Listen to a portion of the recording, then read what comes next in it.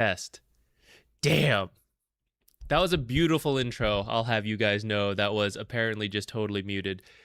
Thank you. Peace of mind. Hold on, wait. Let me make sure all the other sound stuff are working then. Oh, God. All right, Dota's making noise, all that. I think it's because for when we were doing the TI casting like rehearsal, I was messing with some settings to get everything to to like work with them and all that stuff. So I think it must have messed something up here. Okay, what was my intro? Hello, friends. Welcome. Today we're doing like a hero guides. We're covering the best supports that are at the being played at TI. We're gonna go over them. We're gonna do it live. We're gonna talk about like why the hero is good, wherever the heroes I have in here. We're gonna do like at least 5 is what I have in my thumbnail I made already. And then if we have extra time and people have questions, we'll go over some of the other supports and maybe it won't be as in depth. But the goal is we'll like go over the build and the items and stuff. And then we'll pull up a game of that hero being played and talk through it, like what they're looking for, all that stuff. You guys can ask questions. We'll address it live. The video will be cut together from the shorter parts, and I'll link to this so that if people want more detail, they can see it here. That's the goal. I need to do the fantasy stuff too. We should do that before we get too far into it. Oh, who's that? Thank you. What? He's hello, everybody. Hello, it was hello. Great watching you on TI casting. How you gonna do predictions? Thank you, Zuki. It was a good time. Late nights for China TI. This is okay, guys. This is why Dota is impossible to like properly schedule for. Like, it's such a challenge for TOs and arenas and stuff. Because between tech issues and game length, you have no idea what you're getting into. Day 1, we cover 1 best of 3. It goes 3 full games. But due to tech delays, we're supposed to start at 10 p.m. my time. We end up finishing at 4:30 a.m. That's 3 games. Day 2, we cover 2 best of 3s that go a total of 5 games, I think. Start at 10 for my time zone. End at 4:30, I want to say. Oh, I think the first day we ended at 4. Second day we end at 4:30. Day 3, we cover 1 best of 3. I think that was also 3 games. We end at 1, starting at 10. Like, it's just so varied what you can end up with. It's so all over the place. I know we can upgrade this. We'll do this live. Why not? Predictions. Let's do this one first. My group stage was pretty bad. Looks like it's not showing. I think I had 4 correct or something, because this one didn't happen. These are all wrong. Spirit did make it through. This one's right. This one's right. This one's right. This one's right. This one. So I think it's like 5 out of 16 or something. So not very good in terms of predictions for me.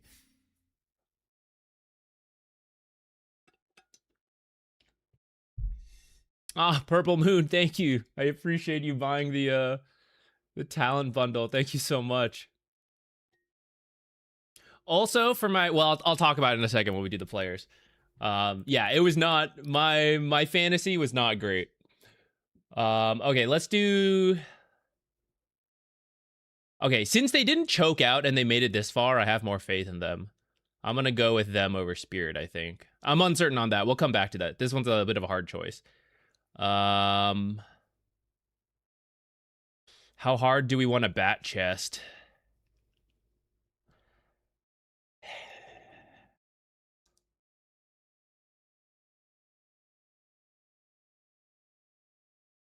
Liquid or Yandex? Oh shit, this is also hard.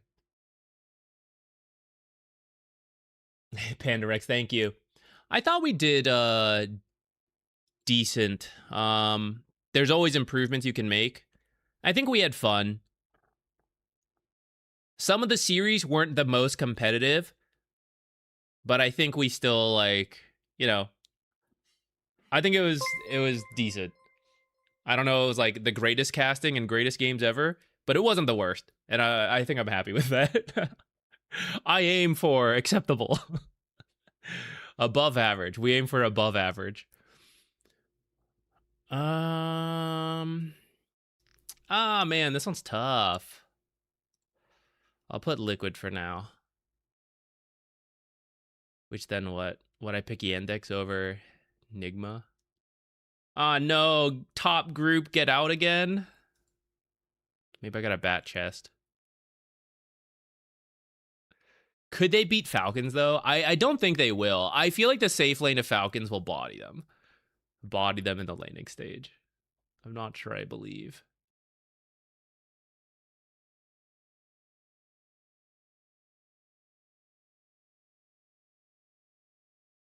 I kind of want to put Bet Boom over Spirit, actually, but...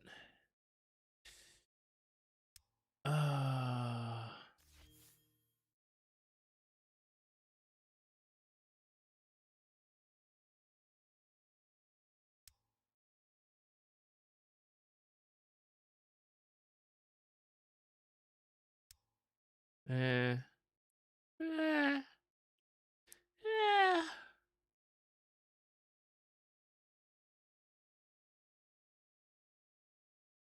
Do I think Falcons will go that far? Will they do it? Will Vision do it? Will this be a very boring, straightforward TI? Vision looks in good form and then they just win?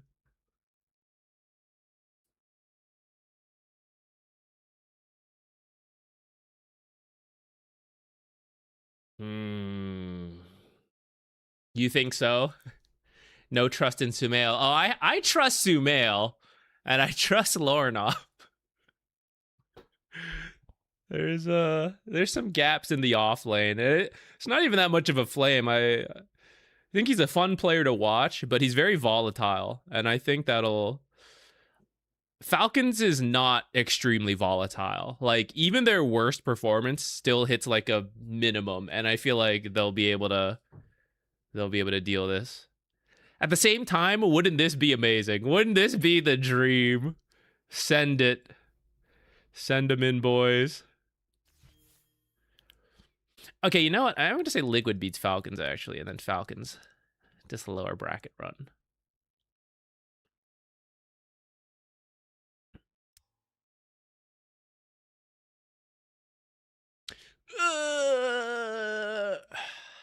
What do we put here?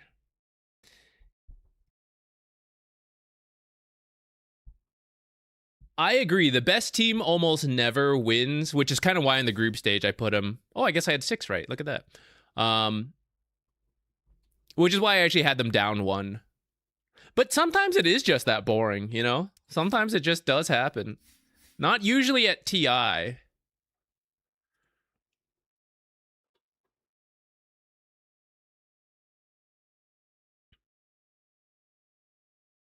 Maybe Yandex bombing out would be like the twist.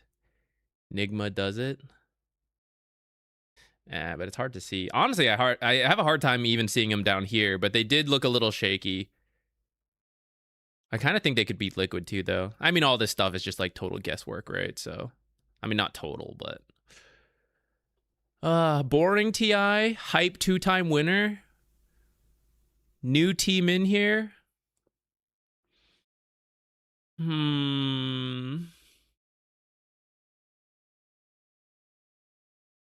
We'll go boring for now. Let's do our fantasy stuff first. I forget what these are called. The emblems, whatever. Mine were really bad. Also, at the last second, right before we started casting, Ricky and I were talking, and I had the clutch, which is a lot safer one to pick. And we were talking through Lucky, and I was like, I'll YOLO Lucky for laughs. Terrible choice. But I don't really care. I didn't really think I would score that high because my things were bad. So I was like, whatever. We'll go all in on Lucky or we won't. Which apparently, is this accurate? How can I be 98th? I have the most dog shit stuff. How can I be in 98th? This can't be accurate. This must still be calculating. I refuse to believe I'm that high up. Where am I on my friends list? I'm like down here. I mean, this is what happens, right? There's a lot of Dota players who just like don't fill stuff in or like barely filled in. Which is why usually if you fill it into like some degree, you score relatively high. But I can't really believe I'm in the 98th. I don't think that doesn't seem accurate. Okay. Who should our new support duo be? I'll probably think on this more later. Who gets into really long games? Falcons?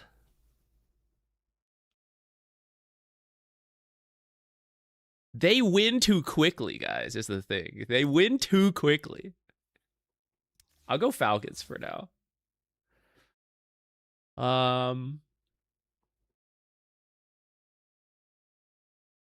Honestly, this might be fine. Should we go with Nisha? Roshan kills, Courier kills. We need... Roshan kills... Okay, what did I actually get? Roshan kills on carry and core is not that bad. Offlane, I mean... Madstone's probably not the best. Where's that Reddit guide? What am I supposed to be aiming for?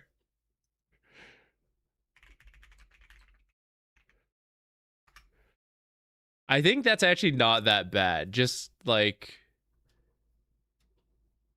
from my own gut feeling, that seems okay.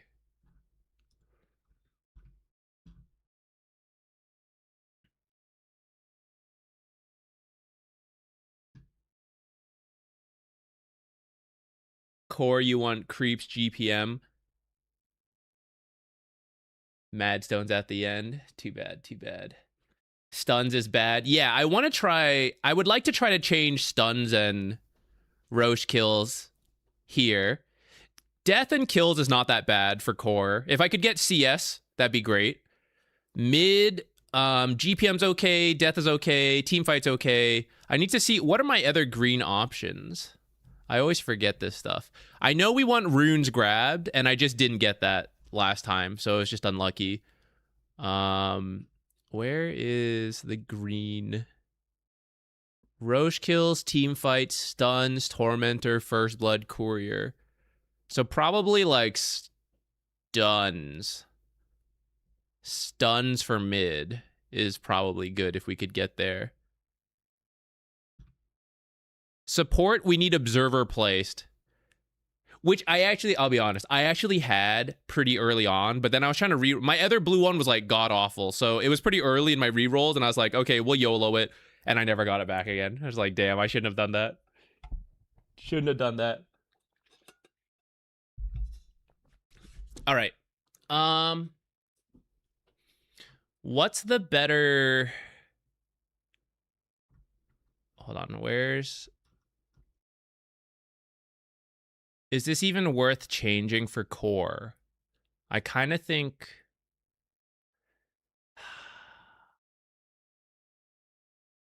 I think I would want to change stuns. I feel like Roche kills is not that bad.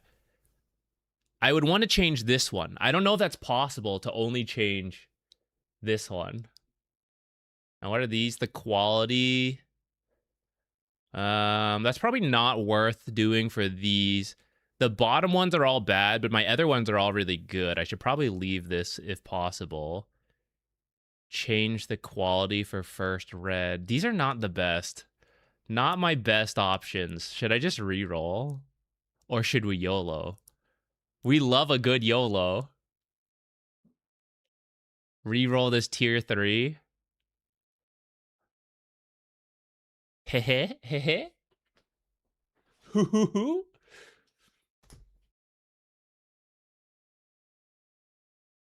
Yeah, I have to click the banner we want to do first. I haven't committed to what I'm doing.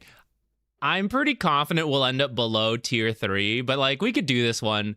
I don't know if I want to risk this one.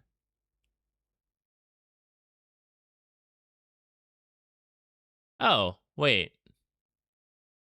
Am I dumb? Okay, we'll do this one. I don't know why I wasn't thinking... I was looking at this one for this one, which was fine, but I have the others. Yeah. Doi. Okay, let's change courier kills for mid. Or should we do support? Support, green one. Actually, there's probably more couriers killed for the support, so let's do the mid one first. Huh. First blood, I think, is also not amazing, but it's probably better than courier, so we'll take it.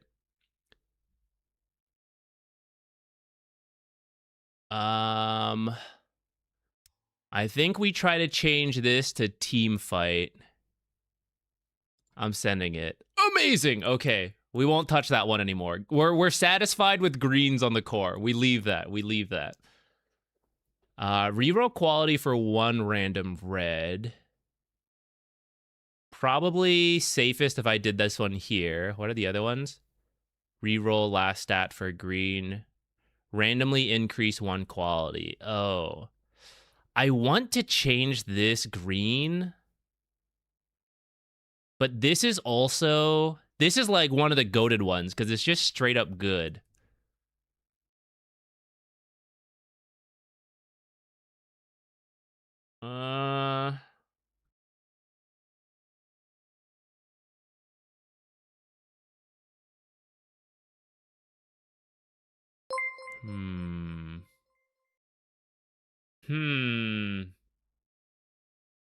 Always take randomly increase? I kind of think so too.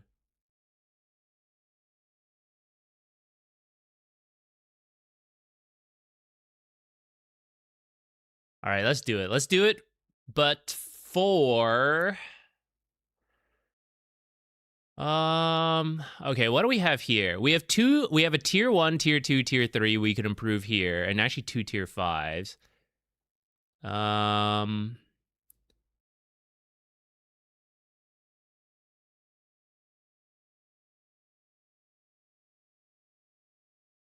These are my best 2 in this category right now, and they're at tier 4, which is already like solid.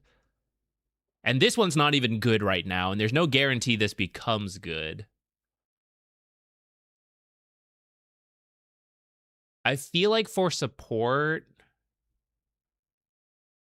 Well, I also need to change these traits later.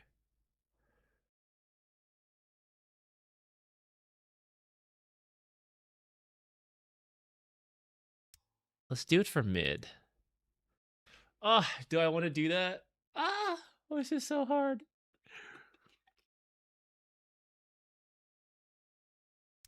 I'm doing it for mid. Okay, team fight to 5. Let's go. We take that. Reroll for 1 green. Ooh. Reroll stats for red.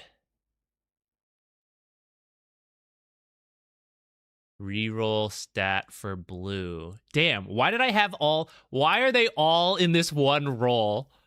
These are the ones I want more scattered. This is tough. Okay, for mid, I want runes grabbed, and I also want observers for support. I would like to reroll red to try to get CS and GPM, but I kind of think... Well, I don't know if that's fully true. Hold on, where's that Reddit stats page? I kind of feel like the value of getting runes grabbed for mid is greater than what we would get from like bumping one of these to maybe get GPM or CS, but then we probably lose some of the other reds that are like decent. Like we get CS and then we end up with like tower kills and Madstone or something. And maybe YOLOing for runes grabbed would actually be better.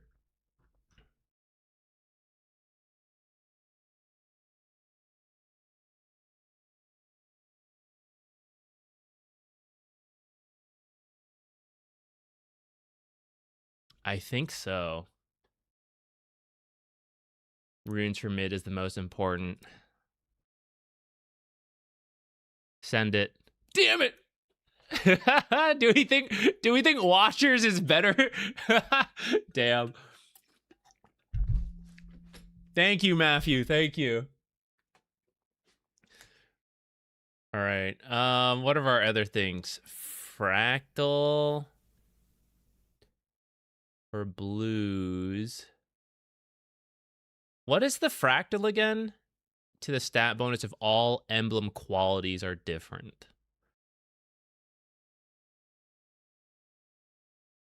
Which one's the quality? Is it the tier? It is, right? Fractal seems hard to get correctly. Reroll trait for green emblems. Friendly, unique.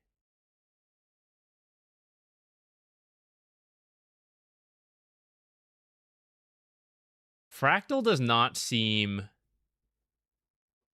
easy to get. Friendly seems a little bit more likely to happen.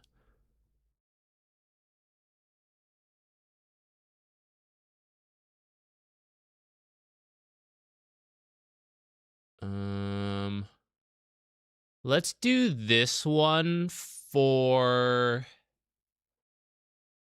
Let's do it for mid and hope that we get runes later. I'm doing it. Damn. Don't worry. We still have 25 rerolls. This will surely work out. I'm happy with team fight for all of these. Let's leave that. We give another go at rerolling a useful blue, perhaps.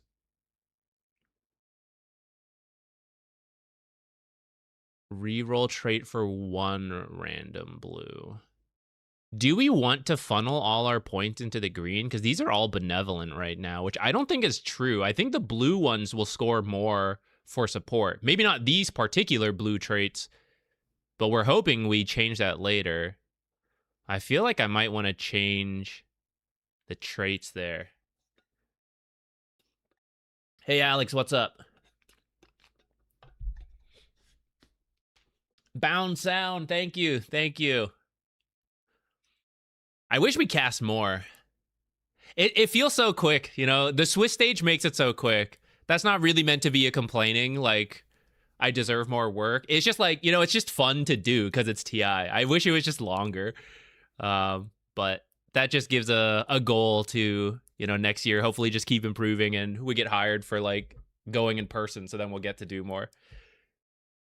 That's the way I mean it, not to, like, complain. I'm just going to send it. Vampiric could be okay if we get, like, observers placed here. Let's hope for that. Again, I don't think I want to risk red yet. I think I'd rather clear out the greens, which is changing first blood from mid more important or getting something besides courier kills for support? Like, what else could we get for supporting?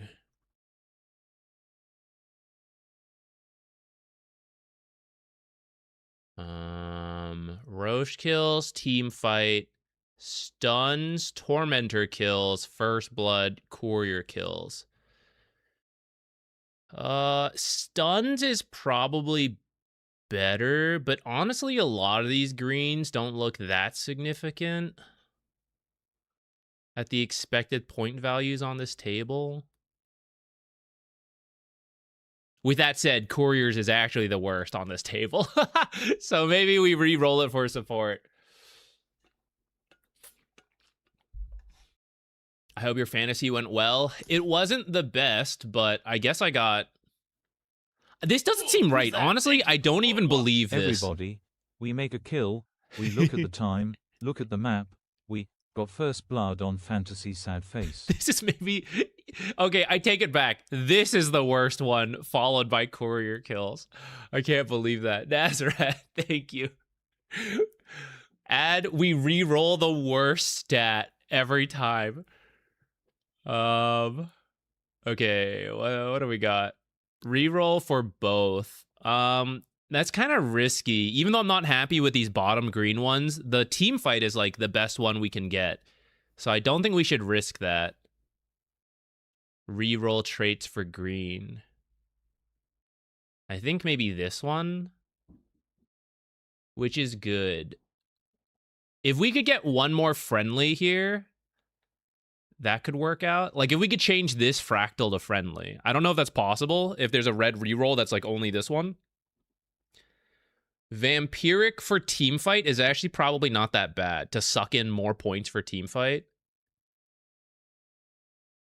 The issue is team fight is limited, actually, which is too bad. You can only get up to a certain amount of points.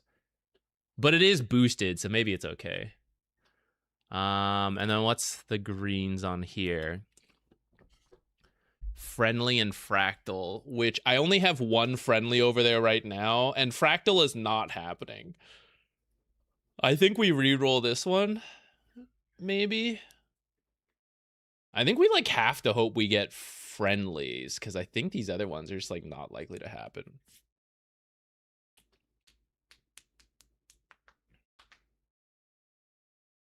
TI better have at least one core ET game. That would be insanely hype.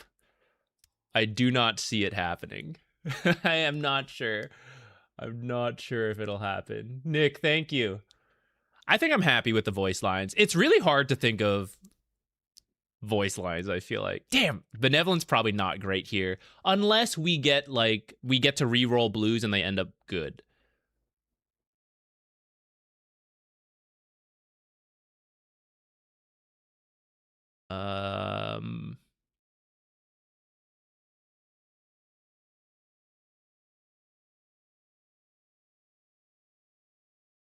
Do we reroll this? I think we reroll friendly again and hope, once again, hope we end up with runes grabbed there. I'm doing it. Benevolent. Actually, that might be fine, because if we don't get runes grabbed, then at least the bonus is going to like better things. That might be okay. With our luck, we're now going to get runes grabbed, and it's not going to be very good, but oh well. How do you get more reroll tokens? In the past, there was like a pay to win element. You could like keep going for rerolls. Now it's just what you get is what you get, unless something has come out that I don't know of. I'm pretty sure that's it though.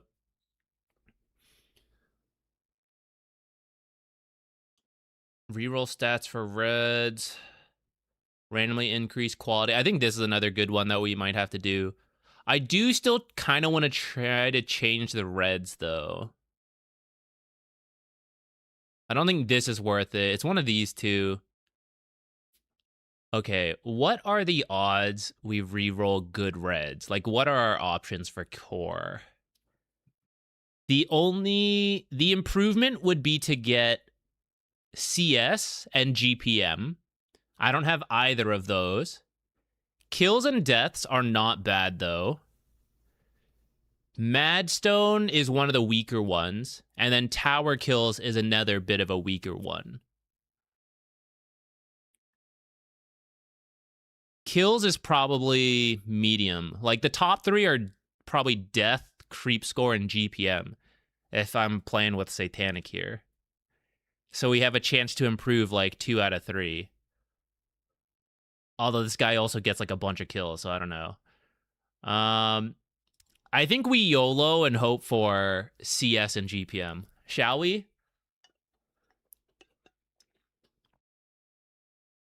Are we ready to YOLO? Huh. Okay, let's go. Creep score and GPM and deaths. I think that's actually the best, right? This is holy shit. Our core is stacked. The others are not so stacked, but the core is stacked. This is the best, I think. What are our bonuses? GPM does not have a very good bonus, so maybe it's now worth investing in trying to get these up. I think we don't touch anything here. I think the green Roche kill could maybe be better. But if we hope they get into like a super long game, this could also pay off where Satanic picks up like 5 Roche kills in like a 90-minute game. I think it's fine. I think we leave this as it is, maybe increase the qualities, and now we just try to focus on mid and support being better. Oh, speaking of improving it. Okay, what are the other ones though? Randomly increase 1 quality. Okay, I think it's this one for sure then. Let's make our core traits buffed. Deaths. Okay, we'll do with it. What would be nice is if we can change Fractal to friendly still. I don't know if that's even an option, but we'll hope. Okay, we are not touching this for the core. For mid, it could be better, right? Mid is kind of the same where creep score and all that is good. But deaths and GPM are not bad. So what are we weighing that versus? Reroll quality for the first red. And changing the greens. Which I do want to change these lower greens, but not at the risk of losing team fight. Do we actually YOLO this then? And hope. I don't know. Death would have to become CS, but I kind of feel like that's not even worth changing almost. Like, the risk of losing GPM seems not worth it. You think still go for it? Wait, which one? Reroll the red traits for mid? We have one for reroll, one for leave it as is, one for skipping. Why otherworldly? I don't fully know like the best title, but I was looking at it, and we can think about this harder when we look at the players left again. But for the amount of like relevant mid heroes, like Void Spirit aside, the other three Spirit heroes are all popping off. Underlord is very common. Shadow Demon, Doom, they're okay appearances. Queen of Pain, Lion sometimes showing up. SF is super meta. Undying is extremely meta. The rest are not all that meta. They're just like, there's a couple in there that are okay. Oh, Necro is relatively meta. Everything else is like, kinda.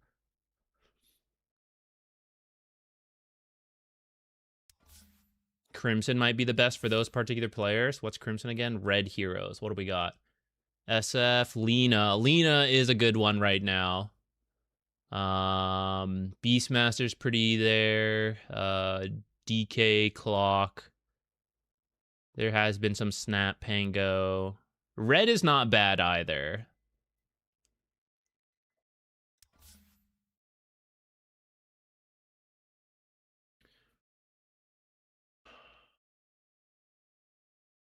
All right, we leave it. We leave it. I think we just reroll this one then. Unless we want to try reroll quality for the first red emblem. Is this worth it? Tier 3 is not bad, but GPM's really good, so maybe it's worth the risk to try to get it higher. But we already got really lucky here, so what are the odds we get lucky again? Time to go down in luck. It's weird that Oracle isn't going nuts. I am surprised by the lack of interest in dispels. Because I feel like a lot of the things that are good right now, dispels are strong versus. But people just aren't really...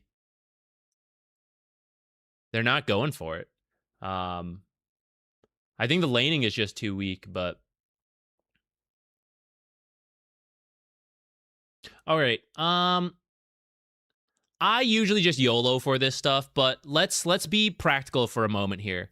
If I am actually 98th percentile, which I really didn't think I was, and yeah, it seems like it's still being updated, so I don't think I am. But if we're actually like a shot at being relatively high, then I don't need perfect, I just need relatively good. So let's try to be responsible with that in mind. Reroll stat for red emblems. That one's back. Reroll trait for red emblems. We might do this one. And this could be what? My blues.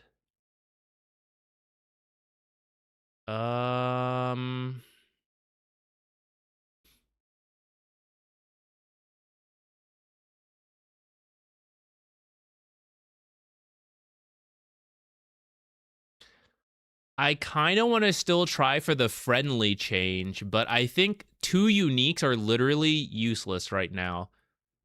So I think there's a greater chance of improving our mid if we reroll traits for red. And I think we're not going to do red trait changes anymore. Blues feel like they have less possible reward than this one.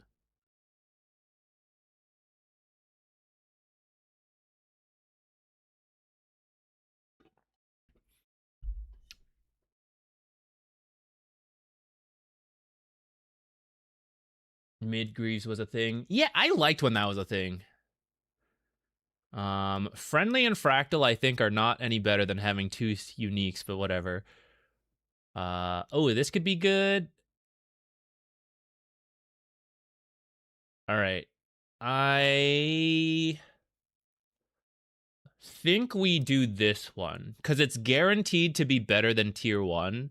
I am tempted to do this one because we're already so stacked in our core card, and GPM is good. I'm tempted to go for it, but we could very well end up at tier 1, whereas this one is guaranteed to go up.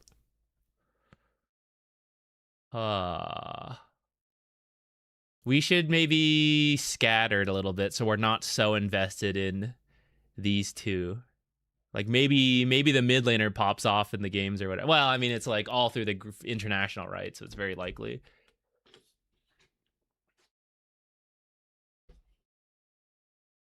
All right, I'm gonna go for mid. Okay, tier 2, whatever. Not very high. What else? So blues again. Ooh, wait, let's think about this. Reroll traits. I don't think changing greens has that many like big improvements, right? Because we have team fight. That's the best one. And the others vary. I think changing Roche kills on support would be good, because this is kind of worthless right now. But I'm wondering if changing the traits, because I might buff other things with these traits. But you know what? Let's not worry about that. Let's, oh my god, wait, I just realized Fractal actually hit now because all the tiers are different. Wait, I didn't think we were going to do that. I guess we leave that as is then, for sure. And prioritize other stuff. Okay, I'm going to reroll Roche kills, because that's like a 0 point thing. First Blood is also not super likely, but more likely than Roche kills. I think that's an overall improvement, even if also unlikely to happen.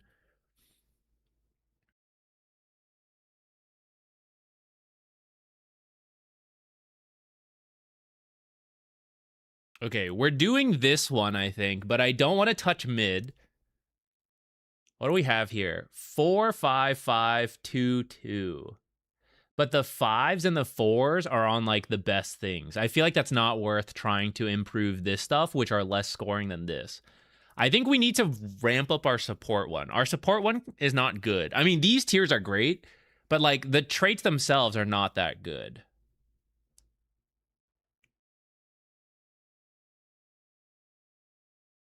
All right, guys, what do you think? Core or support? I think we're doing this one for core or support, and I think I'm leaning support.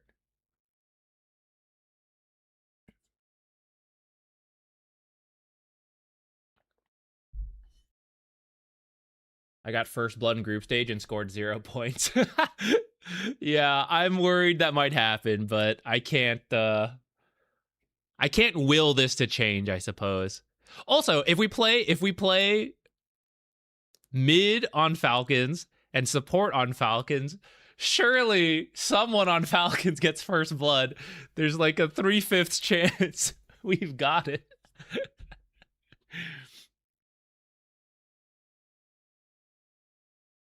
Mid, you have the least chance to go over and revert from 5 to 1. But we're currently at Fractal, though. I don't know if it's worth it, because we have 2 Fractals in here, and we actually have 1 of each tier. Now, granted, if we buff some of these up, like the tier 5 is like way better. Like if we got one of these tier 2s to tier 1s to be tier 5, I guess that's better than the Fractals. Because Fractal is what? We're at 120% bonus for Fractal. And a single tier 5 would be that same 120 bonus. You've kind of convinced me on that, I'll be honest.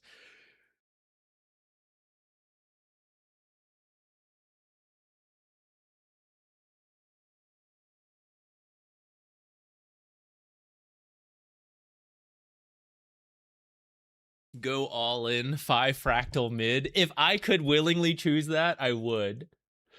If I could willingly choose it. Why is fantasy so hard? We're not even, this isn't even supposed to be the focus of the stream. We're supposed to do other things.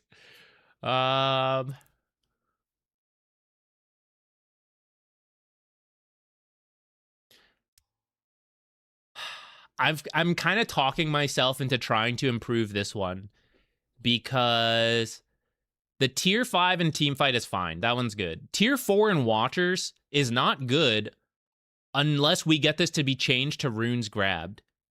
So if this goes down, who cares? Until we get rune grabbed, and then we go, damn it, we should have left it at tier 4. But the chance of improving GPM or deaths is good. First blood doesn't really matter, though. I'm talking to myself. We're going to get this to be tier 5, and then that won't matter.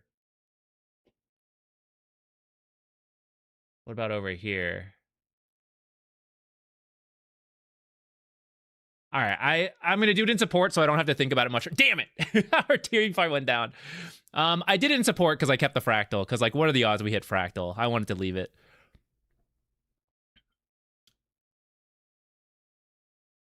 Okay, let's change first blood over here on support. Wait, what's the higher percentage likelihood? That first blood pays off for mid or support? Support first blood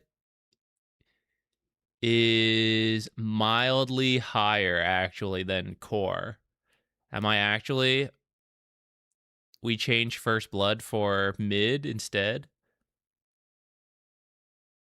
God damn it. God. Why? We keep going between courier kills and fucking dog shit other ones. Oh my god.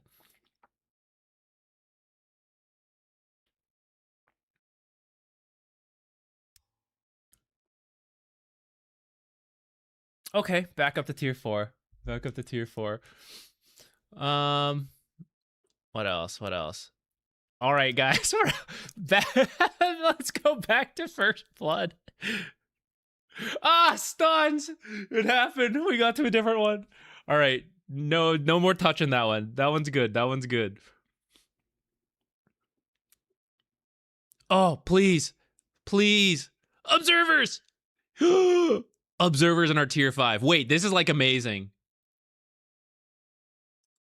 Wait, what are the other high-scoring blue ones? We have wards placed. That's like the most important. I think camps stacked are not bad, especially if we pick a team that stacks a lot. I think Lotuses could maybe be different. Yeah, it looks like Smokes and Watchers might be better than Lotuses. But I think the overall improvement of having this one in particular is big. Your banners are so lucky. My last banner was bad, though. To be fair, my group stage one was not... It was okay, but not the best. I am getting pretty lucky on this one, though, I'll admit. It's because I used lucky here. I declared it. I willed it into existence. I think we got, like, nothing out of this one. Except for it to pay off now, here. All right, let's finish this off. All we need now is to be able to change this to runes, and I will be extremely happy with my stats.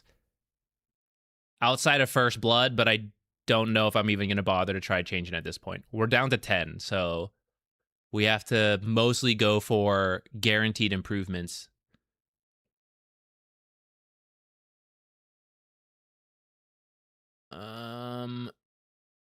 I kind of don't want to change this because Vampiric is actually good for observers. Like, this should be our highest scoring, I think.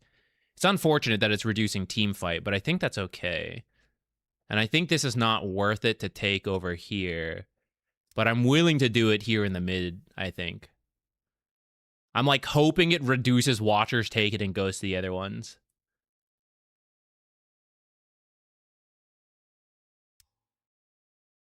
Damn. But we did get GPM 5. I forget which one got reduced. One of these got reduced. That was overall good, though. We got GPM 5. Reroll reds, no.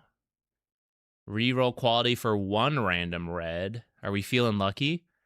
Reroll stat for... Oh my god, wait. Get me out of first blood. Get to stuns. Back to courier kills. It was meant to be. It was meant to be. Okay. I won't try to change it again. Welcome.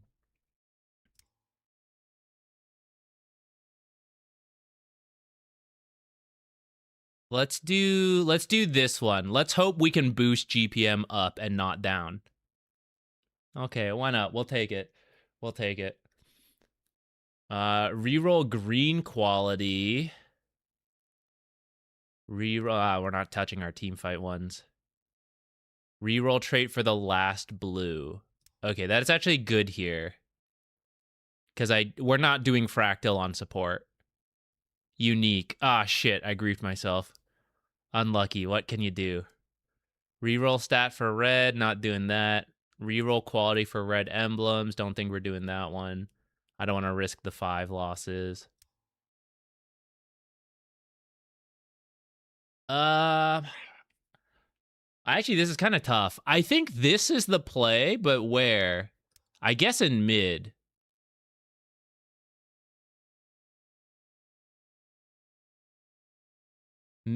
Mid or core might be okay.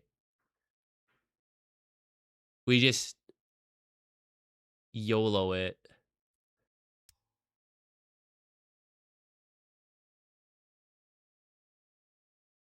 I'm kind of torn on this one, actually. Maybe we reroll this one. No. Increase. It is true. On average, it should be increase.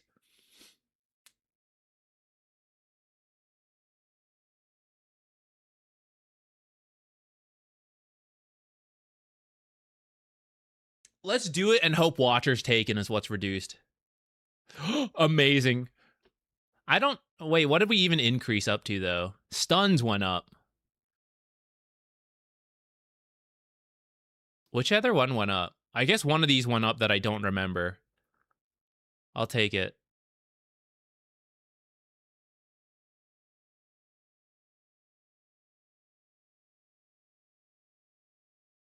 I think we're changing this one. These are not doing very much over here. Still not doing very much. My God, that sucked. Oh, we're back. We're back. Are we ready?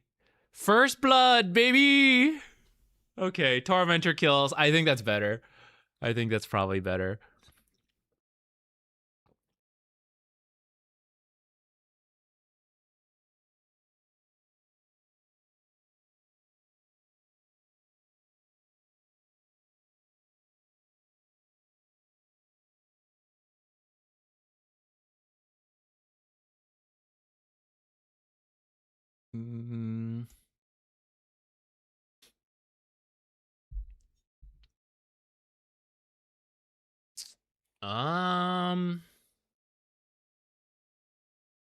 I think we try for this one. I think over here?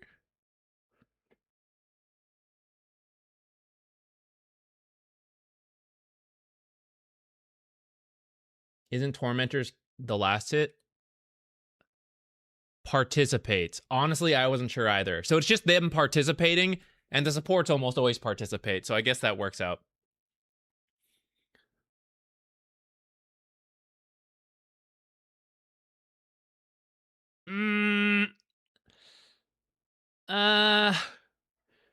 It's unfortunate because I feel like these are our best ones, and they're getting reduced now, but at least team fight is not too bad. All right. Complete the luck. With 2 rerolls left. Runes grabbed. Are we ready? Are we ready for runes grabbed? Damn. That's kind of like a rune. It's kind of like a rune if you think about it. Too bad, too bad. Well, what can you do? We'll hope for some like ultra long game and the mid laner picks up some lotuses.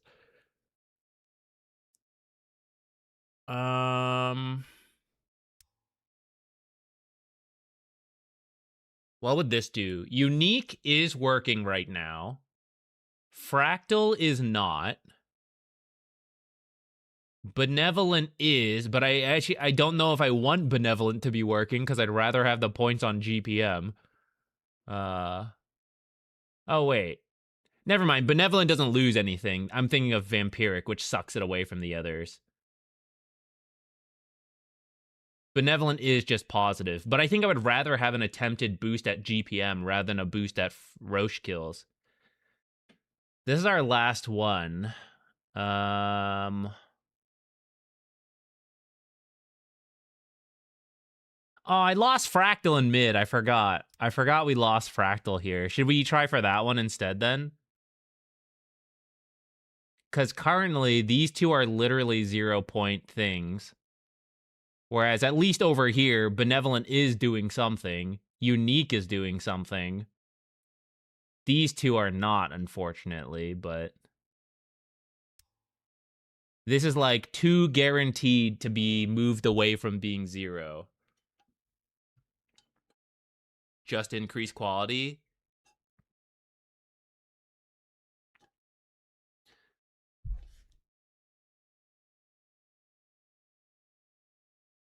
But the ones we have at 5 are like the best ones, is my concern.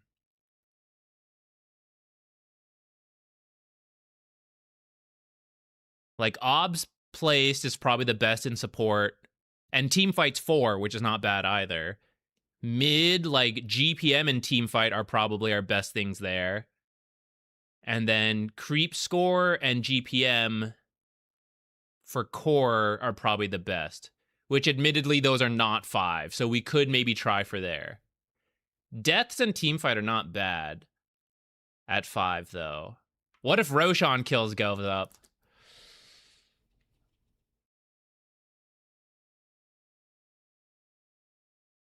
Risk it all on red.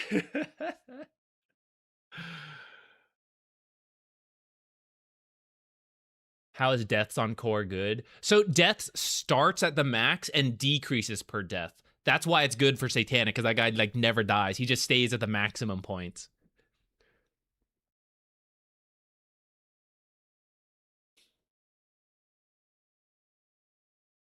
I think I'm gonna do traits.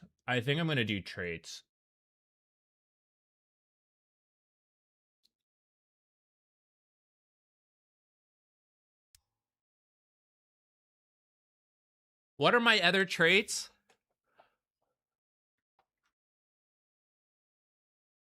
The traits are not very good this year, I gotta say.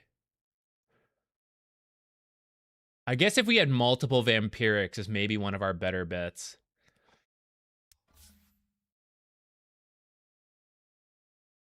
All right, YOLO. I'm doing it and I'm done with it. We ended up at friendly for deaths, which is too bad, but unique for GPM is pretty good. I'll take it. All right, there's our fantasy. There's our fantasy.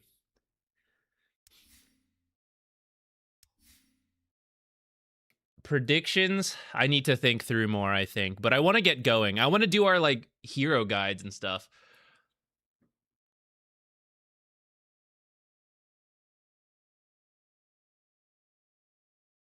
I have Roche kills at 5. You have to believe. You just have to believe the game goes long. Just hope for, like, 7 Roche kills in a 90-minute game. No games on the menu tonight. If the hero guide stuff goes faster than I think, maybe we'll play a little. But I plan to like talk through. So here's the game plan. I kind of went through what some of the top supports of TI have been. We're gonna actually skip some of the ones that I don't think are as good for pubs. I'll talk about them briefly, but I want to put more time into the heroes that I think are really good, and we'll just kind of go in pick order. Unless you guys have specific requests, maybe we'd change it for you guys a little bit. But for example, I think Hoodwink is the second most contested support at TI. Treant is technically number 1, but it's mostly bans because everyone's like taking him out. And the thing is, I actually don't think Treant is as good in pubs as he is at pro level, which is why I wasn't going to cover him. We could, but I think he's... like, the value of him is not capitalized on in pub games compared to some of these others. You can do it. I'm like Grandmaster Treant, right? Like, I like this guy, and I think you can win with him. but I think it's harder to make use of him compared to some of the other ones. What about Bane? Bane's going to be in here. He's the fifth one I selected. I kind of didn't count Treant and Keeper because I don't think they're as likely to be high impact in pubs, but if you want, we can start with it. I was thinking of doing them later because I want at least 5 heroes. I've picked out 5 heroes that I have this stuff prepared for, and I want to go over a game for them. And then after those 5, I am down to do more. The honorable mentions we skipped over for the reasons I just kind of like briefly touched on. And like other ones that you guys want to see, if we can like get through those, I'm also down to do. But I want to cover at least like the 5 in general.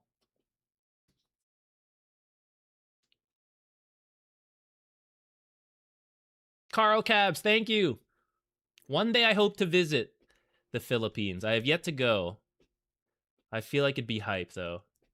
Why is Treant not high impact in pubs? It's not that it can't be high impact, but in my opinion, in Pro Dota, the reason he's good is because of the carry pool and the threat Treant offers. So, like, there's a lot of carries. Let's take Shadow Fiend. If you set up Shadow Fiend to land 2 raises, it's a shitload of damage.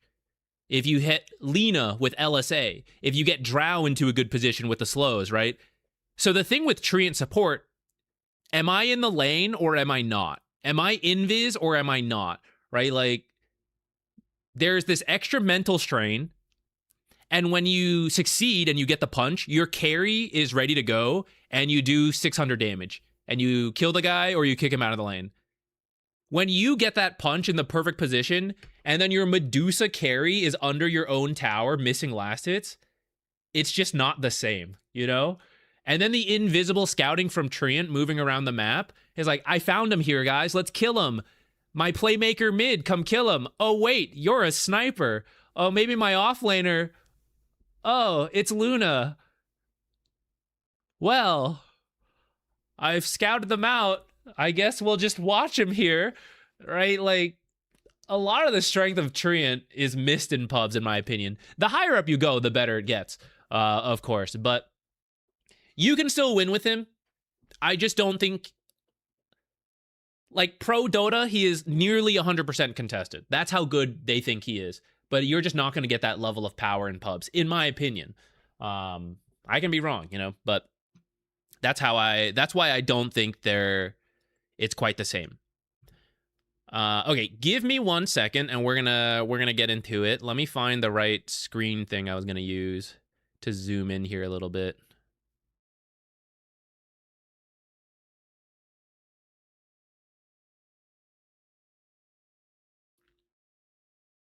Boop.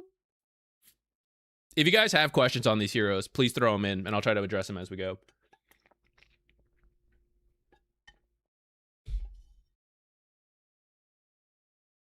Hordler, good luck.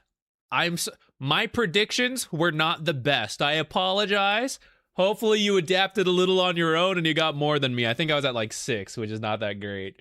Last year we did really good. Last year we were at like over 10 or something. This year, not so much, which I guess is how it goes. I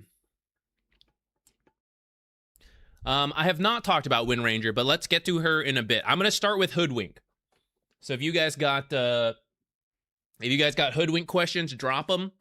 And if you have a game, if there was a TI game that you're like, Zach, this Hoodwink absolutely popped off, I want to know what it's like, let me know. Because after this, we're just going to go find a Hoodwink game from TI to like go over and talk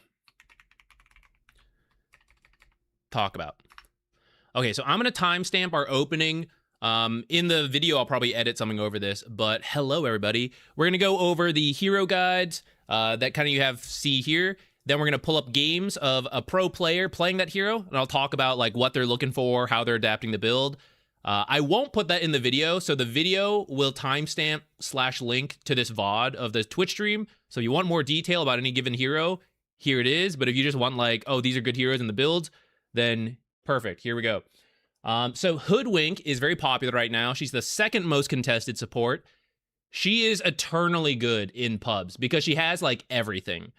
Old Hoodwink did a lot of damage. They were playing it like position 4 Hoodwink, you get like Maelstrom into Gleipnir, and then you get like damage scale. You can kind of do that still, but it's actually just not as good, in my opinion, as just playing utility Hoodwink, which, because it's more utility Hoodwink, you can play in position 4 or 5. So what you do, you can start with Bushwhack, especially for like first blood attempts, but Acorn Shot, if you make sure it bounces between... A hero needs to get hit twice. So whether it's between hero 1, hero 2, back to hero 1, or hero 1, range creep hero 1, something like that. If you hit the same hero twice, Acorn Shot is a shitload of damage. It's like 180 or something like that, depending on your exact starting items. I think a little less for level 1, but like it's up there. Bushwhack is 90, right? It's not bad, especially if you're hitting multiple heroes, but it's also slower because it does its damage over time. So if you hit the range creep, high-level players can deny the range creep before your Bushwhack actually secures it, unless you also catch the player in it. So Bushwhack can be fine, but in terms of just straight-up trading, Acorn Shot level 1 is often better, which is also why people get it at level 3 to get 2 points in Acorn Shot, just to get that extra bounce. And increase the damage. So now if you hit between like hero 1 and hero 2, it's going tuk, tuk, tuk, tuk, tuk. It's now like a bunch of damage between those, more than level 2 Bushwhack can give you, especially because Bushwhack, again, you can cut the tree to end Bushwhack early, and in the side lanes at high level Dota, that's what they're doing, right? They have Quelling Blades, they're cutting down Hoodwink's trees. When she's like trying to do both at the same time, they cut the tree in time. When one guy gets Bushwhacked, the other guy goes over, Tango, Quelling Blades the tree, whatever, and so you just lose a lot of the damage on Bushwhack in the lane. So 2 points Acorn Shot, 1 in Bushwhack. You can get Scurry, especially if you're going to like move around the map a lot. Sometimes you get it at level 4. Sometimes it's later on, like you see here. In pubs, I think it would be fine to do this, or to get 1 point in Scurry over here, and then just max Bushwhack at level 8. That would be totally fine.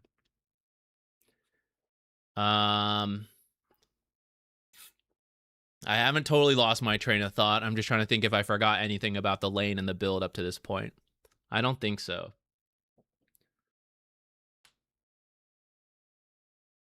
Yeah, I don't think so. I think I'll just leave it at this screen, by the way. Sometimes in these hero guides, we like hop between this stuff, but I don't think we need to do that as much for this. Yeah. Okay, back on track. So you're going to get Sharpshooter at level 6, of course, like everyone. This is going to let you be really active, and this is why she's good in pubs, because Bushwhack has increased cast range. Before, you needed to activate Scurry, which is why you would see Scurry for sure taken earlier and then actually max second over Acorn Shot. But now Bushwhack just has increased cast range without Scurry. So what people are doing is maxing it so that they can just provide the catch for their team. Obviously good at high-level Dota, and in pubs, that's one of the most missing things in your pub games, like no crowd control, right? So you can Bushwhack from afar super safely, but you can also use it to farm, especially when you take this like level 10 talent. So it lets you do both. Your starting items, you just do like stats to right-click a lot and then get value from Acorn Shot because it takes your base damage. If they are low armor, your opponents, and your ally does a lot of physical damage as well, you can start Orb of Blight, but you don't have to. Part of the reason is people are doing this more consistently over Orb of Light is because they want the circlet to build into the urn right away. And the urn is going to go into Essence Distiller. You could do Spirit Vessel if your team needs it. But as part of being the general utility Hoodwink, people are doing Essence Distiller. A lot of pros are actually skipping Arcane Boots, but I have it in the build because I've seen you guys play pubs. I know you guys use spells more than you should. You know you didn't need to Bushwhack that one melee creep at half health, but you did, and now you need Arcane Boots to make up for that. Same as the teammates in your game. They're also using spells they're not supposed to. So if you guys want to do Arcane Boots and then go into Essence Distiller, I think that's fine. If you look at some pro games, they're often skipping Arcane Boots right now to get to this item faster. This will let you find people. It'll provide True Sight. It'll allow you to like find a target in the trees to then Bushwhack them and then Sharpshooter, all that stuff.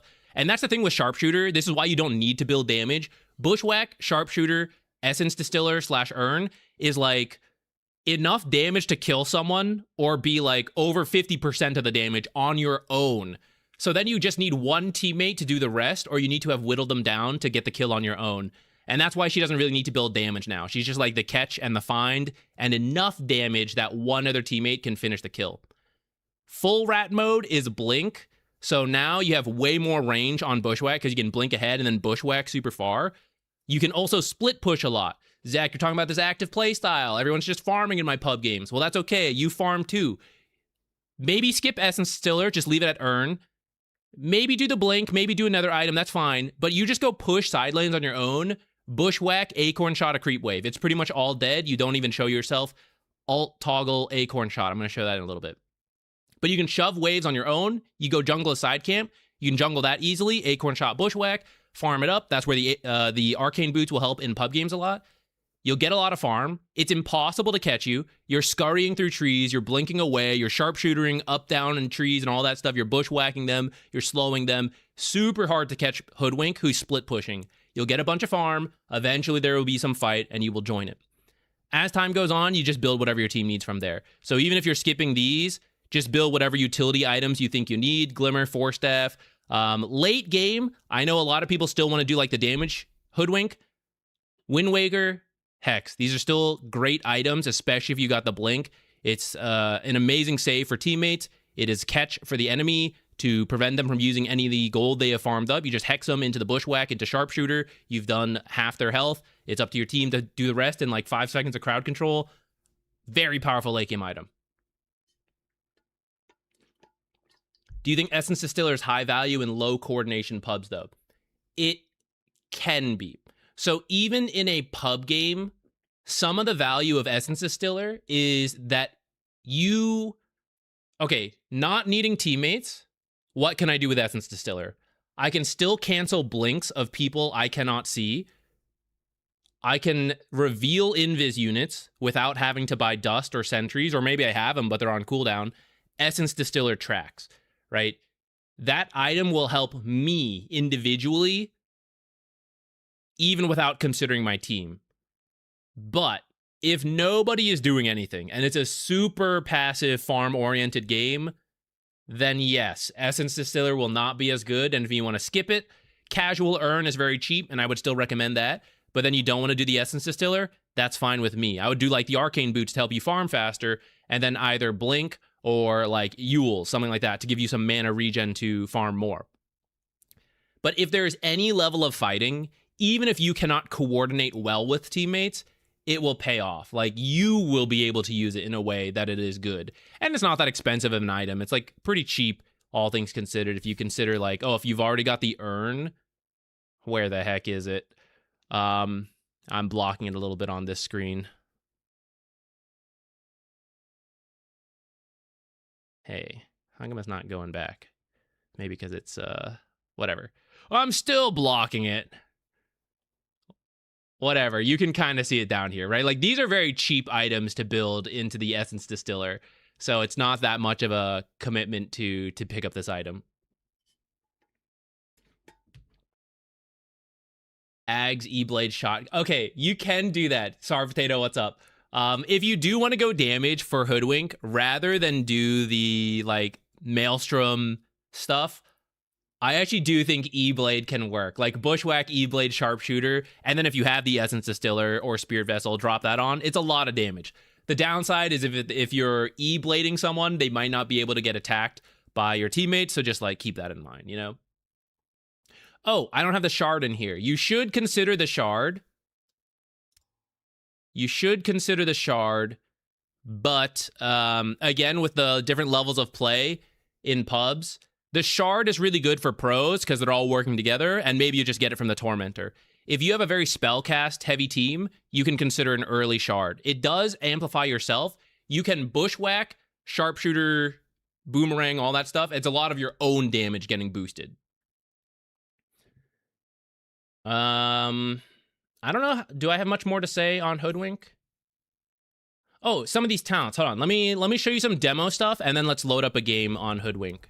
Watch your step, eh? I'll do it in a full map. Let me show you a couple Hoodwink mechanics, tips, and tricks, and then we'll hop into the game. No worries. We could throw Mage Slayer into situational. It's a little greedy, but for pub games, it would work. I could add it to the situational. But I think a lot of people would want to go to it by default, and I don't think it's that... I don't think it's that good right now. What am I doing here? I heard the guy speak and I want to remove it so it's not like in the video too much. Okay. We'll do these in parts just because it's a little easier to create them if we do it that way.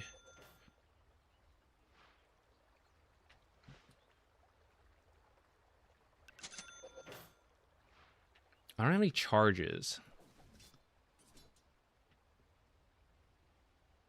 Yeah, let's start over here.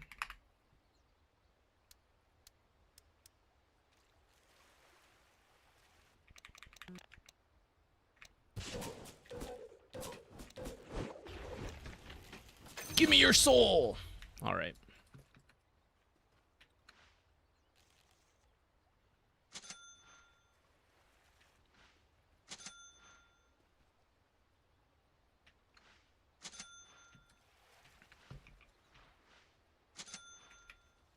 No, not you. You.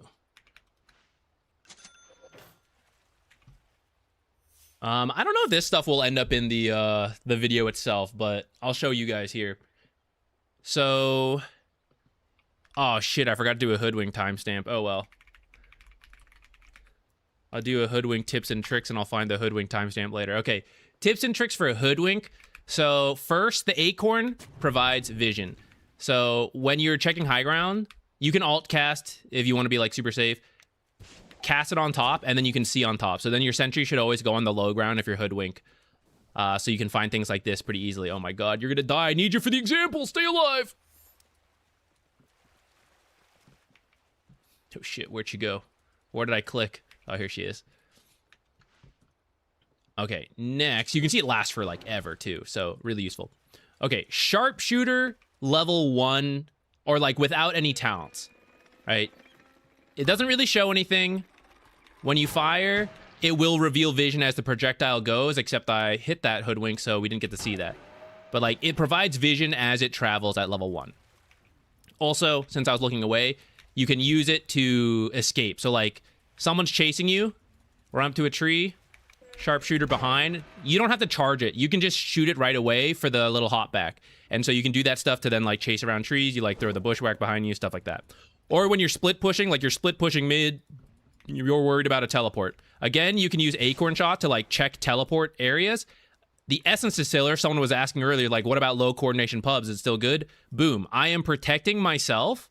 I am looking for teleports over here as I, like, cut the wave, right? I do something like, where is it? You know, I'm, like, cutting the wave like this, and I am relatively safe. I see them, I, like, blink out. This is rat mode with Hoodwink in pubs. Super hard to catch. Back to Sharpshooter and these talents.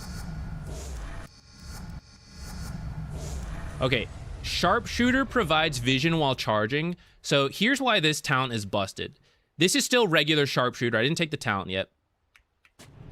If a hero is invis, we don't see it. If I hit it, I know the hero is there, but I don't see them.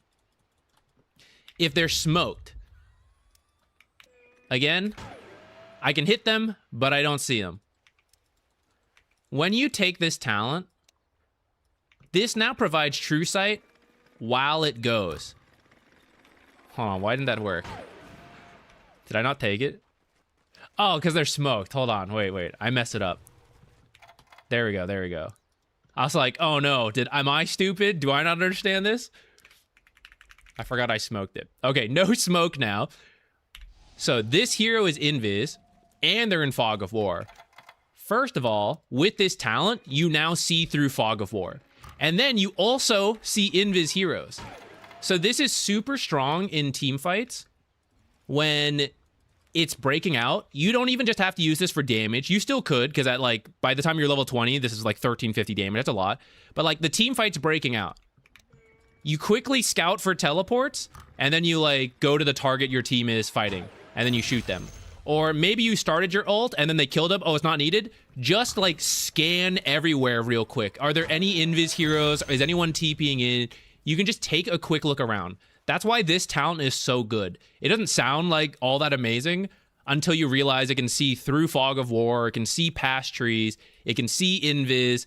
It does not see smoke, which is what was what was happening to me earlier. It will not see, there we go. It will not see the smoke, though you can still hit the smoke targets. You just can't see them.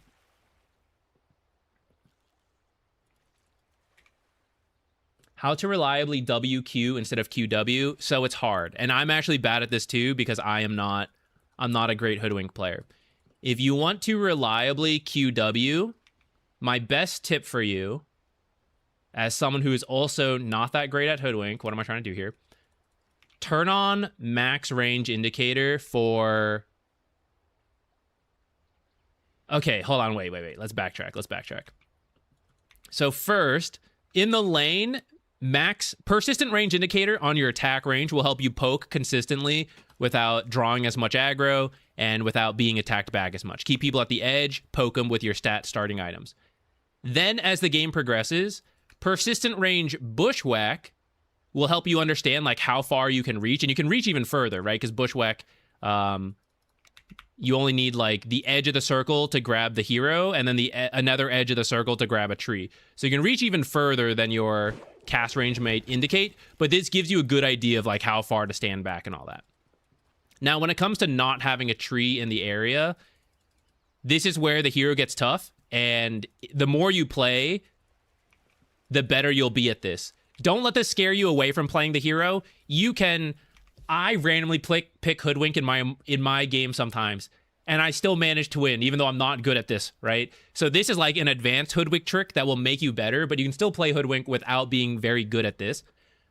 If you persistent range indicator acorn shot, this is the max range you can cast it. If I try to cast it further, my hero will walk up, right? So max range acorn shot is the furthest you can kind of do it to get the bushwhack trick consistently, where instead of doing this and then bushwhacking, we are going to bushwhack first. We have to make sure the bushwhack, also put this on alternate cast to make sure it goes into the ground as a tree instead of hitting a hero. Make sure you're casting bushwhack and the edge of the circle is within this persistent range indicator for your tree. And then like spam it as soon as you cast W, and your acorn shot will land before the bushwhack. There's a little bit more room in which you can do this, but this is like the safe way to do it. It's in the circle. Cast it. It'll land before the bushwhack.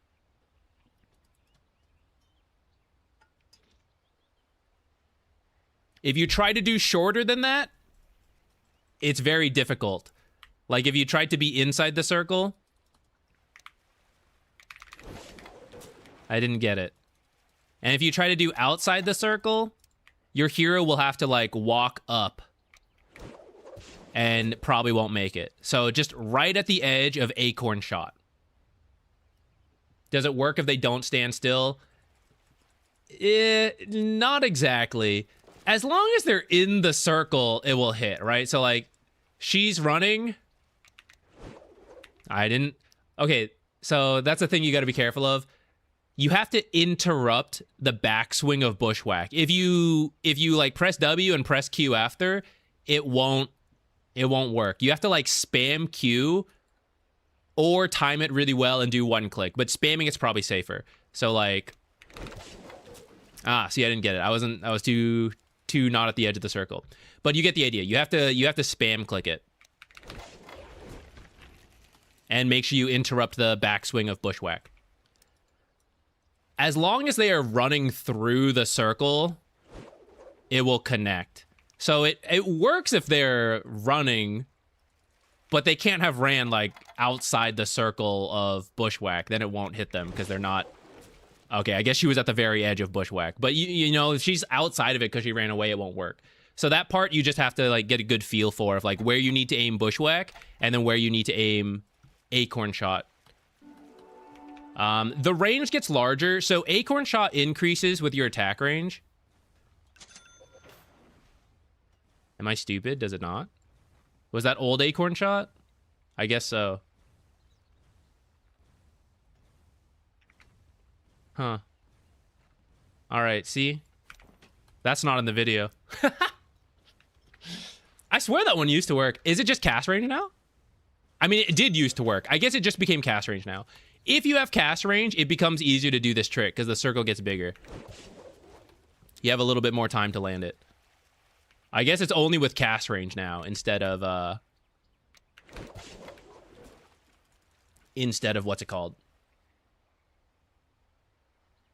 Attack range. Can you just Q? Can you shift Q after? I don't believe so, because I think the backswing of Bushwhack will make you miss. So I'm going to... Here, what's the... So I would need to be, like, here, let's say. We're gonna do it at the edge of the stair. So I'm gonna shift Q to the tree. Shift W, shift Q. Like, you see how long the backswing of Bushwhack is? We don't even need to try to hit. Like, I'll just show. That's the backswing. So, because of that, you'll never land it. That's why you have to interrupt. You have to manually cast Acorn Shot after Bushwhack in the middle of the backswing to interrupt the backswing animation so that the Acorn will land.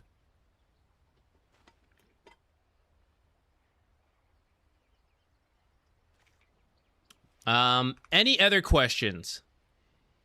And if maybe we'll see some as we go. I'm gonna real quick, let me find a Hoodwink game from TI. Let's find someone who did well.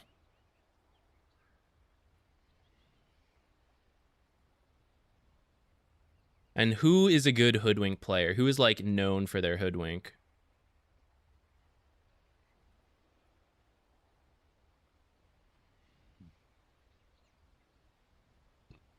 Here's a boxy Hoodwink. That's probably fine. How did he do? We're going to cherry pick a little. Let's try to find a game where they had a good game, because then we're more likely to be able to show, like, good Hoodwink things, you know?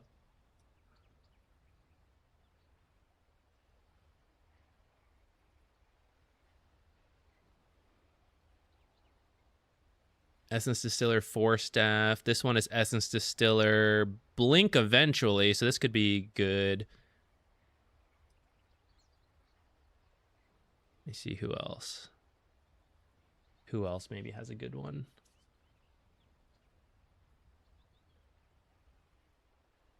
Crit's the one. I do kind of agree with that. Let me see if I can find one that Crit played.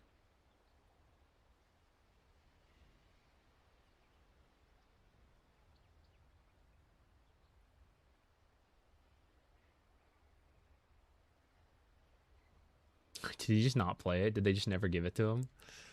What the heck?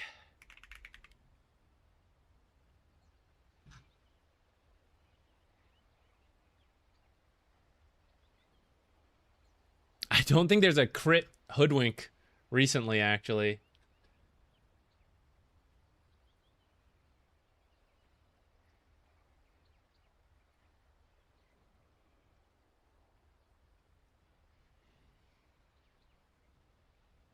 Ari in a stomp win. Let's see how big of a stomp. Let me pull that up. If it's too much of a stomp, maybe we won't see enough. I want them to be winning, I think, but not so hard that we don't get to see some of the more mid to late game stuff. Ari versus Falcon. Oh my god, he is stomping this game. Holy.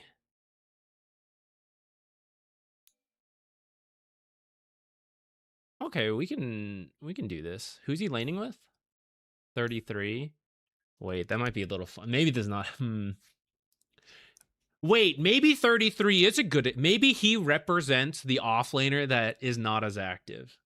You know, he's the farming offlaner. Maybe this works. Maybe this works. Let's try. I'm gonna go to the bathroom real quick while this downloads.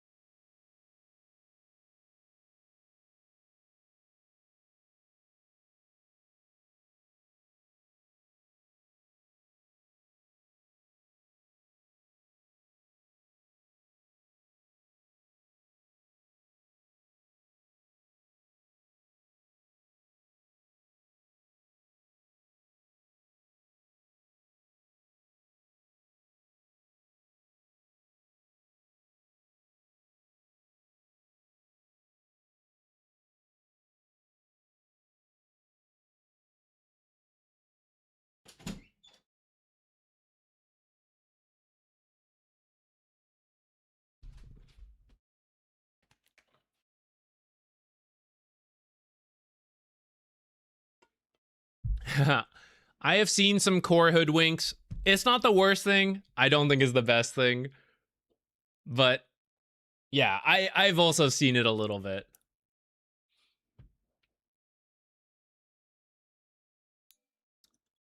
Let me timestamp the game too. Hoodwink. Gameplay. Ari. 4. Maybe I'll fix that timestamp later. Radiance ban. Thought we turned this announcer pack off.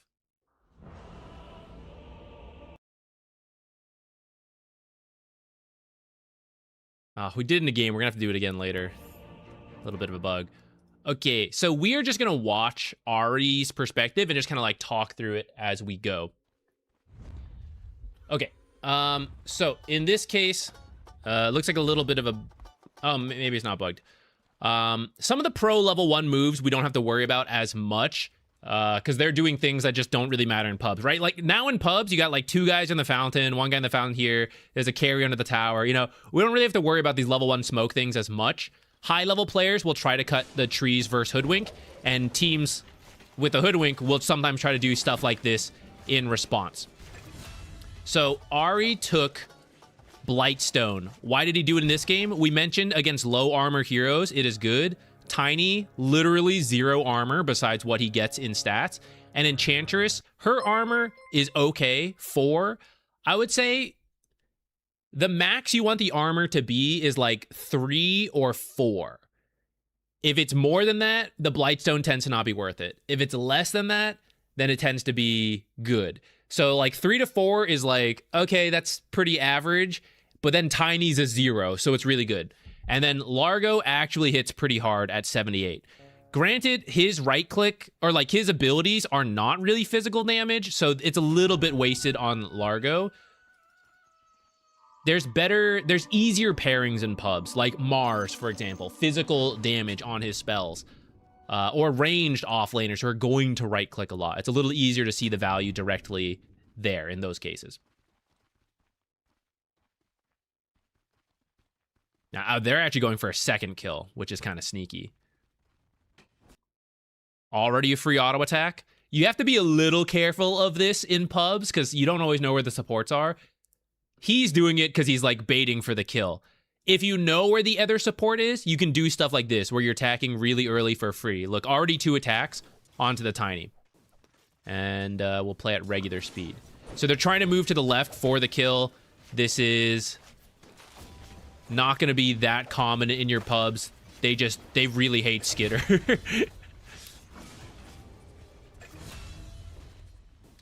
Is this going to be a good example now that I'm looking at it? It's so specific.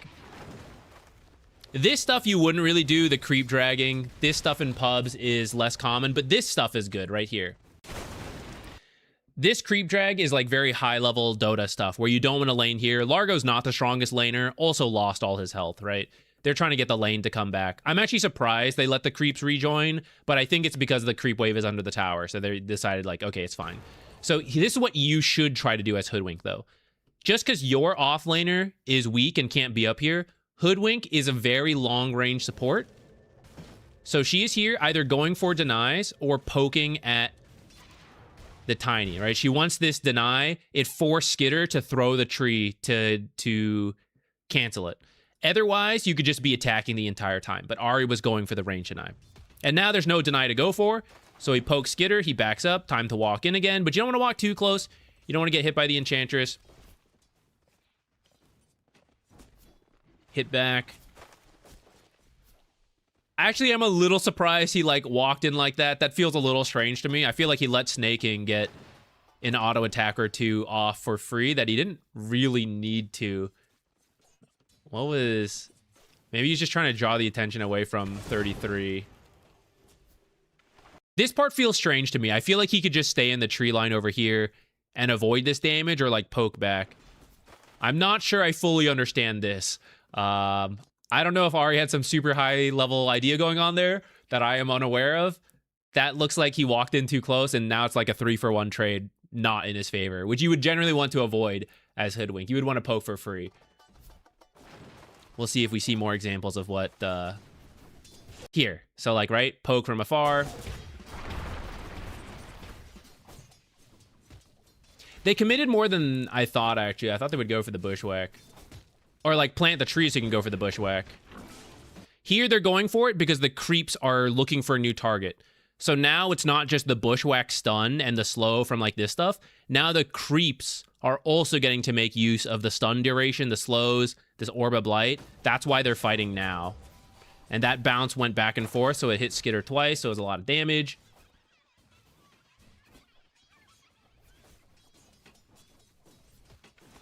Poke from afar.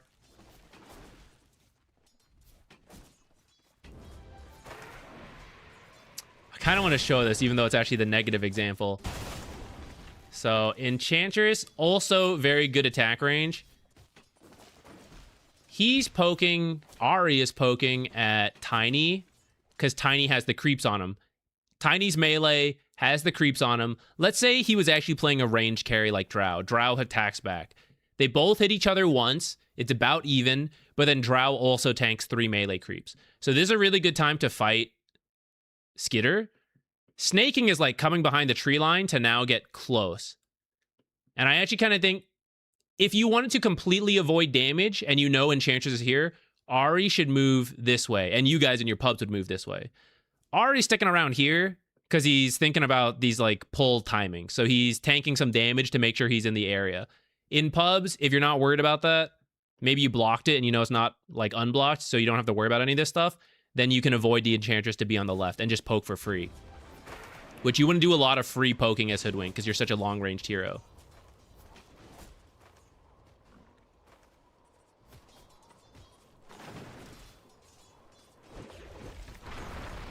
True, when you're near trees, your innate has a chance to redirect.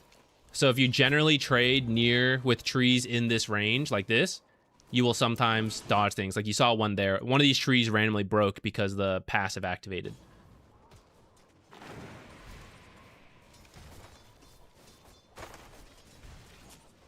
All right, even though they got those early kills, Enchantress is just kind of a cracked hero. So this lane is still tough. And also Largo is just not that strong of a laner. I'm going to start zooming forward from here. I don't want us to actually take like the full... like, watch the entire game at 1 speed. We'll speed up and slow down as we see relevant things for Hoodwink. All right, this is just more laning tricks that aren't really Hoodwink specific. 3, 2, I think 2 attacks there that poked for free back. Here, they don't really want to trade with Sneyking because he has the armor on him. Trading with Sneyking is losing. Like, even if they try to position as well as they can and attack, it won't go well. So they're trying to just put all their attention onto Skitter and ignore Sneyking, who has like insane healing and armor from the creep and everything. Let's go back looking at this fight. So, ignoring Sneyking, ignoring the creep, focusing on Skitter as the Ringmaster comes in. Kiting forward between auto attacks. Poke, poke. Now here's some high-level Dota where they're going to balance tower aggro a little bit so they can dive. In pub games, you just don't have to dive if you don't want to, right? If they're low, they're not farming, you can just back out and chill. The nice thing about Hoodwink with relatively low cooldown abilities is that as the fight extends, you can just throw more spells and get some kills. Oh no, my offlaner died. Now I'm going to have to farm. Oops. Okay, 6 minutes coming up in pub games. You would think about the rune rotation here in a moment. And I believe Ahri will also do it. What they have, Sneyking versus Pango.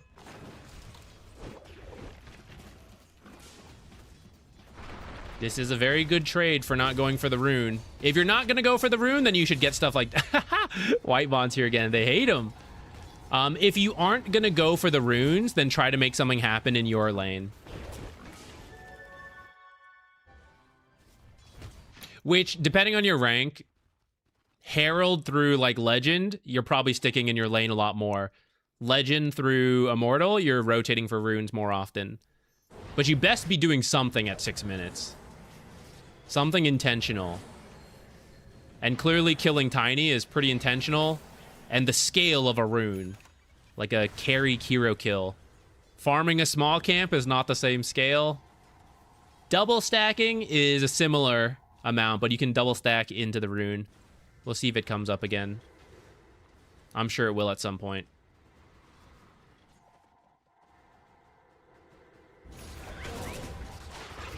I don't know if there's much to talk about there. I kind of want to jump forward at this point to just see, like, sharpshooter stuff.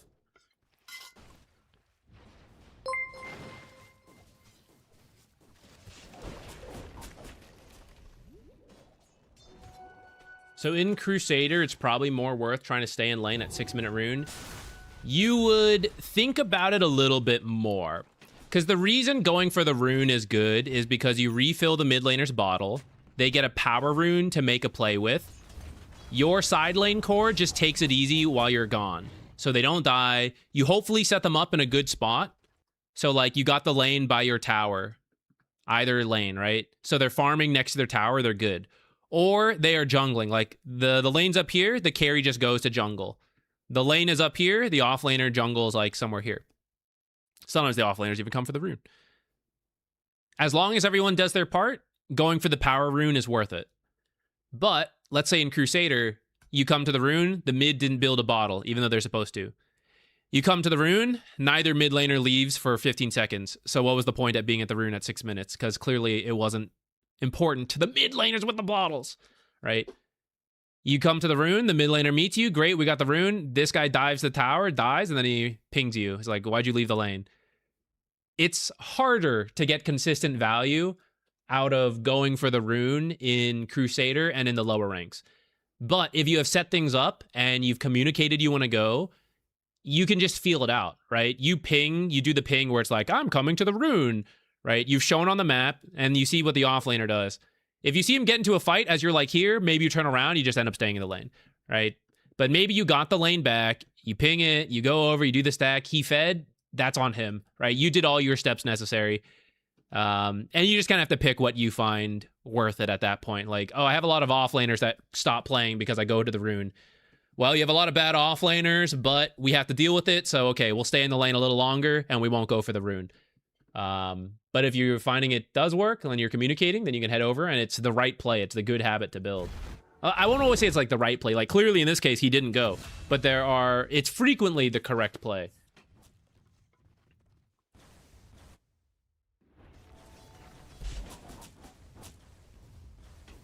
You want to make sure he hit 6 early because sharpshooter is just a ridiculous amount of damage, 600.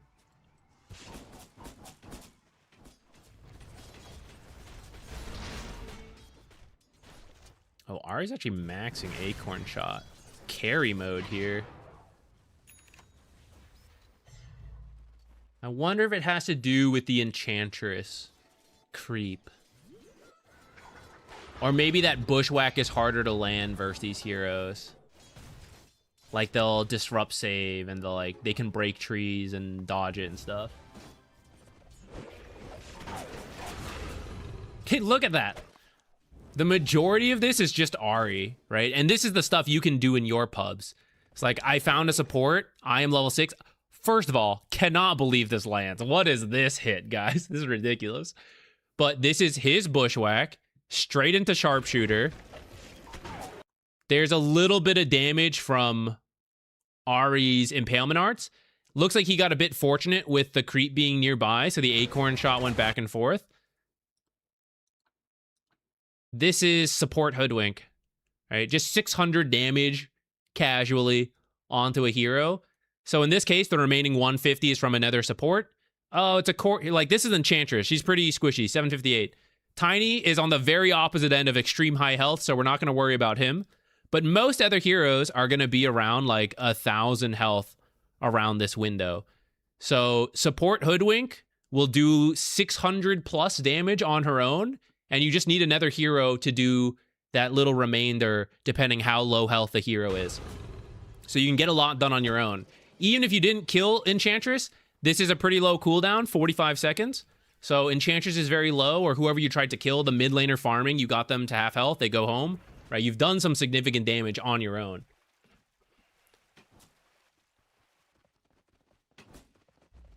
Not a single point in Scurry. You can get Scurry. This is a high level play, just trying to prevent stacks. 1 point in Scurry can be fine. It depends what you need to do. In this game, he's just thinking, I'm not going to need to run around as much and avoid them. This is also the greedier build. This is like, I choose what fights to engage in, and so when I engage, it's a good fight. And if I'm not engaging in fights, I am farming. So in those cases, you can just skip Scurry. Scurry is really good when you have a lot scrappier fights and they have more ways to chase you and you're trying to like run in, run out. That's when it's a little better. But now that Scurry is only a movement speed boost now, plus the tree walking. It also increases the dodge, the Mistwood Wayfarer chance, but that one's not as important. Alexander Kocher gifted so a that's why you tier can 1 skip it more sub than to you used Pool to. Pito 86. Yo, Alex, thank you. Alexander Kocher gifted a tier 1 sub. Alexander Hopefully Kocher the play gifted a doesn't tier happen 1 while, sub to Panda Rex. Alexander Kocher I'll pause gifted a here. tier 1 sub to say underscore Thank you, PKM. Alex. Thank you for your support. I appreciate it. I noticed it. Did not ignore.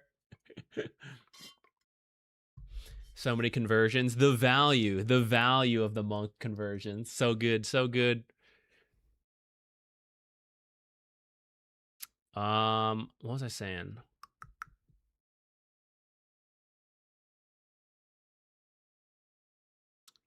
Gabe, yeah. I gave up my Singaporean citizenship, actually. I didn't want to serve in the army because I grew up in America. I was born here, raised here. So at the time, I didn't really feel a cultural... Not that there was, like, zero cultural connection to Singapore, but, like, to go back and serve in a country that...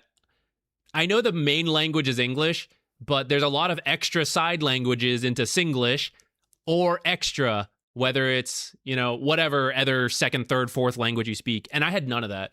So it felt very strange to me to go back to serve when I'd grown up here my entire life. In hindsight, with the way things went, maybe it would have been nice to keep a Singaporean citizenship. It would have been nice to have a backup option. But because of that, I only have my American citizenship now.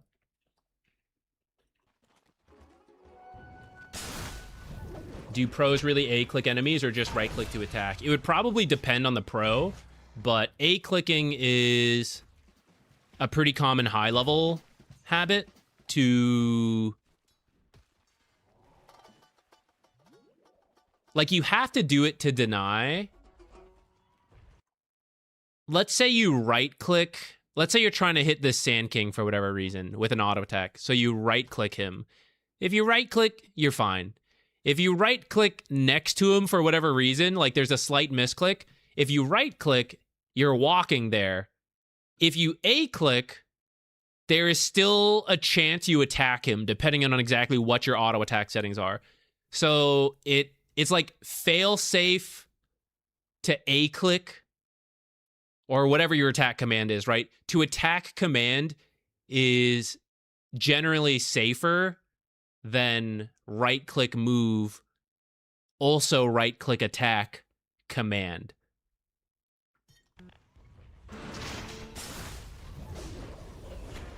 Easy bushwhack play.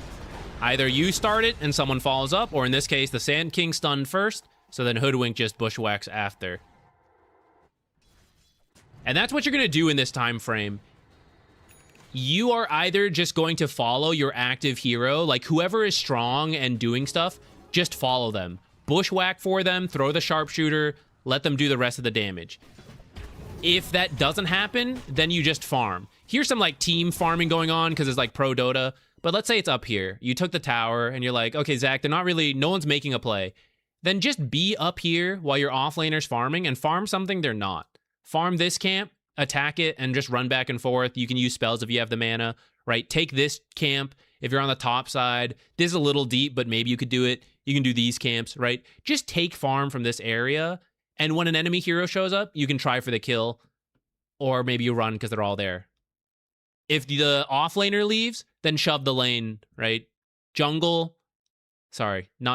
Lane as quickly as you can, and then do the jungling.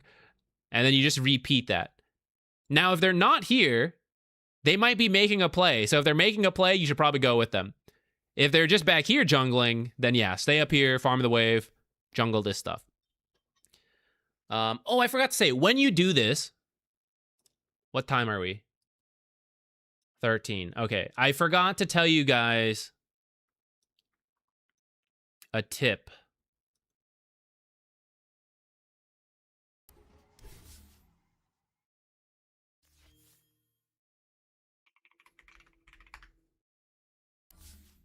We'll go back to that replay in a moment.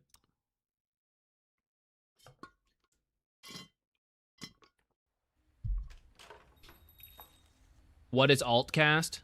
So if you press and hold alt, that's why it's called alt casting. Press and hold alt, some abilities can either be self-cast or items. So like for an item, say Force Staff. I can use Force Staff on teammates, but I can use it on myself as well, right? So I could do that from casting on myself, but you can either double tap your hotkey or alt cast it to self-cast.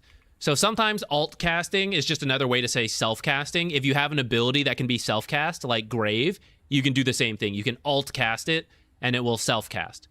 But some abilities have a toggled state. So Acorn Shot has this version, which when I cast on Hoodwink here, it hits her, that's it.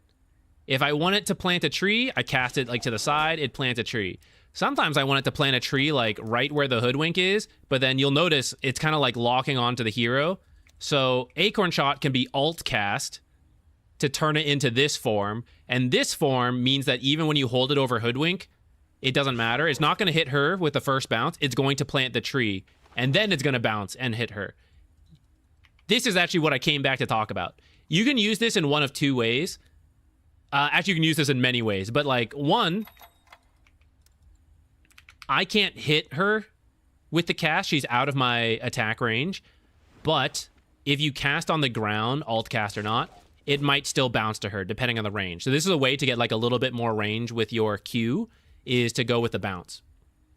Next, when you are split pushing, how can I show this? Let's do it.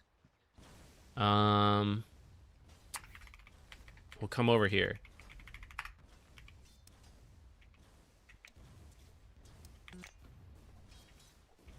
If you... This is true for any hero, not just Hoodwink. If you cast spells from Fog of War, AoE spells, you don't reveal yourself. You see how we don't see her, right? Hold on, it's bugged because I need to see her to know my abilities on cooldown. Right, we don't see her. If you attack from Fog of War, you will be revealed. Let me see if we can get an attack here. Hold on. Let's give her this so that she can reach. Get in here. Get in the fog. Okay. If you attack from Fog of War, you reveal yourself. Acorn Shot counts as an attack. So when you target a hero with Acorn Shot or other single target abilities, you reveal yourself. If you alt cast it, it does not reveal you. Apparently it does. I actually thought it didn't reveal you. I guess the other attacks do reveal you later. Wait, that's so funny.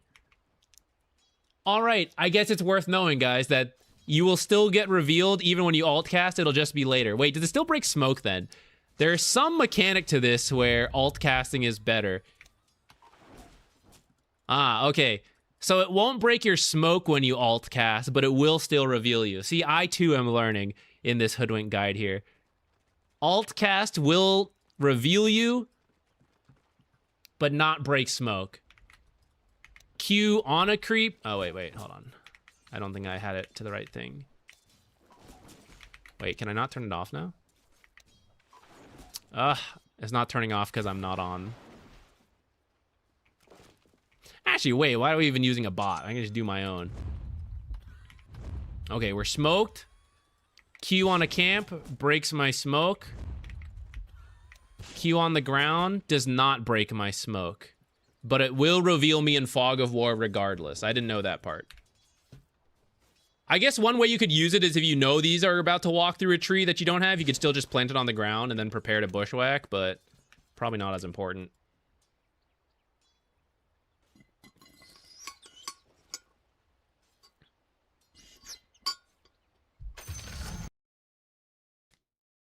Yeah, the attacks, the acorn counts as an attack.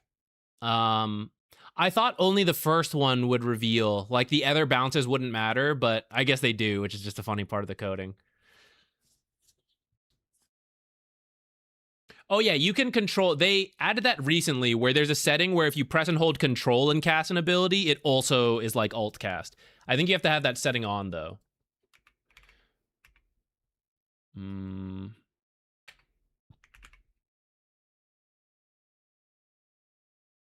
No, not that. I don't know where it is or if it's just in by default. I thought it was a setting, but maybe it's just like always on. Guys, it's taking me longer than I thought. I don't know if we're going to make it to all the heroes. Do you think most pros know about this kind of stuff? I would say 98% of pros will know 98% of things. But inevitably, Dota is complicated enough where, for example, I just learned something on stream there, and you can say like, oh, well, Zach's not a pro. True, but I also know a lot. But there will just be things about random heroes and random mechanics you don't know that the Hoodwink players are all like, oh my god, Zach didn't know that? Like, it's so obvious about Hoodwink. True, it probably was. I probably should have known, but I don't play Hoodwink, so I don't know. There will be pros where it's like, oh, I didn't know that's how this worked. And everyone's like, how can you be a pro and not know that? Because they, you know, you also have a limited time as a pro. You will not learn every mechanic, but you will still know a lot, right? So everyone will have something they don't know that is obvious to others. The pros just have a lot less of that than the average player.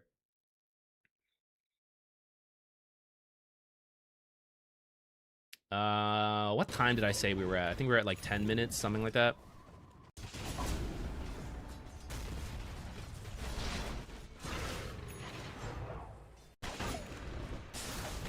All right, let's just speed along now to look for like cool Hoodwink things to highlight. Or if you guys have any Hoodwink questions.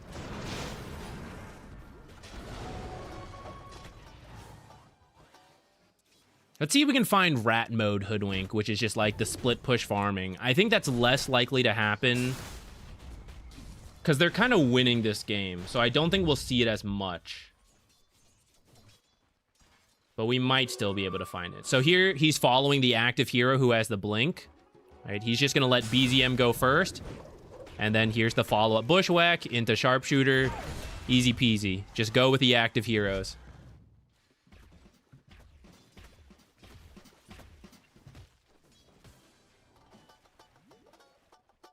And then you'll notice he's generally staying out of sight. This is good practice, so you can surprise people like this. In fact, this is like why this kill on Malrine is happening, is that they're staying out of sight. What a lot of pub players do is just like, oh, we finished the kill? Let me just go walk into creeps with the cores. Sneyking hitting the creep? Let me go hit the same creep Sneyking is. But you just reveal to the enemy team that the kill combo is all here. You should just stay out of sight. You don't need, like, the Sneyking will farm fine on his own in the mid lane. And you should be farming this stuff.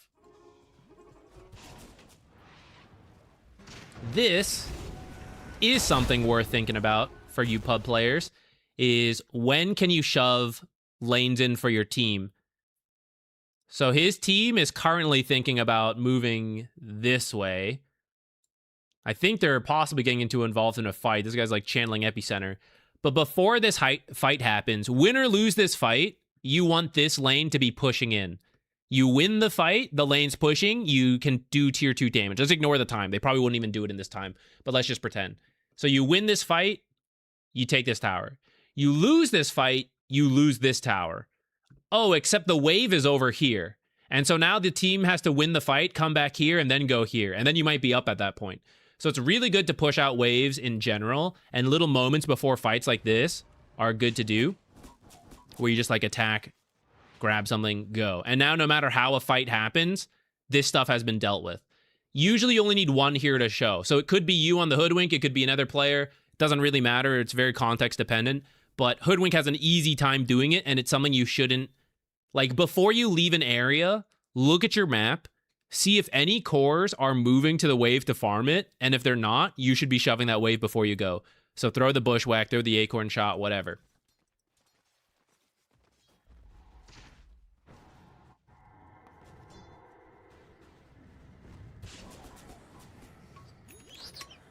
I'm out of water. We're always out of water when I need it. We'll have to go get it. Let's zoom along and see like an example of blink usage.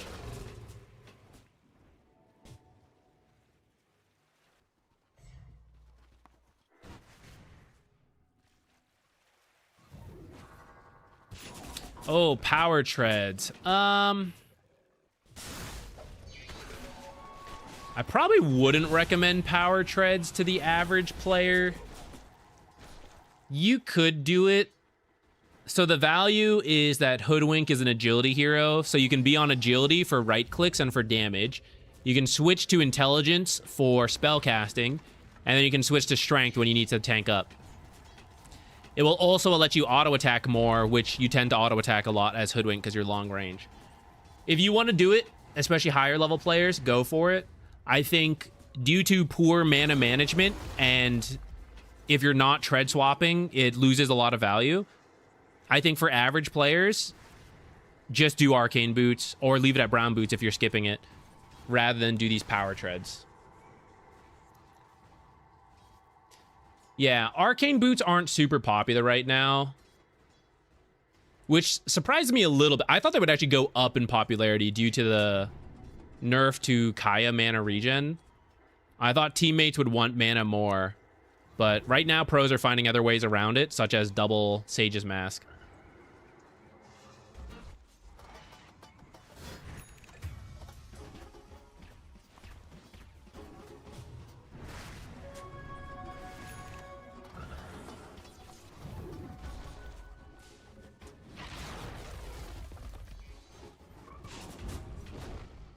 Just a little casual farming.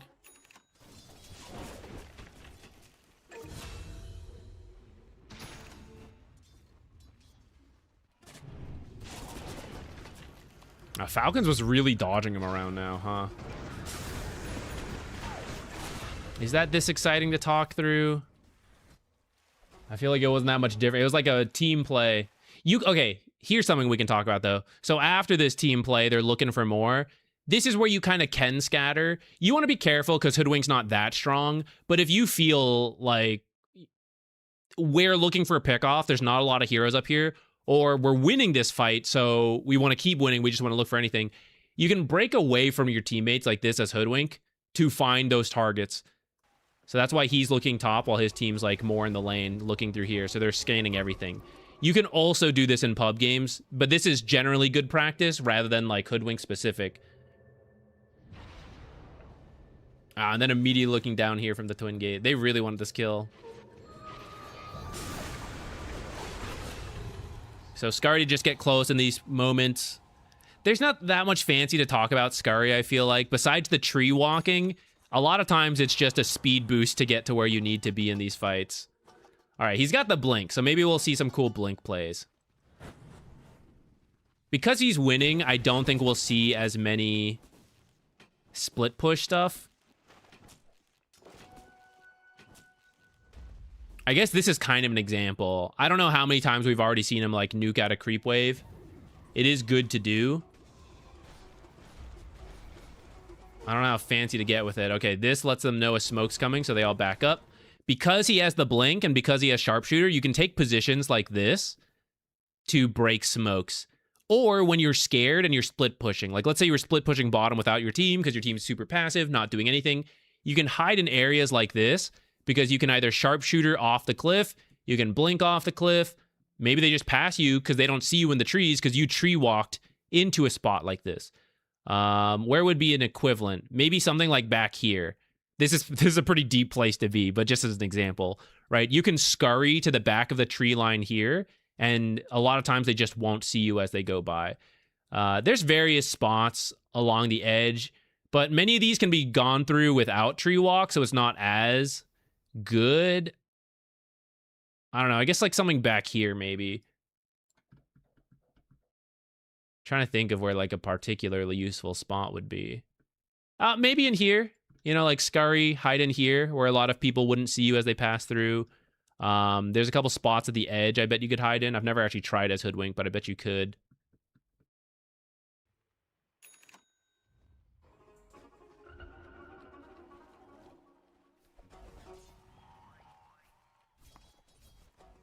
Is Shard still a thing for Hoodwink? What about Scepter? That's a very different hero. For Hoodwink, it depends on your team. This is a classic Sneyking and Hoodwink. So he actually is queuing up the Shard this game.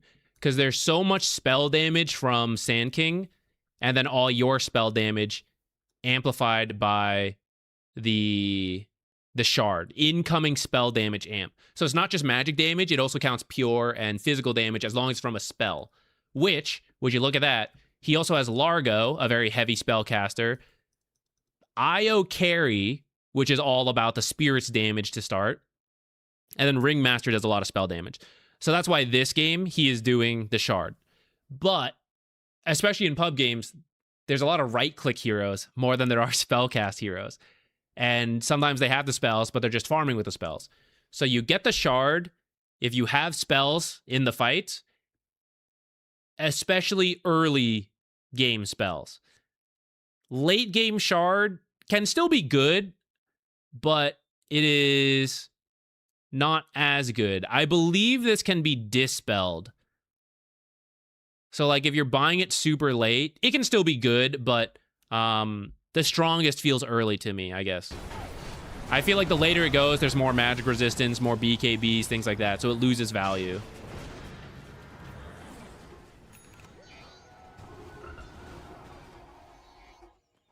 Oh, and Spectre Shard, unrelated to Hoodwink, but let me see. I'm kind of blanking on what this one even was.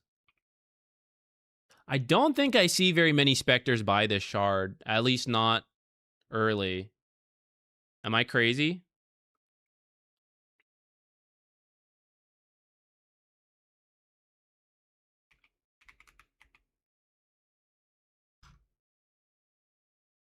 Quick look at Dota 2 Pro Tracker, and yeah, I'm seeing Shard as the 5th, 6th plus. I am filled on slots. What do I get? I guess I'll get this Shard. Yeah, I don't think it's really worth getting early. If you think about it, so Dispersion can be activated to increase the amount absorbed and reflected. When do you need that early? If you're haunting in for a kill, you're haunting into an easy kill. You're not haunting in to like tank for your team, like, oh, I better get ready to activate Dispersion. I'm haunting in for a free kill and they're just going to run. So there's no real need for the Dispersion Shard.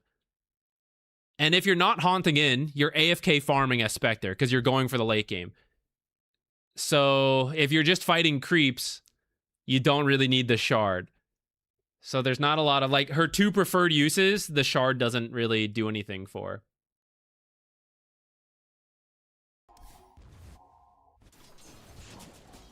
Okay, come on, Ari, use the blink.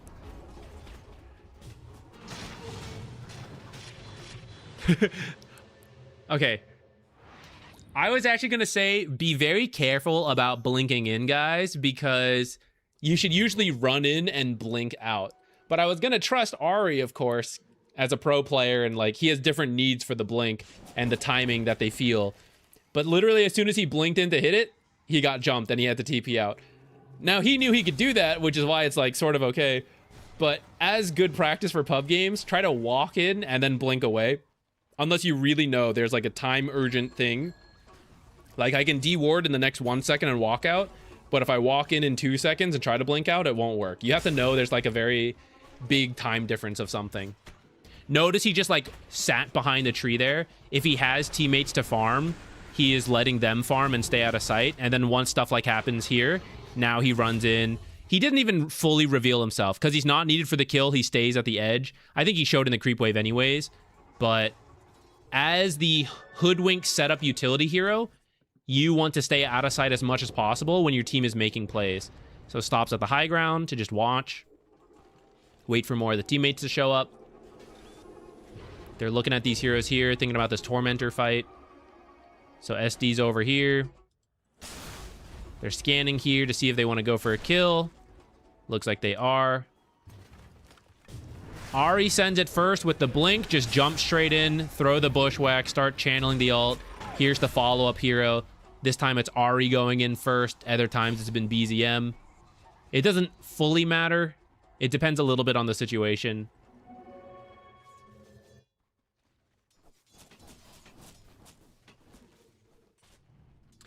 think that might be good for Hoodwink. I know there's like a bunch others we could like find and talk about, but I think we should move to the next hero probably.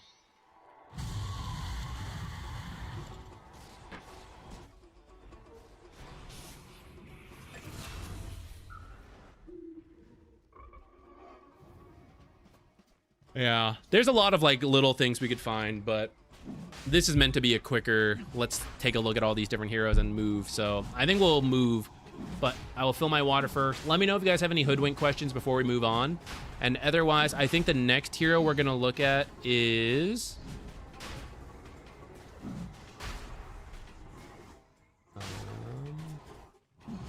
Actually, the order doesn't matter to me. I plan to look at Undying, Winter Wyvern, Mirana, and Bane today. Let me know if any of those 4 in particular interest you. Otherwise, I'll just go in order. And then we'll talk about other heroes after we cover all of those.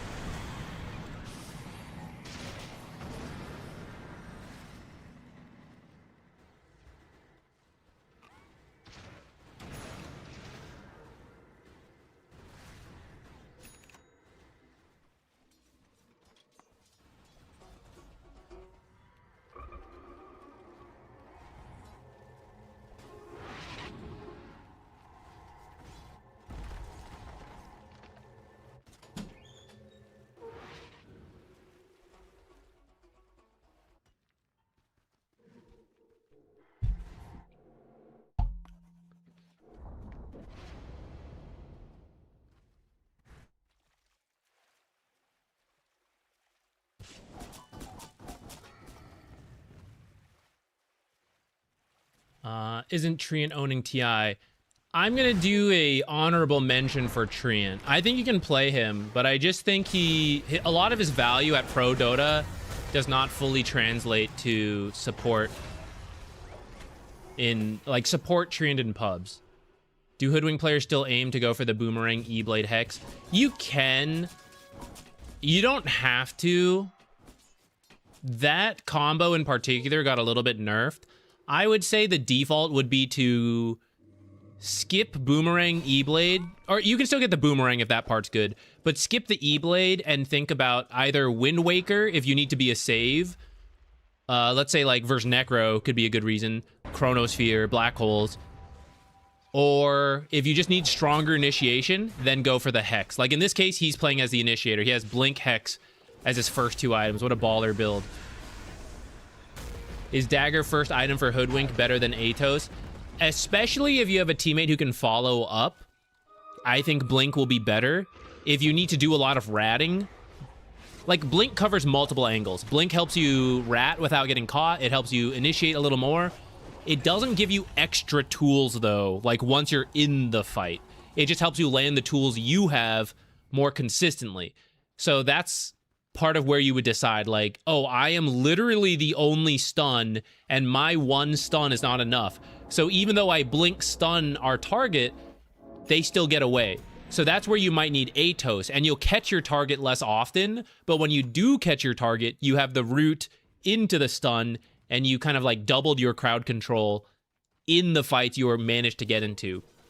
That would help you decide between Blink and Atos. At Pro Dota, you're seeing the Blink a lot more.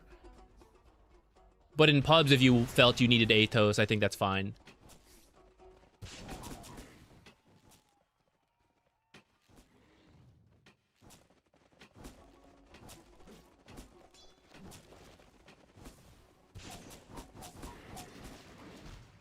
It's cool to see. There's interest in all the heroes, actually, which I didn't expect. Let me just finish answering any of the other Hoodwink questions.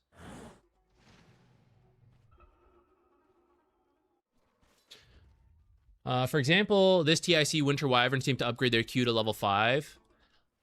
I think in pubs, if you want to max W first, I would get that. But I actually agree with using the book on the Q. And I'm actually fine with going Q max in pubs as well. I'll talk about that a bit more once we get there. Tangent for a different hero video. How do you decide when to skip boots upgrade? I think finishing them in general is fine. There's other things you can focus on more than the boot upgrades. So if you want to just default to finishing it, it would be fine for pretty much any random pub game. Skipping the boots means you think you need something different more, or that you're going to solve the issue in a different way. So like, let's take arcane boots.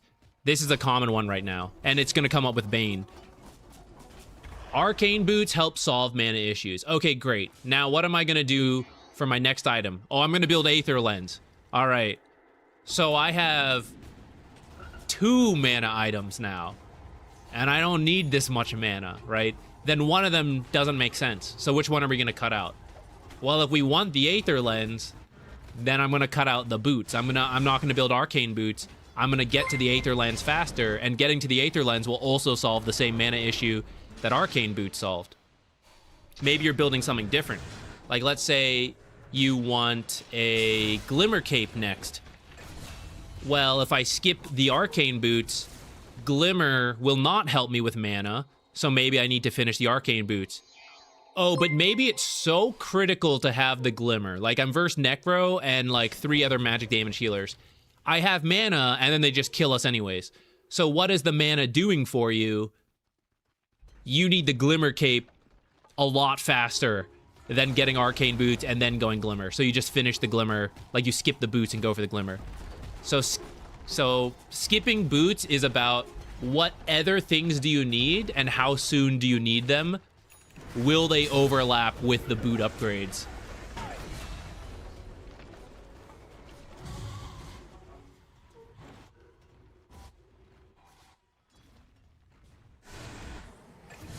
I had a game as Hoodwink against a position 5 Viper. It was super weird, sounds weird, and we won in the end, but the lane was miserable. Is there anything you can do to avoid getting horribly lane bullied? So Viper's actually kind of low armor. I think you'd be able to beat him with some good acorn shot trades. So this particular matchup, I think you can win through smart fights. Don't let him build too many poison stacks.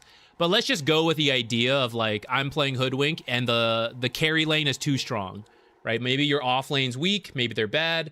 The safe lane and the 5, whatever they are very strong. What do I do? For Hoodwink, you can still tend to poke for free. If the 5 is strong, try to poke the carry. If the carry's too powerful, then try to take the support out, and then you can 2v1 the carry. But you can also just avoid it completely. You can creep drag as offlane Treant. What am I saying? As position 4 Hoodwink in the offlane, you can creep drag to just avoid really strong matchups. You can look for a lot of double stacks and to help your mid lane to recover from the lane. Someone's going to farm those stacks, your offlaner at a bad time, or your mid laner, who now has an extra item faster and levels to now gank for that lane that was bad. And yeah, it was bad, like level 3 Hoodwink to level 4 Viper, but level 6 Ember Spirit's going to come in and save me, you know? Then he doesn't care about that bad matchup. For pubs, if you went into ultra late, you could do damage on Hoodwink. I'm open to that, but I'm a big fan of full utility Hoodwink because I think her spells damage are good enough and she can just provide so much control or saves with like Wind Waker while also ratting on the map.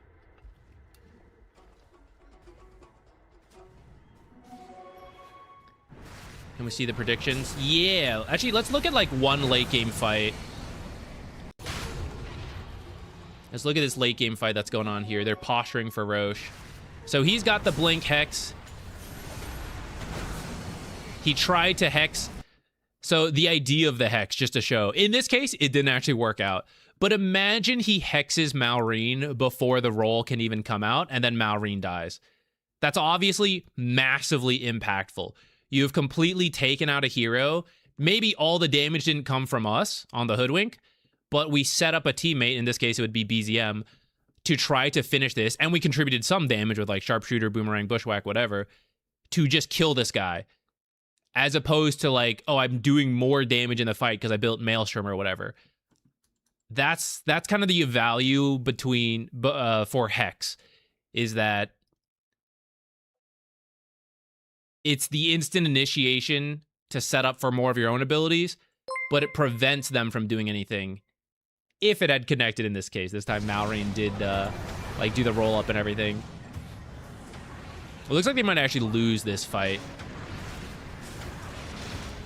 All right, maybe maybe not the best one to look at for cool Hoodwink stuff. Kind of got bopped in this one.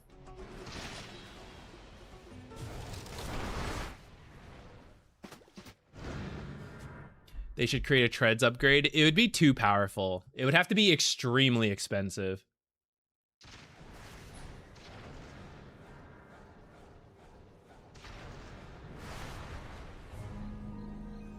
Part of the reason arcane boots are not as popular right now is that a lot of the neutrals help solve mana issues. So you can get these mystical enchantments. Like all the heroes who would want arcane boots have guaranteed mana regen pretty much. Either mana regen or like mana pool. So you can make that work and get by without the arcane boots, especially because a lot of the items you buy are going to have some form of intelligence on them. How about Bloodthorn as position 4? Hoodwink specifically? I don't think I've really seen it. Bloodthorn, stepping back from Bloodthorn, Orchid on position 4 is doable. It just kind of needs to make sense for your hero. I think Hoodwink, it doesn't really make sense. And you don't see it as often, because why are you silencing them instead of stunning them? So as long as you can stun, that's probably better. And there's only going to be a few cases like Puck, who could maybe, like you could maybe Orchid and now Bushwhack, because otherwise he was using ability to dodge. But most heroes, if you surprise them, you will land the Bushwhack. I don't think she attacks fast enough to make use of the Orchid and Bloodthorn stuff. Some other heroes maybe could. But I don't know. It doesn't feel like one for her. Longer disable and extra damage. The thing is a lot of your damage comes from sharpshooter. So, like, here's the thing, right? So, like, you orchid someone, but we're not going to stun them. Because if we overlapped silence and stun, it wouldn't make sense. So we orchid them, but then I can't sharpshooter because I'm not going to hit sharpshooter because they're actually just running around and can use items to get away. So maybe I attack them in the orchid, right? Like, it's getting really strange. It's like, how do I actually... I just have to overlap, right? It's like, I have to orchid and then immediately remove the value of the silence, because to do damage is to use my bushwhack, and to use my sharpshooter consistently, I want them to be bushwhacked. So, like, it just feels heavily overlapped with what you're already going to do. And I would rather just miss some opportunities. Like, if you gave me the choice between having Orchid to guarantee certain jumps on, like, Puck, let's say, I guarantee land my jumps on Puck, that could be worth it. It would really depend on the game. But I'd rather just miss more opportunities, or miss some of the opportunities, but I get to take more opportunities because I have Blink plus another item for the cost of Orchid, right? I have Essence Distiller Blink, or I have Orchid. Essence Distiller Blink gives me a lot more tools that do different things, and I'll sometimes miss on Puck, but sometimes I will still catch Puck because Puck doesn't react in time, or I wait for those spells before I throw Bushwhack, or because Puck gets away, but they're affected by my Essence Distiller, we blink after and continue to chase with our teammates, right? Like, there are more use cases than what the Orchid has, at least for Hoodwink. Someone like Clockwork, let's say, who could do the Orchid first, there isn't the overlap because his crowd control is very iffy. Like, you would hookshot in, and then you would Orchid, and then Battery Assault. And Battery Assault, there's like slight waste between Mini Stun and Silence, but also not really, because if they weren't silenced, then heroes like Ember, Storm, all of them could get away from Battery Assault. So Battery Assault still does its thing, where it Mini Stuns them to make them not be able to run away at least, but then I also amplify the damage with the Orchid. So I don't know. I don't know if it makes, like, if that's the cleanest way to explain it, but I feel like in my mind I feel there's a cleaner way to say this, but I'm struggling with the words right now. Thank you for everyone following, by the way. I know I haven't been addressing all of them, but I appreciate it. Thank you, everybody. Welcome. Hopefully the talk about supports is interesting. Well, we've only gotten to Hoodwink so far, but hopefully it's interesting. Feel free to share any questions and all that stuff. Orchid overall is just not that great. That is kind of true where it's not a super popular item right now, but there would be patches, I'm sure, where it is good, and I would still feel very strange about building it on Hoodwink unless it's just, like, crazy good, right? Like, the item's busted. But in that case, the item's busted more than I want it on Hoodwink specifically. Thoughts on IO carry? It's always fun to see IO carry. I like it. I like creative options. What would mortals need to focus on to make that work? Just learn how to farm efficiently to Ags. The Ags plus level 15 timing is really what makes IO carry work. Prior to that, though, he does not farm all that well compared to more traditional options. And the lane is, like, strange, right? So you just need to understand how to get to your Aghanims. So just, like, watch what pros are doing. And then if you can consistently get to Ags, you're kind of online at that point.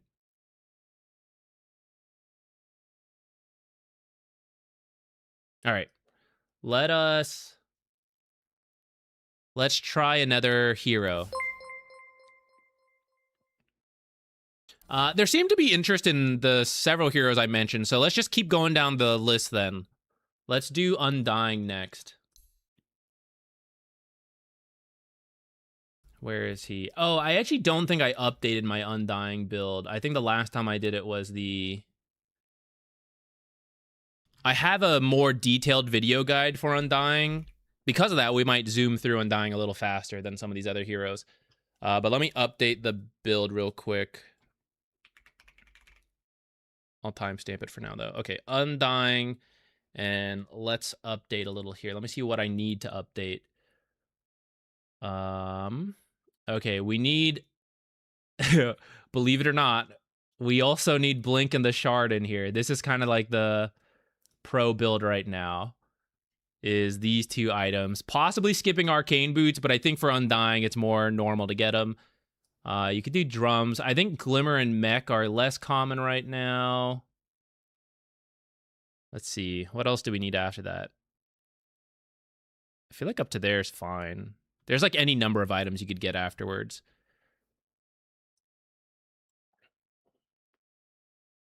What do I have as the build?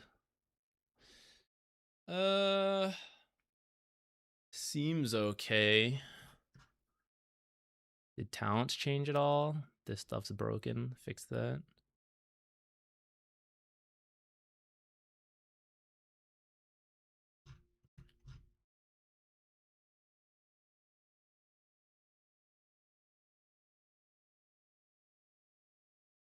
I'm trying to see if there are more earlier soul rips. It looks like some people do, and I know you can. This is just like the default build, but we'll talk through some like different options in a second.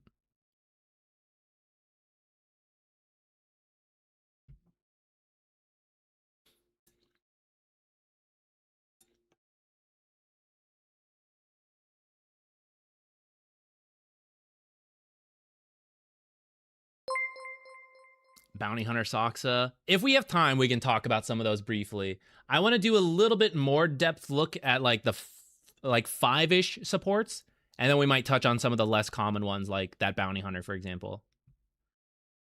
Yeah, so I like the utility Hoodwink right now. And if you think about most of your pubs, have you ever been like, oh, damn, we just don't have enough people building damage? It's a very rare situation. Maybe not very rare, but truly, if you need damage, yes, you can build damage on Hoodwink. But a lot of times, the 4 other people have built damage. And it's not, well, maybe if we can do 50,000 damage in half a second, like, maybe that's what we need. If Puck just doesn't move for 2 seconds, then your teammates who have all built damage can kill the Puck. And you don't also need a Daedalus to, like, kill the Puck. Is usually how most pubs go, and why I would recommend crowd control builds versus, like, full damage builds. I think Grimstroke is a little bit slept on in pubs, so if you like to play him, you can do it, but you need more communication than a lot of other heroes. So you'll have frustrating moments where you're trying to use like Stroke of Fate and stuff, and they're just not like, they're not going in, and it's, oh, well, there's my 3 skill points wasted. Okay, right? You have to be okay with that, and then it's fine. Cesar, thank you for the reminder for the timestamp. I did get this one, but I'll easily forget the next one, I'm sure.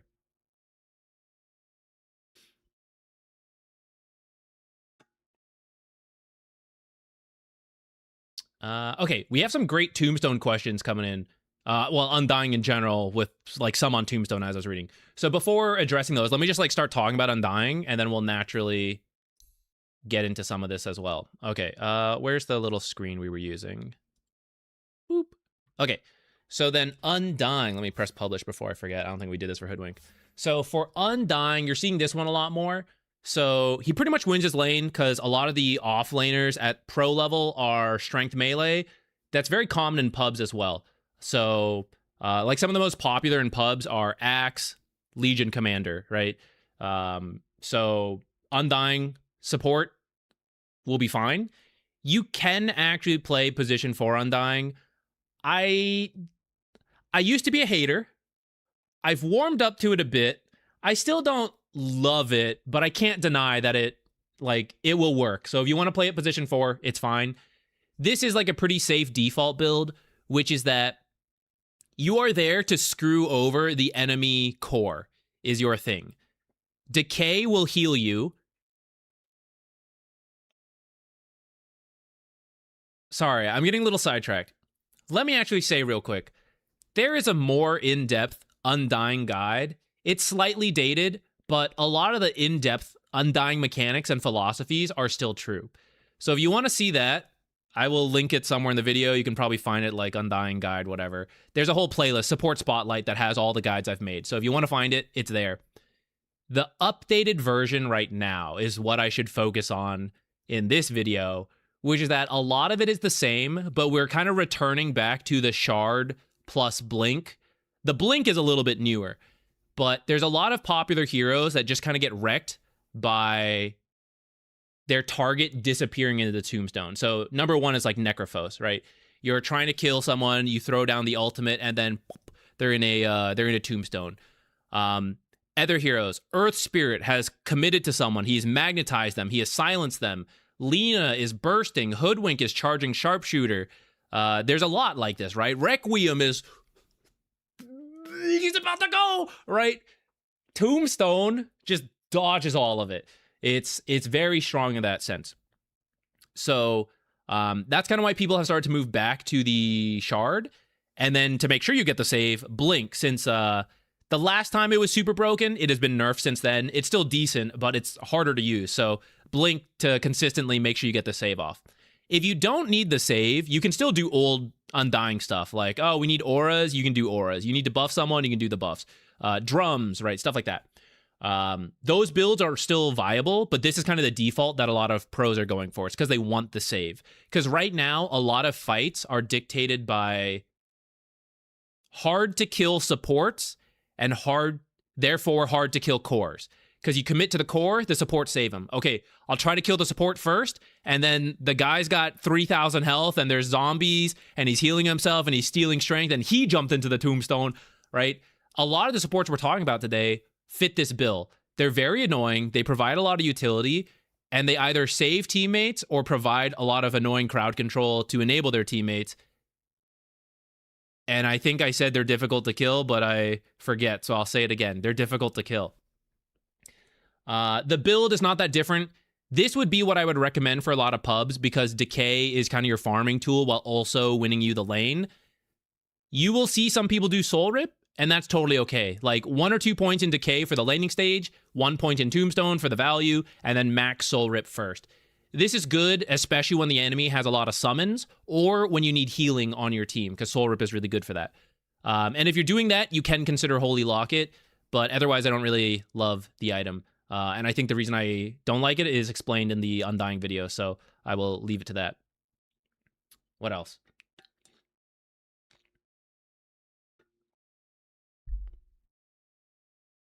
I don't remember if I specifically talked in that video about counters like Snapfire. If you think Tombstone is not good, you can not take it. But even versus heroes like Snapfire, if it's a good Tombstone game, you can still get Tombstone because if you put levels in Tombstone, it takes more attacks to kill, but you can also heal Tombstone with Soul Rip. So there's like ways to deal with that. For example, against Snapfire, but you wanted Tombstone, you could not max Decay, you could max Tombstone into max Soul Rip, but you could do like 1 point Tombstone, max Soul Rip. So like, oh, she killed my Tombstone, no big deal. Or in the middle of her going, gah, gah, gah, gah, gah, killing it, you heal it to full so it survives. So you could do that adaptation as well. 1 point Tombstone, max Soul Rip. I'll be honest, I probably don't play enough Undying to like fully know exactly when you do one or the other. I think if Tombstone is good, you still just kind of like do it and you just try to place it in a safer way rather than like totally not do it. But I do think 1 point in Tombstone still provides a lot of the utility you need from it.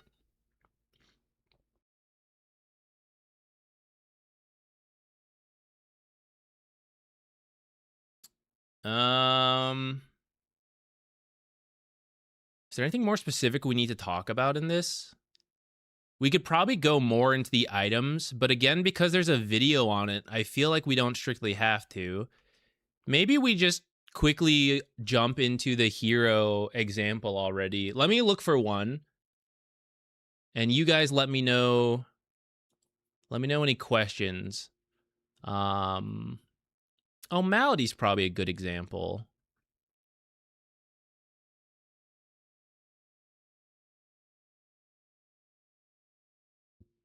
Oh, he's doing a pretty alternate build here, though.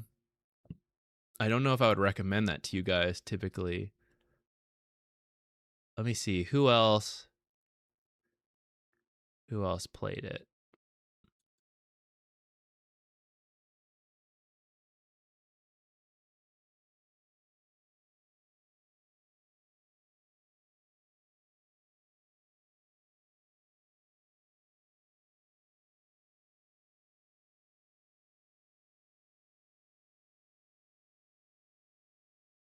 Maybe we pick one that has a good tombstone save example.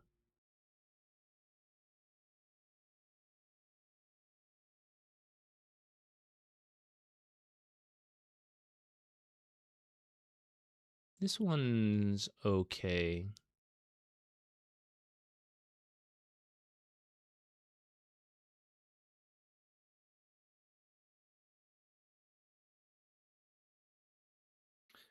I only know how to play Tombstone build. Soul Rip seems foreign to me when I try to pivot. So for Soul Rip, you want there to be some kind of summons or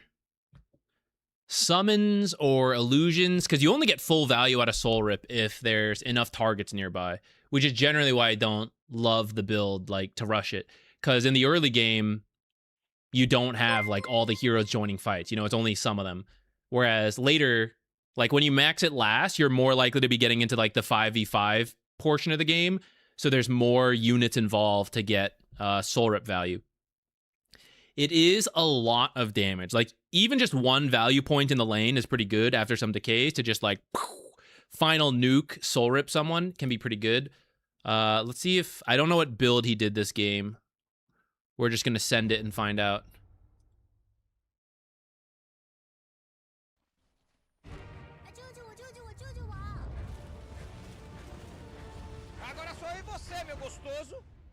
Okay.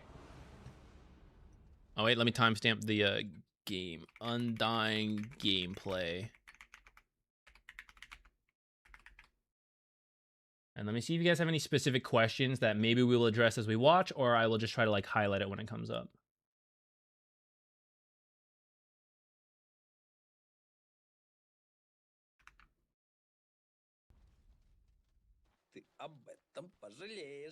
Undying shares like Lifestealer, Scepter, Infect but for dodge. But I see it more of a pro strat. What about lower ranked games? I kind of agree where if you're in lower ranked games, the decay into other items might be a little easier for your teammates to work with. Because some of them will get confused about, like, where the heck am I? I'm in a tombstone. I didn't know this could happen. That works the other way as well. Even I struggle with it sometimes. Because, like, we're playing and then the hero just disappears from the screen. Now, I know tombstone save exists. And sometimes even then, I'm like, where did that hero go? Are they dead? Like, what just happened? So, in the same way your teammates may not work with the shard correctly, the opponents may also fail to understand what is happening with the shard, so it could have more value. So I think it's hard to say that it is good or bad in those kind of situations. But I would just question if you need the save or not. The guy doesn't need to know how Tombstone works if you are saving him from Necro Ult, if you are saving him from an Axe Call, from Cataclysm landing down, you know? He doesn't need to know that you saved his life. You just did. And he might complain afterwards, but, like, whatever. It just depends if that save is critical or not. Okay, before I get too sidetracked, I want to talk about Undying laning stage, because this is pretty important. There's a lot of emphasis in the video as well. So Undying is picked to win the lane for weaker carries. Necro carry starts off not that strong. It can be good depending on the matchup, but a lot of times the first levels are not great, which is why a hero like Undying, who kind of solo wins lanes, is really good. Decay heals you. I don't want to go too far into the nitty-gritty here. Again, it's in the video. So that's why he can skip tangos to start, because Decay will heal him up, and he just has the mana and the sticks to, like, get more mana to make sure he can keep spamming Decay. But he probably will buy... Ooh, no, he's full committing. He's just going to fully trust Decay, and maybe the Necro Q, and let's see if he does, like, Soul Rip. But Undying is a hero who can potentially skip tangos because of this. Now, you want to apply pressure early. Decay steals 4 strength. This is a lot when we have 30 strength, right? And that's high. Undying's Hoodwink's got 20 strength, you know? Everyone has 200 health and then whatever health they get from the starting strength. So this is the most 4 strength will relatively be in the game. Of course, the cooldown's going to go down so you can steal that 4 strength more frequently. But like level 1, when the damage is going up by 4 and whatever, like that's very meaningful now. So you don't want to goof in the jungle, which is the mistake most Undyings make in pubs. They spend too much time with the support here when they're supposed to be dominating the lane. So look where he is. He's hiding behind the trees, getting ready to just start putting the pressure onto WS right away when Decay is strong. Whack. Hoodwink's coming down here, so he's going to like kite away, chase couriers a little bit.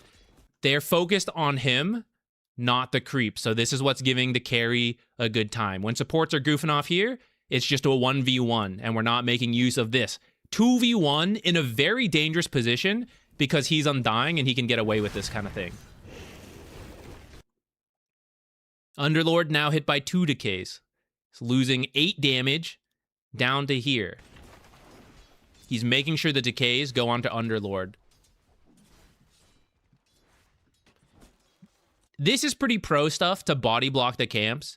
If you don't need to worry about it in your pubs, you don't have to.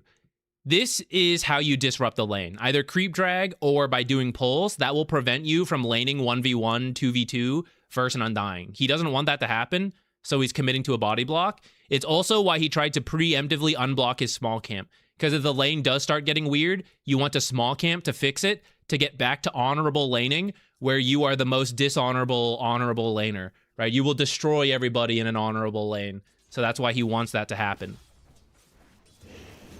Goes for double decays, doesn't waste it on the support. Always hit the off lane, strength melee hero, and then try to also hit the other support. Even without a tango, he hasn't lost that much health. That's because the damage he takes, he's healing up with decay. This part is getting kind of low, and it's kind of scary.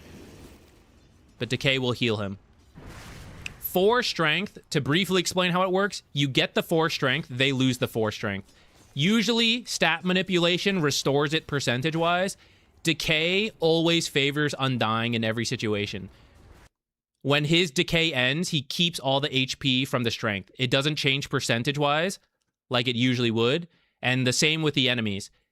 You would think, oh, I get my strength back, my health will go up a percentage. No, it will stay at 519, and the max health will go up. But he will not maintain the percentage. This is a very unique stat manipulation situation. It's like, it's only him with decay.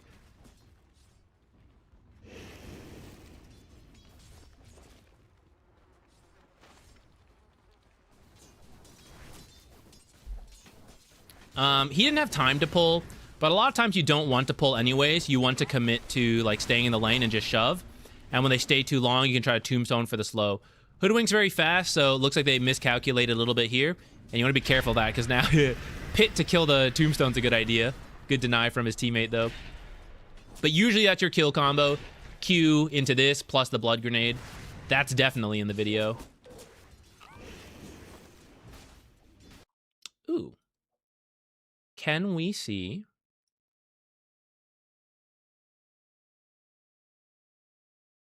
I'm still not fully sure what we can see or not with the new breakdown stuff. Undying healing. Is it showing here? Health regen, magic stick. It is not showing the decay, though.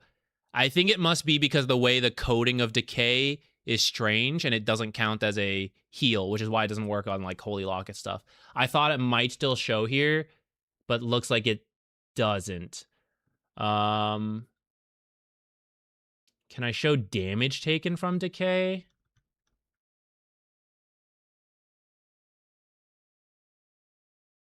No, just damage he has dealt. Buffs? Could it be under buffs, maybe? Not quite. 900 seconds of decay. Oh my god. Okay.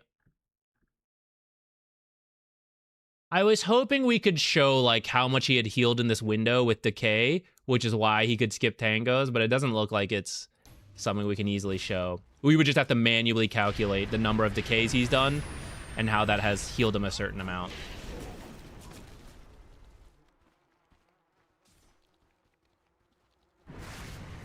I mean, if each decay is 88 health, right? Just round it to 100 for easy math. So if he's decayed 10 times, he's healed 1,000 health. And then, you know, whatever not rounding that actually is.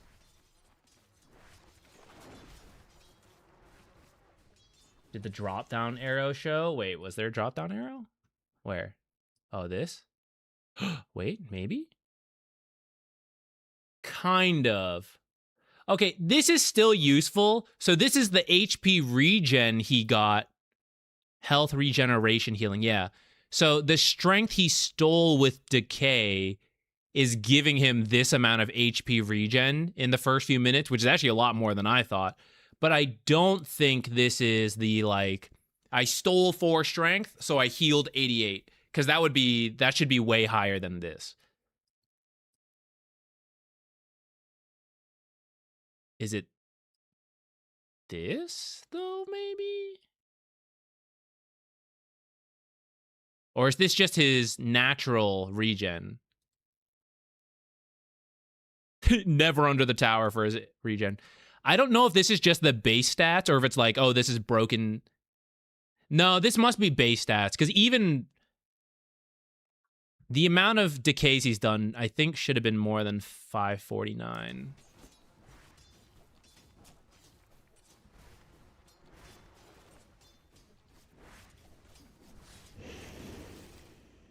Or maybe I can see it there. I mean, I know we can, but just like... He's at just about 400 health. He decays, so he gains the 88 health from 4 strength. And then his first stack of decay is very close to ending here. So you would think this would go down. But then there, it dropped from 8 to 4 decay, but the total health... Oh, sorry, the total health did drop. His current health stayed at where it was. That is decay stat manipulation benefiting Undying instead of the usual way. Okay, I think we kind of saw the lane. Let's go find some, like, early fights and shit. Maybe we should just jump to when he gets shard. Give us a hint about TI predictions. I can show it real quick, but I don't know. I did not do very hot on predictions this time around. So I don't know if you want to trust me. I got 6 out of 16. Some I knew were like... Okay, one, I'm annoyed I got talked out of... Not really talked out of, but I actually had Gamer Legion in here originally. Though I think I had Nigma down here instead. And I actually moved LGD up for the memes and for, like, wanting karma in the world for them to do well after what happened. So there were some that could have probably been a little better, but yeah, I didn't do that great this year. This is what I have this year, but again, who really knows? Certainly not me, and I might change it later. If you guys want to screenshot this, feel free, but this is what I currently have as a first pass. Any point building Octarine on Undying? I think it should be quite late. This is not core Undying. I think core Undying can argue for an Octarine. If you're playing Turbo, you could consider it as well. Octarine, you only do after Ags, in my opinion. But that's super late for Undying support. And Undying support, rather than trying to be super strong himself, would likely benefit from saving teammates more through Lotuses, through Wind Wakers, things like that. So, I don't really believe in... Not that I don't believe in... I've never played Undying and gotten to a point where I was like, Octarine time? Like, they rarely go that long. If you reach that point and you're not sure and you want to do it, sure.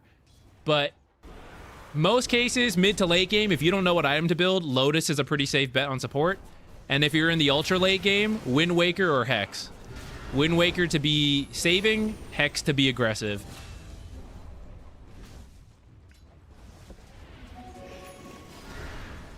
You do want to join early fights as Undying. This one is particularly early. Like, for pro Dota, it's normal. For your pub games, you wouldn't usually see this kind of fighting this early. So I don't know how much I want to focus on it.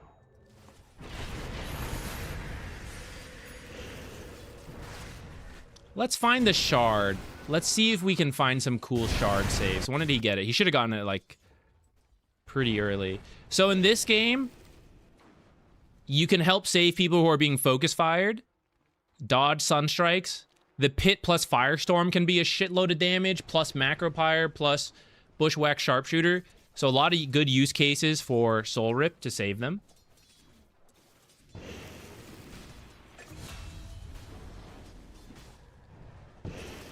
Interesting he got a casual bracer, though. I don't feel like I see this that often. Okay, you know what, actually? There's more people doing it than I thought. Not everybody is doing it, but I am seeing some casual bracers.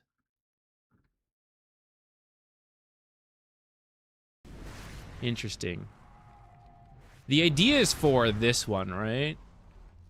Because it's the strength multiplier, so it's like extra value bracer. I guess.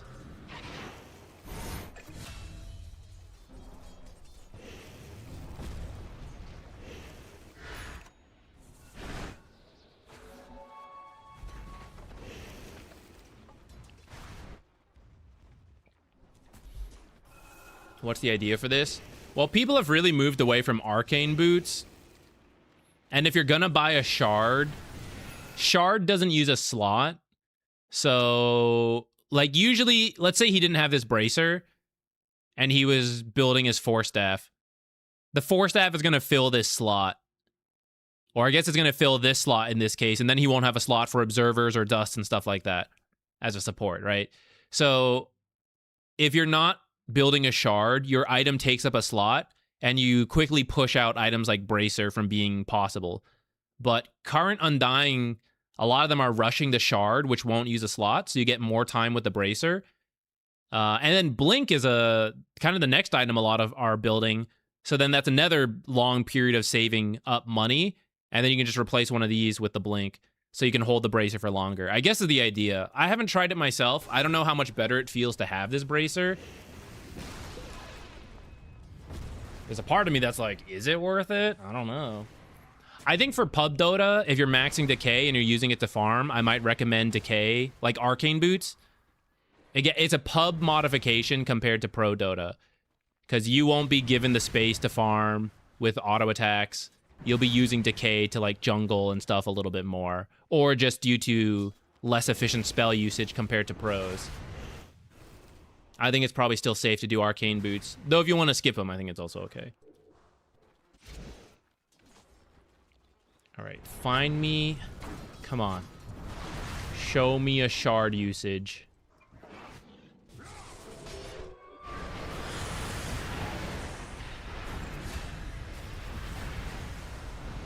I tell you what, he wants to shard Miero for sure, but that's where the Blink will come into play. In the future, he'll be able to make sure he gets that save. You can throw the ult early to try to live. It gives you a lot of HP to work with. You buy a little time with the Tombstone. He's still likely to die here. Yeah. When you use it to save yourself, you might get an extra second or two to use Decay or Ghost, not Ghost Shroud. Decay or Soul Rip again. This was not the best particular example of it. But the extra time can give you a little bit more healing and a second round of spells, which maybe save your life. Maybe you die, but you just get a little bit more value. Be careful. I think last time I made that video, I don't know that Tombstone was nerfed yet. So if the Tombstone broke, you just popped out. Now, if the Tombstone breaks, you get stunned. So make sure you hop out of the Tombstone before that happens, if possible. You can't, there's like a time limit or a time minimum, so you can't always do it. But if you can, like you're just stalling for time before you die, pop out before it breaks so you can use spells or at least auto attack.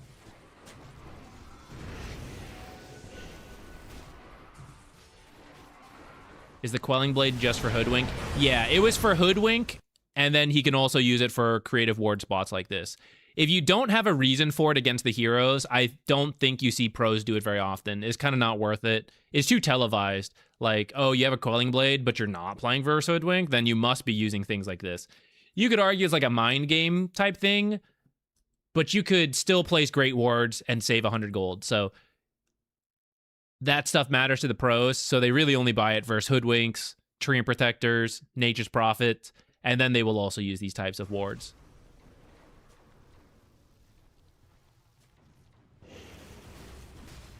Okay, Force Staff this game, because he's dealing with the pit. And you can also use Force Staff to save from more things. So, like, Blink will help you, like, let's say this axe case. Blink will help you get to the axe and tombstone him, and then that's that. But maybe he pops out and still dies. Or maybe you blink, tombstone, save axe, but then there's someone else in trouble and you can't help them. Force Staff doesn't cover as much distance, but you can still try to use it to, like, Force Staff, tombstone someone. If you don't need to use the Force Staff, you can tombstone them, and when they pop out, Force Staff them away. You can tombstone one target and then Force Staff another. For example, Cataclysms, the Pit trapping a lot of people, Bushwhack trapping a lot of people, Ice Path Macropyre trapping a lot of people. So I think that's why this game, he's opting for the Force Staff, because now he has essentially 2 forms of saves, rather than all I have to worry about is Necro Ult, is Duel, is whatever. So all I need is to make sure I get my 1 save off. This time, he needs to potentially save first many things. So he's doing the Force Staff. And part of the reason you want this utility is actually this right here. I know it may seem like, oh, I'm Undying, I'm a strength hero, shouldn't I be up front in the fights a lot? You can be, but if your main job is to save, you don't want to, because you want to make sure in moments like this, you can save the relevant people. And you see here, when you're up close in the fight, you might also get stunned, and then you can't be saving the axe. So that's why you're seeing a lot of mobility items on Undyings right now. Drums, which was good anyways, but you can stay further back and then run in a little faster. Force Staff in this game, the Blink Dagger that we've been seeing. How do you pop out a tombstone? I think you just right-click, unless that got changed. I'm pretty sure you just click out of the tombstone after the time minimum. What's the right way to say that? You have to be in the tombstone for 2 seconds. After that has passed, you can get out. And I think you just right-click.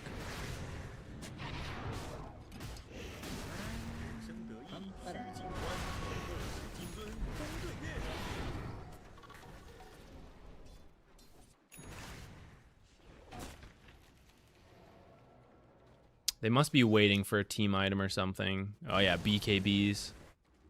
Very close. So he's in chill mode right now. In pubs, you can either push out waves yourself. Let's say, a lot of times you'll have like, necro farming here, axe, carry, whatever. No one's like really pushing. So as Undying, you can take the risk. You can decay from Fog of War, shove a lane, and then if you see a stack, you can even try to steal with Tombstone, but otherwise you can just like jungle with decay again, which is why Arcane Boots can be good in pubs. Otherwise, if you do have cores pushing lanes like they should, like ZQuixotix is doing here, then you just sit behind them like this. And when he's in trouble, you Force Staff in and you Tombstone save, whatever, you help get him out. You could also be in front to break smokes. It like depends how you want to go about it. But Tombstone is a reactionary save, so this one makes a little more sense to be behind the target.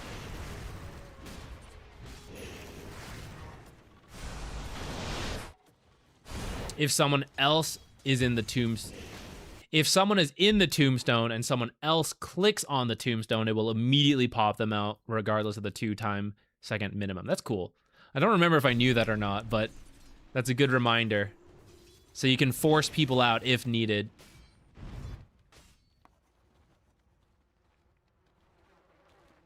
He's doing Yules, which will be a 3rd form of save. He can save himself with the Yules, Tombstone someone else, Force Staff another. If this wind run is happening, he can Yules them.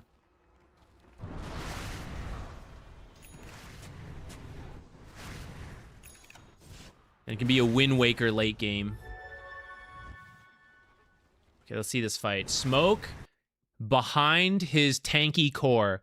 He's not in front. He is a save with Tombstone Shard, so he is behind them. Trying to be like near as many heroes as possible, which is good. If you're ever lost, just pick your favorite person. In this game, his favorite person is ZQuixotix, so you see him like sticking with him.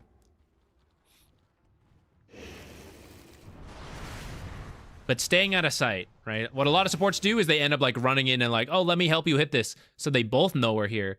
Just do some jungling. Like if you really need some farm, jungle on the side if possible. And you don't even need to actually farm it. You can just drag it to your core.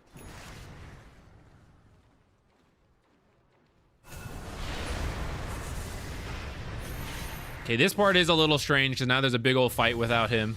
Now we're just gonna watch him run across the map. Don't worry, don't worry. I'm almost there. I am on the way, ZQuixotix. I am going to save you. So just soul rip for healing. Nothing fancy there. We might tombstone this guy. Tombstone as they commit a lot of spells on him.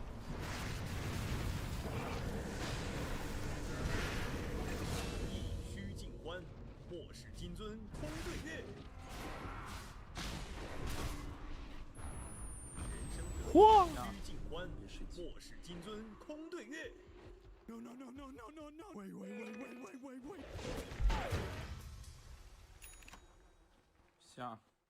Let's see, what's this? Just looking around with the gem.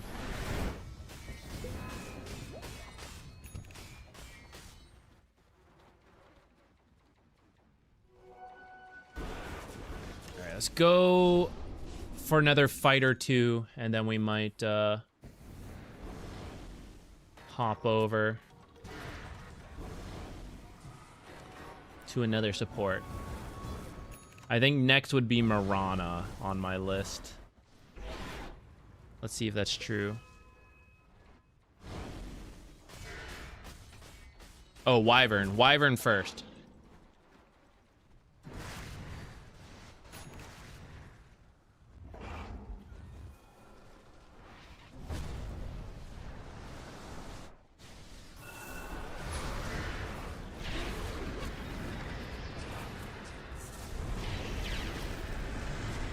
I'm not really saying anything. Okay, so here's the fight breaking out. Where is he? He's in the back. He's not running up with the DK. Keeping some distance, but close enough. Like, this is your tombstone range, right? So he's close enough to Force Staff and tombstone as necessary. So GPK jumps in on the Invoker. Great pit from Underlord, knowing that they're coming in from this angle. So this is really good from him. This is where the blink, if you do go that route, it helps because you can be back here and still jump in. But why Force Staff works into some of this stuff is because when you really need to get there, you can still force like through the pit. Tombstone save, waste time during the, what's it called? And now look how many auto attacks from the carry have to go into the tombstone. Now he pops out BKBs and he runs. Now it might cost Undying his life, but it's better than the Dragonite dying. And then with Ceaseless Dirge, you're just back in a lot of the fights. If you time it well, this is the part that's really hard to make use of in pubs. But you can time fights where, oh, I died, who cares, guys? You know, like, I'm actually back. So they commit a lot of spells on me, and I'm just second life, free buyback, let's go again instantly. And that's where a lot of pub players just go back to farming. You're like, please, instantly. Like, I don't know. Bottom jungle, man. Instantly calling me, you know what I'm saying? You're like, okay, well, guess we just don't do anything. When they transfer the gem to DK, he did it down here. He cleared the wards and then he passed it to the Dragonite, so that Dragonite could jump like invis targets later.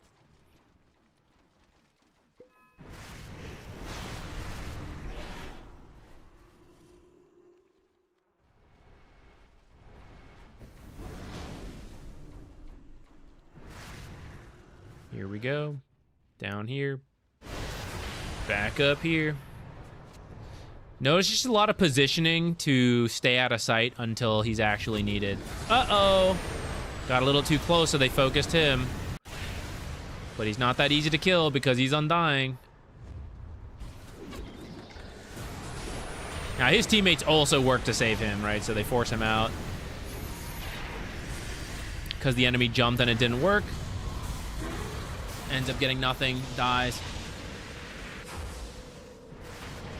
That's why there's so many saves on supports right now. Things like that. Like, that's a carry Wind Ranger jumping in, and the supports just Force Staff each other around and save each other. And it leads to the carry dying, because the carry committed BKB and their blink and everything got nothing. Or you do kill a support, but it took forever to kill the support. Then it gives your cores time to react.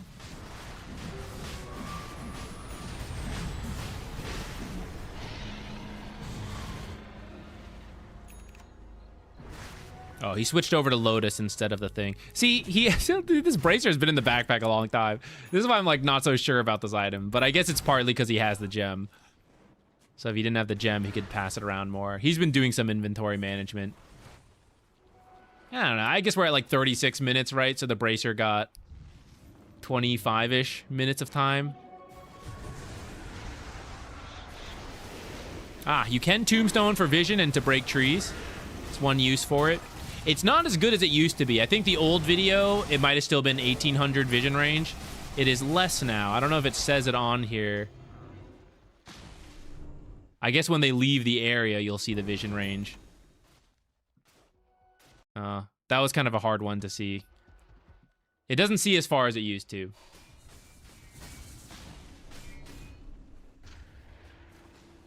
Because you mentioned Yules, as a support, I'm always building Yules against Axe. Do you think it's worth rushing Yules on every support against Axe, or just my 2k MMR mind doing stupid things? That's not stupid. I think it's a fine build as long as it kind of makes sense for the hero. So you don't want to build Yules on... Who's someone where Yules is not really built? Like, if you can reasonably build Yules and you see an Axe, I think that's totally fine. But don't go completely out of your way to build it.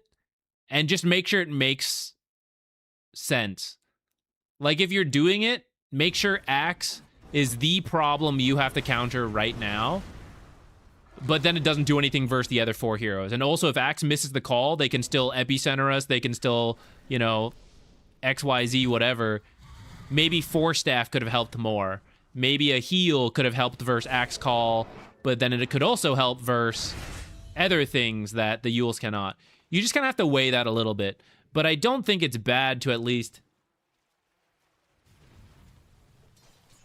think about the Yules every time you see Axe. My townhouse, I am like in a townhouse, shook for a little bit, which I don't think I'd ever really felt before. I don't think that was, I think it was just like a plane going over. Because I heard a lot of noise. I even tried to pick a location that was not that near an airport. That was one of my concerns when I was moving, is I didn't want a bunch of airplane noise affecting videos and streams. I did not expect that. I'm pretty far away from an airport. Okay. I want to show this. And maybe this is something we could have looked at for Hoodwink as well. Undying is a melee strength hero. I get that. At 39 minutes in the game, you're just not that scary. You're like way down here, you know? They're winning on Bet Boom. So he's got more money than he usually would. The enemy is poorer than they usually would be. They will still kill Undying. Even though we have talked about the value of like saves and he's hard to kill and whatever, he will still die a lot easier than, say, an Axe, who has like twice the armor and 800 more health on top of that, and multiple defensive items that Undying does not, because Undying is a support. I mean, some of these are defensive items, but they're defensive items that could then go to make Axe have 6 defensive utilities, like Lotus, Force Staff Form, Tombstone, instead of, oh, I've only got 3 on for myself, and Axe's items do not help me, really. Okay, maybe the pipe does, right? These cores are far harder to kill than Undying. So a common mistake for Undying players is to still walk up and hit this tower like, oh, I'm melee, I have to frontline, I have to be there. No. Sit in the back, soul rip a lot, tombstone save is currently the hot thing. But even without this, like if this drops off again, you have built utility items. You are built for long, drawn-out fights. Don't frontline unless you know you will not die, and you can frontline and use a lot of abilities. If you frontline and die within 1 rotation of spells, that was incorrect. So look where he is. He's just in the back. He throws Lotus. He's keeping his distance. He's fidgeting back here. Soul Rip, back. Behind a tree. It's a little more fidgety than I think I like, but whatever. I'm not a pro, you know? Okay, this feels like a miscommunication from them. This feels like a slip up from Bet Boom. If I may, sorry, Boom Boys. If I may critique. in the middle of the push, he's backing up to D-Ward and Ward. So either he needs to not do this or his team needs to back up here. But they're still pushing as he's over here.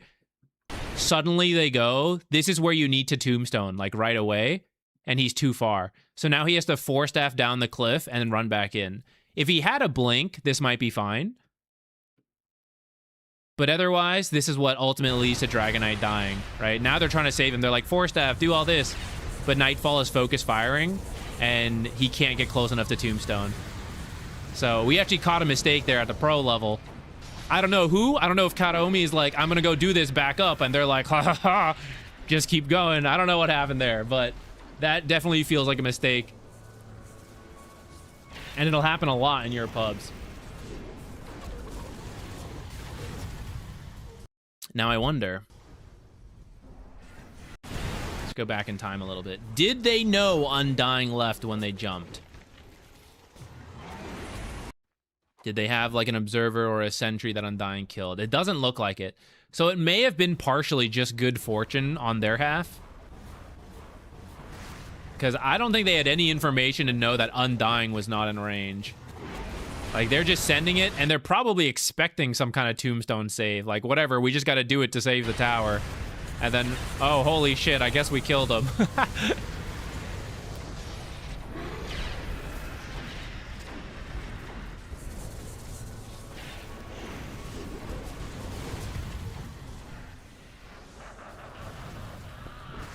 Oh, they want to fight still? They want to protect this ward, guys. I sacrificed GPK for this ward. Don't let them take it. Ah, that's the, Actually, wait, that was his own Wind Waker. Did Hoodwink just not die? Just had enough health here?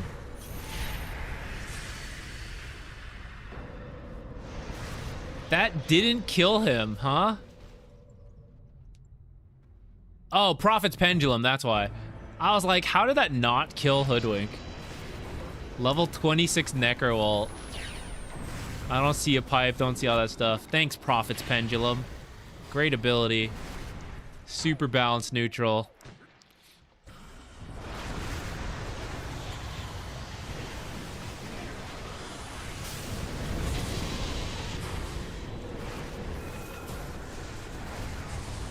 All right. I think we'll move to the next one. I think there was interest in all the heroes, so we'll just keep going down the list. We got Wyvern, Bane, and Mirana. If you guys do want one in particular, let me know, but if there's interest in all of them, I'll just keep going down the list. These are my current predictions. I might shift it around. I also probably won't. It'll just be what it is. Oh, who's that? Thank you. Whoa. Yo, chicken Doritos! Oh, is that a cat? You want to be up here? Guess not. Thank you so much. How's your fantasy going? Supposedly well, but this seems wrong to me. I feel like they're still calculating the numbers. I don't think I'm 98th percentile. My group predictions were not that great. My group stage fantasy, I didn't have really the best stuff here. So this wasn't that great. I also changed to lucky for laughs. I should have done clutch and I would have had like just higher scores across the board. This was kind of for... I was talking with Ricky and right before the cast, there was like 20 minutes left. We're like counting down to going live and we're talking about it. And he's like, I think I did lucky, but I should probably do clutch. And we were talking about it, about how clutch would only benefit game 3, but lucky might benefit more. And I just YOLO'd. Mine are bad, so I'll just YOLO lucky and hope it works, but I shouldn't have done that. But I don't really care that much. I don't need the terrains, so. These are way better. We got a lot luckier earlier this stream. We just did this. I'm feeling hopeful for this. Hopefully we have decent players for it, which I kind of think these guys are solid. And then who knows about this? Who knows?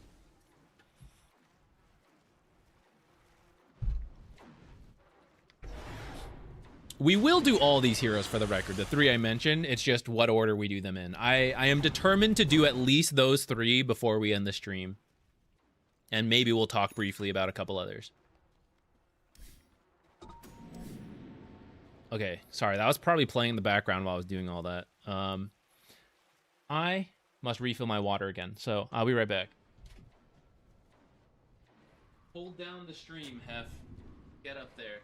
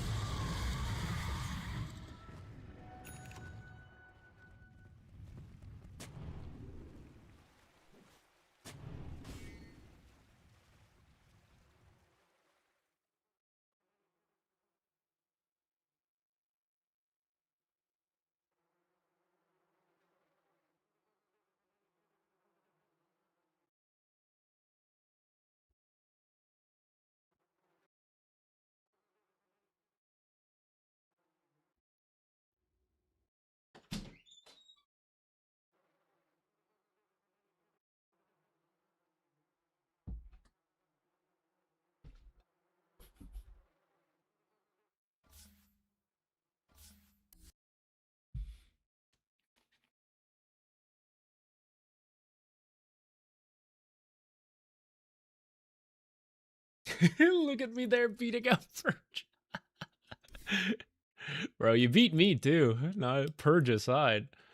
I did not do that well.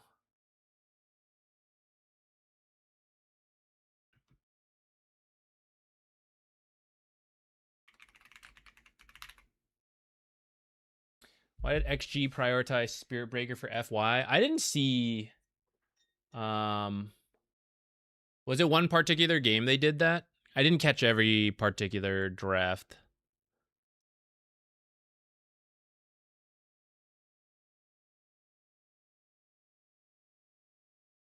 To be honest, they seemed a little lost. They've seemed a little lost.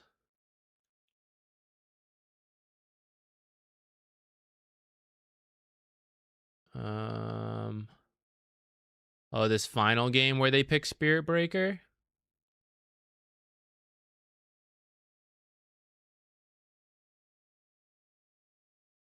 Oh, they were picking it a couple times, I see. Well, the first time they pick it, Spirit Breaker with Darkseer is a classic combo, and it was against a Drow at that point. So that seems fine to me. When did they pick it again? Another game versus Hooligani, they go for it.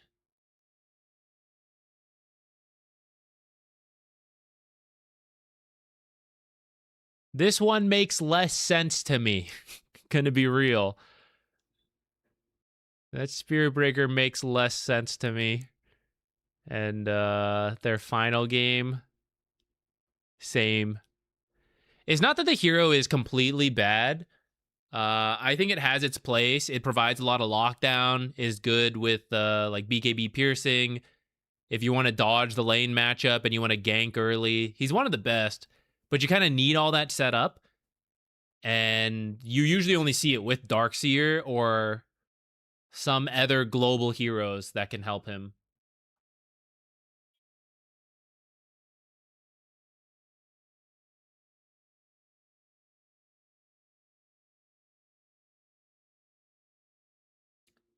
Flesh Golem strength multiplier does take into account decays. Lina is pretty crazy, but you don't usually beat her at mid anyways. Like, even if she's weak, her thing is being strong in the lane. And whether she does well in the rest of the game is kind of what determines how good she is. But she's usually a strong laner regardless, because Dragon Slave is such a long-ranged ability. And she has long attack range. It's like doubled.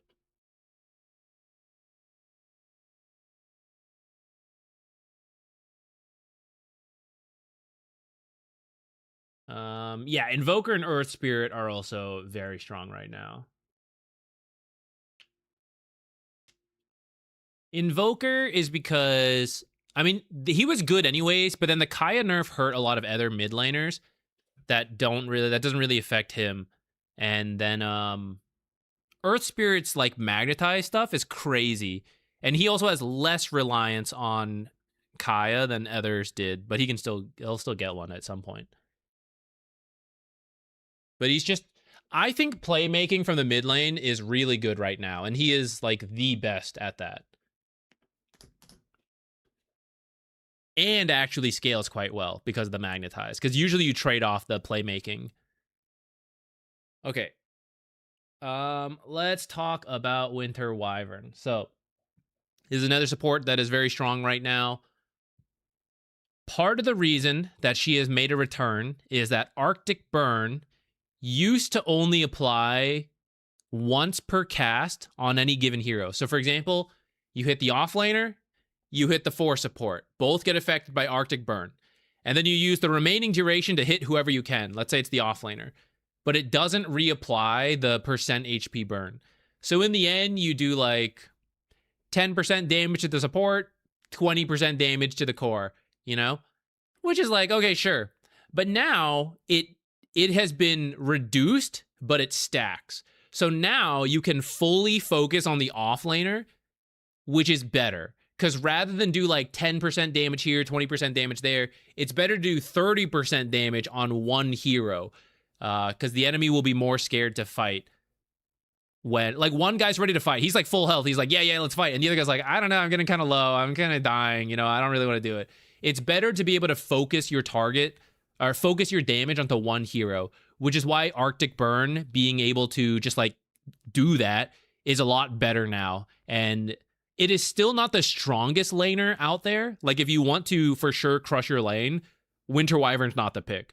But it made her stronger where it's not like an auto lose lane, which is what she was kind of before, is why she wasn't popular. It's like her laning was just not good compared to a lot of other heroes. So this helped a lot. Cold Embrace is also an absurd amount of healing. This stuff's crazy. It's like free salves every like 24 seconds. It's so much healing. So you don't do a ton of damage, but in terms of long-term trading, you're always healing, and then you're whittling them down with Arctic Burn. So that's kind of your lane. You don't get to you can't secure range creeps as easily because you used to like max Splinter Blast. So this was better for more direct trading burst fights and securing range creeps, but it also shoved the lane, which then you're not a strong laner and you're laning in a weird spot. So it had its pros and cons. You lose more range creeps now, but you have an easier time maintaining the lane while still being useful. And then once the lane is over, Winter's Curse is a crazy ability in terms of what it does. There's a lot of ranged heroes that don't like people getting close, so you could get Winter's Cursed, and it gives the enemy team time to get close, surround you. Or you are in the back next to backline heroes, and you ult a support, and they get killed by the carry Lina, carry SF, whatever. This has always been good, and in pub games, even better. People have terrible positioning in pub games, so it's even easier to get a good Winter's Curse plus like Splinter Blast value. Now, Cold Embrace and Winter's Curse can be griefy. This is why Winter Wyvern is a little tricky in pubs, because if you mistime it due to poor communication, like you Cold Embrace someone as they BKB, oops, right? Or they commit on a target as you Winter's Curse and now can't do damage, oops. This is why this hero is a little scary to play, but if you get good at it and if you're willing to communicate, it's pretty solid. And this is always a like game-winning potential ability. Items pretty much just reflect that. You get the blink to make it easier to land Winter's Curse. Pros are even skipping skipping Arcane Boots, because Arctic Burn, you do not have to use that frequently after the lane, and you're not using Splinter Blast, spamming it out to farm, so you just don't need much mana, so you just rush the blink faster. For pubs, if you want to get this, I think it's fine. And same with pubs, if like, instead of maxing Arctic Burn, like you get a couple points for the lane and you want to go back for Splinter Blast, I will say that's okay, but I actually still think this build is fine for pubs, and we're going to talk about it in a moment because it has to do with her innate, the Edda, the book. But I'm going to show you stuff like that in just a second. Other items are either just about helping you land Winter's Curse more, so Force Staff, Glimmer, like things to get in and out to land the Winter's Curse, or to enable you to enable someone else. So you buff your core, you save them, you help Glimmer them out, whatever. Late game, it's like, this is a good survivability tool while helping you find Winter's Curse. That's kind of the build right now. You can do other stuff too, you know, if you think you want the Wind Waker, Hex, things like that. There's a scaling build for like Aghanim, stuff like that. If you want to do Force Staff, so you can argue for like the Hurricane fight, I guess, but that's it's not my favorite. That's like ultra late game Dota stuff. I think just the regular old build with Winter's Curse is plenty. And then let me show you. What's the easiest way to do this? I guess just through here.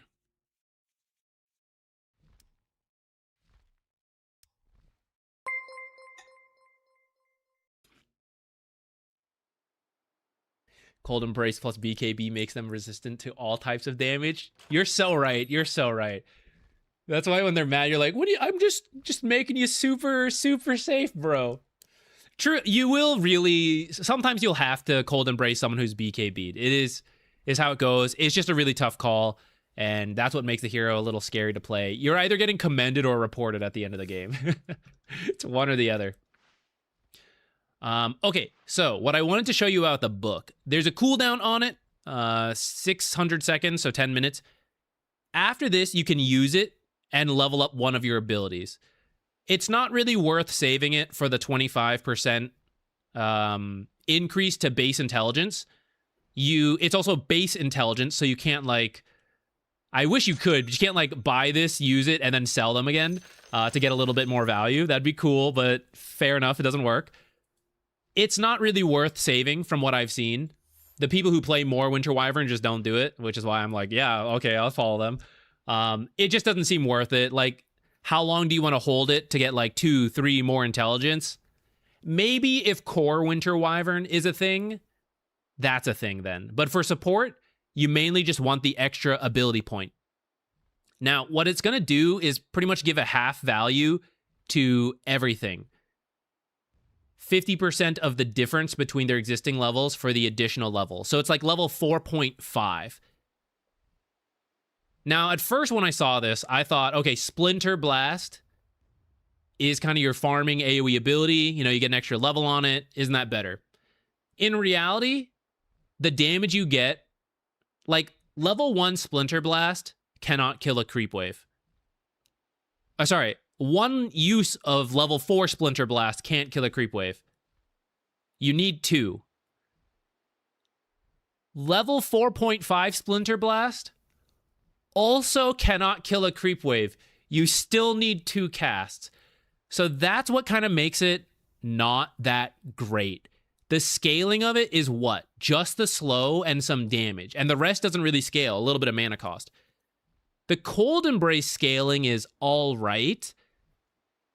The scaling on Arctic Burn is actually the best with this book, because One, this thing has so many moving parts, right? So all of these are getting a half-second extra value, half-second extra flight duration, more bonus attack, more percent HP burn, more burn duration. Not that one, actually. That one's flat value. More movement slow, more cooldown reduction, right? There's multiple things being leveled up with the Edda.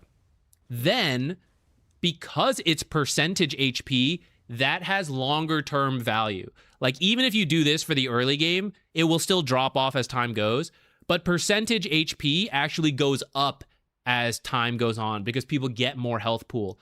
So the scaling on this is a lot stronger with the Edda. And in fact, if you want to go really at it, there's 2 talents for it as well, which currently most people don't go. Like if you saw in my guide, the default I have is right and then all left talents, which is generally safer for support. Because even though I said this is like, you still need 2 Splinter Blasts to clear out creep waves, the more consistently the Splinter Blast can clear the creep wave and kill enemies, you know, that is good with the talents compared to this stuff, which I know is kind of counterintuitive to everything I just said with the Edda, but I think it has to do with the timing of it.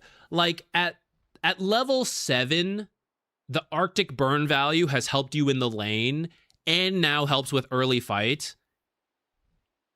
As time goes on, you need a little bit more. You're less about doing damage with Arctic burn and more using that for the flying utility, while using Splinter Blast as the long-range safe damage that doesn't reveal you, and using it to push out waves in a way Arctic Burn cannot.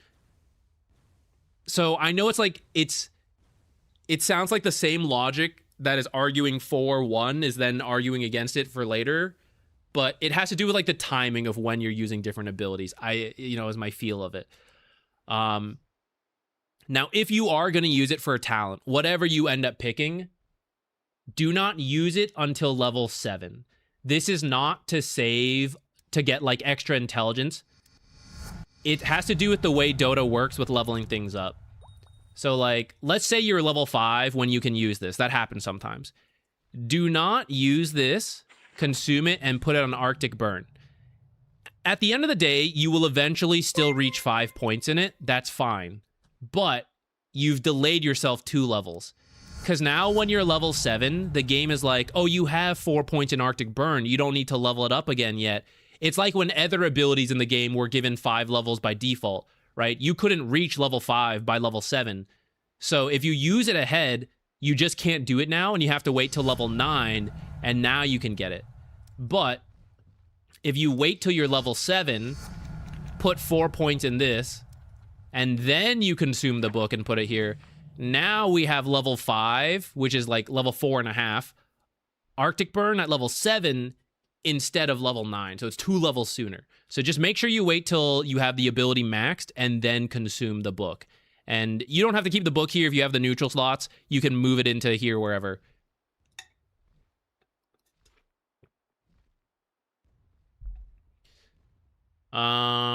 What else? I feel like there was something I was going to say about this hero, but I'm currently blanking.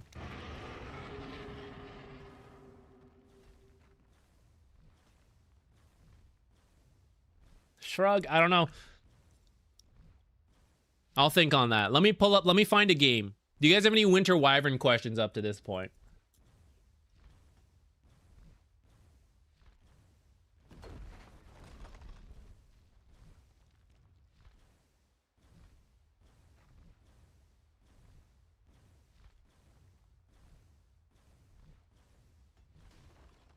Stats after E level 1? I don't think I would do that. Maybe if you were scaling and going for damage. I think the reduced cooldown on Cold Embrace and increased cast range is worth it. It also, the scaling of it in terms of healing is not bad either, because it is percentage based, so the later the game goes, the better. I would personally just get points in Cold Embrace. I don't know. Is this something like some pros are doing? Are they doing stats? I never noticed that if they were. I guess stats would help you stay alive a little bit more.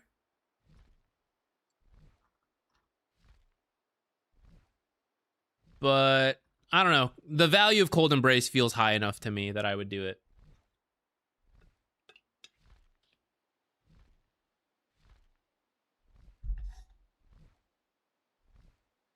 Wasn't it one stack, not one application? I'm pretty sure it was, but I'm not 100% sure.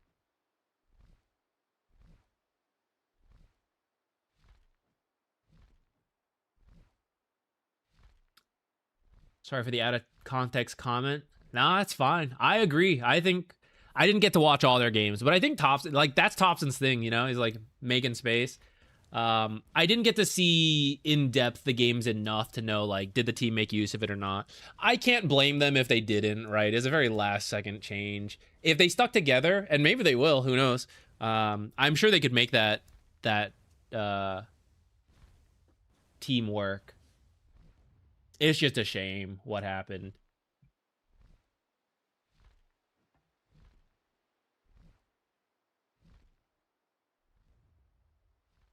What's the max range if you buy Dragonlance? I can show that.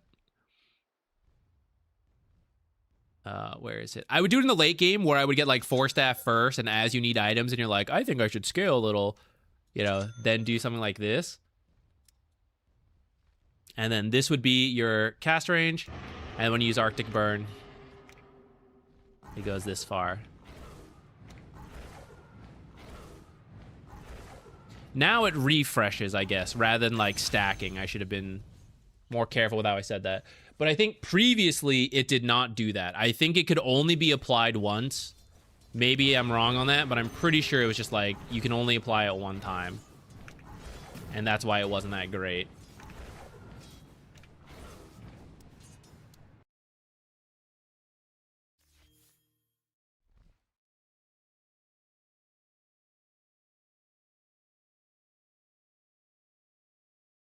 Is Gondar on the list? Probably not.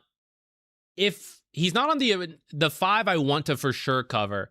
If we have time at the end, I'll talk about some of the others, but he's not on the initial go.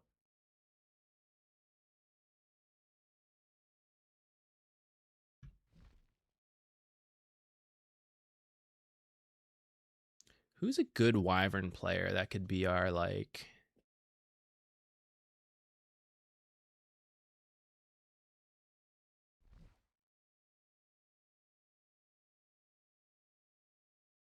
We just watched him, but maybe Kataomi is the guy to watch for Wyvern.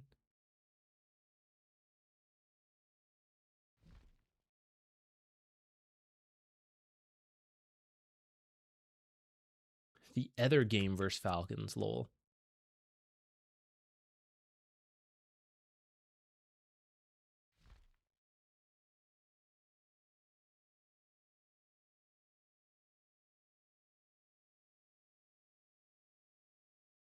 Core Wyvern could be a thing. It was in the past. It might be again in the future.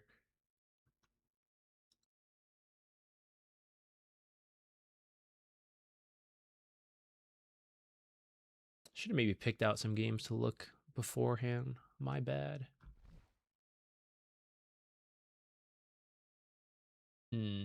Seeing if this game was not as much of a stomp, but they're both kind of stompy. Well, it is what it is. All right, let's do this one.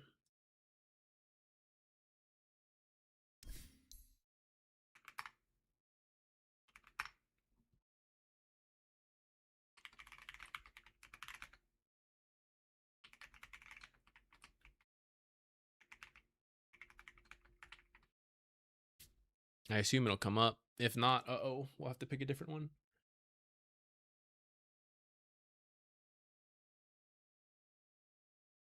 I don't think she really needs Holy Locket. Honestly, like her heal on Cold Embrace is so strong. You don't really need to boost it further, even at a like level 1 value point. So what you usually need is to be able to make sure you get to heal or you get to ult, which is why I would say like Blink or Force Staff if you felt you needed a Force Staff instead. I would do one of those, like a mobility option. Even Glimmer gives like a slight move speed boost. So something like that to help you use the ability or any of the abilities more than boosting the ability. All right, I'm gonna try to pull up a different one.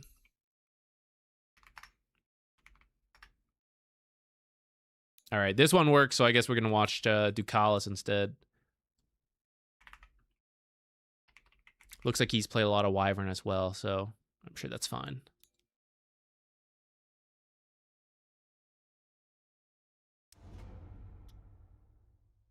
Iron Wing versus...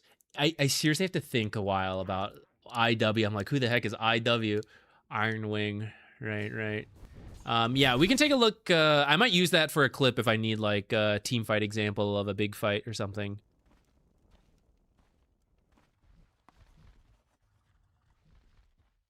I don't remember if I adjusted the starting items enough on Wyvern, but you open a bunch of right-click items because we're just going to attack a lot with Arctic Burn. When you be casting? I was casting. I was on the D stream for the group stage the first 3 days. We're actually done now. Swift stage is pretty fast for the C and D stream.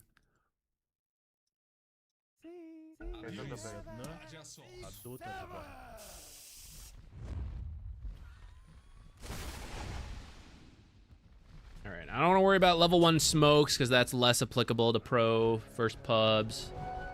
Let's just get to our lanes. Because he's super long range, if you feel like you know where the enemy is, you can do what he's doing, which is like when the offlaner walks through, he's just going to start attacking right away. You just need to be careful you don't get 2v1'd, so be a little careful when you do this. You can also just do it to scout to see what they were up to. This actually feels a little preemptive to me because of what ended up happening. So you want to make sure you can get a lot of attacks with Winter's Curse, guys. So when he used it, Collapse was already on the left. So now it's hard for him to chase for more without ruining creep aggro. There's also not a bunch of creeps in contention right now.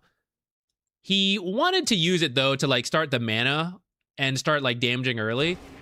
I think he could wait a little bit more for creeps to get low or for them to get closer. You know, props to Collapse for dodging to the left, I guess. But I think now it's easier to force multiple attacks onto Collapse because Collapse wants to stay for the creeps. Or if he runs away because of Arctic Burn, then you'll be able to get some denies. Maybe there's a higher level reason he did it, but I don't know it then.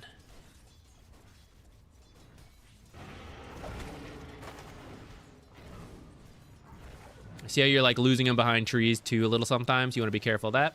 But he's still got like 4 or 5 auto attacks there, which is just about as many as you can get in Arctic Burn anyways.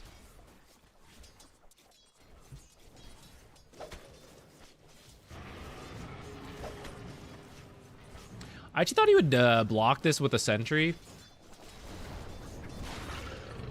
I guess he thought he was going to use it a little bit more.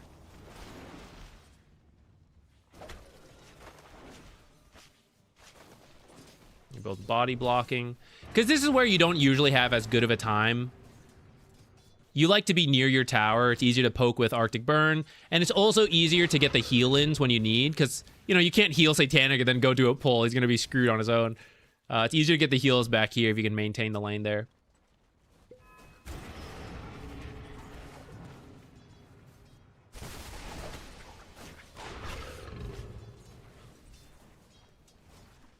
Yeah, I'll be honest, guys. I don't mean to go too far out of my lane, knowing this guy's got twice my MMR and is literally playing at TI, but I feel like some of these, he's missing more attacks than he needs to. And for you guys, I would recommend you, like, wait a little bit.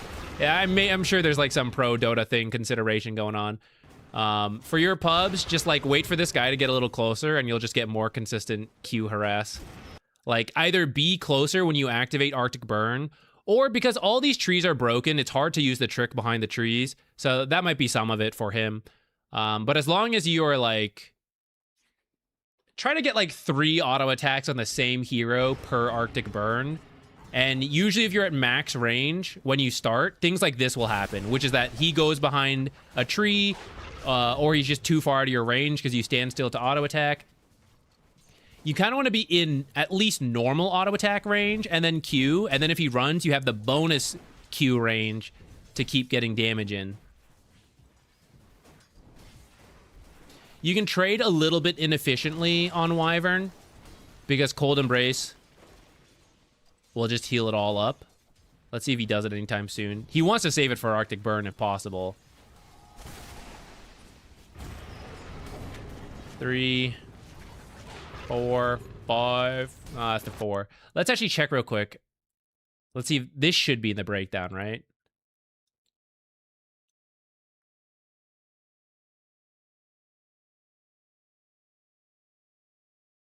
Look how the majority of her damage at this point. There's so much coming from right clicks and Winter's Curse. This is what you want.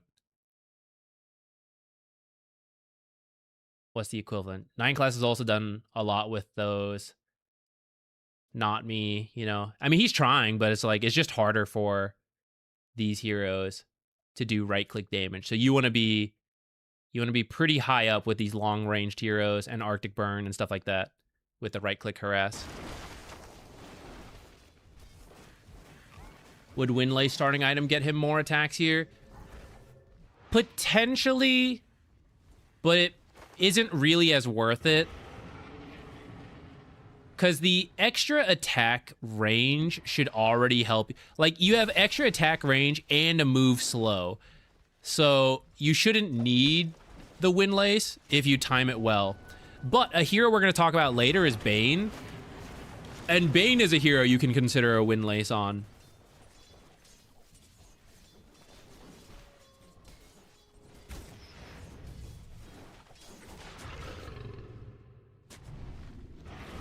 Where is this sentry is what he's... This is a sneaky one. This is sneaky. This is far back into the right. This is like... Don't worry, guys. Dukalis always puts his sentry on this bottom half. Like, we don't even need to cover this top left. This is a soul read on the player. This is very sneaky. I would have been wrecked by this sentry, actually. And it's true, high-level Dota almost always puts the sentry here because it's strictly better. There's not much reason to put it here outside of the like last-second block of the camp. This is a cool idea.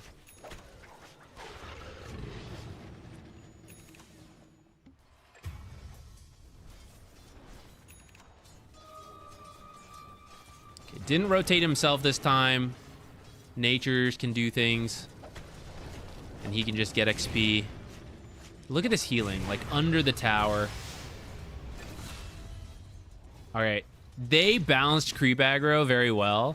That won't happen in your pubs. And you will get a return kill there.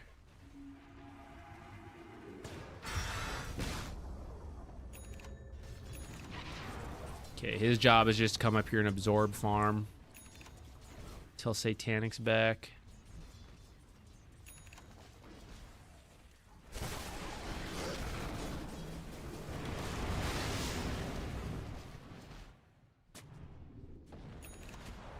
Any talks of where TI will be next year? Oh, I have no idea.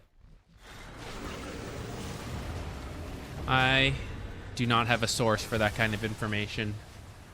I think even if I did, I probably wouldn't be able to share it. I imagined how that goes. But I can genuinely say I have absolutely no idea. I doubt it would be in China a second time in a row, so probably a new country. Or not like, it doesn't have to be new, it can be a returning one, but I don't remember repeating countries like any time in the last 5+ years. Zimbabwe? All right, maybe not as likely for one over there. Probably a region that actually plays. They also don't want it to be like, I think you don't want like every pro player to have to travel too much. I don't know. You want like a home region. Unfortunately for China, like all their teams lost, you know, but I feel like you like it's nice when there's a country that has a decent amount of players, because then there's like a home level. It's like a storyline. Next TI is on Gabe's yacht. Now, okay, that'd be kind of sick. The latency sounds awful. Hope none of the players get seasick either. Back to NA. I did enjoy Seattle. I got a friend that lives there, so it's very convenient for me. I don't know that NA is the powerhouse of which to host TI. But logistic-wise, it's probably easy for Valve. It's close to them.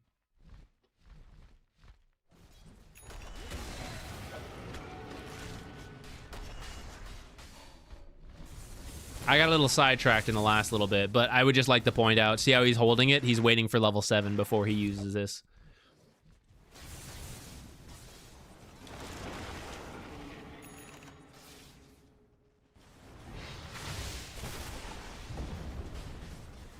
A million creeps here.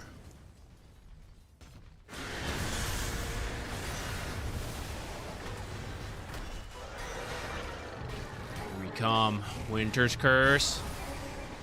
Everyone's scattered, darn. Yeah, that's why the Blink or the Force Staff helps, so that when you get close to be able to Winter's Curse, you can actually do it. Which, you can use Winter's Curse to initiate. It's a very... It can be tough to know when to do that. It's kind of like Terrorize in the same vein, where it's like, should you use it only for fights that you have stuns? Can you use it to disengage? Like, how should it be used? It's just another form of crowd control to a degree. And sometimes you don't have to think of it further. Like getting damage with the ult. Just being able to Winter's Curse a puck so that then your team can actually land the stun to follow up is enough. He didn't even need to do anything in this fight. I don't even know if we need to talk about it.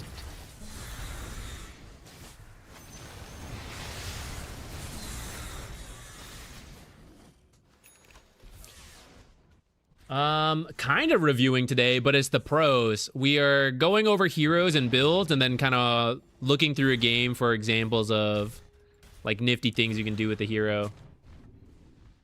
Which I've been a little sidetracked in this Winter Wyvern one. We talked a little bit about the lane, but let's try to find team stuff. So you should be able to heal 9 class here. And then this is the nice thing you can do with Arctic Burn. Wherever the fight breaks out, you probably don't have too many fights here. Most pubs do not have fights in this area. It's very rare. But there is a cliff here to go up and down with Arctic Burn. You fight around Roche Pit, right? You can go up and down these cliffs, right? Wherever the fight happens to be, up and down this stuff, past tree lines. It's a good trick to keep yourself alive.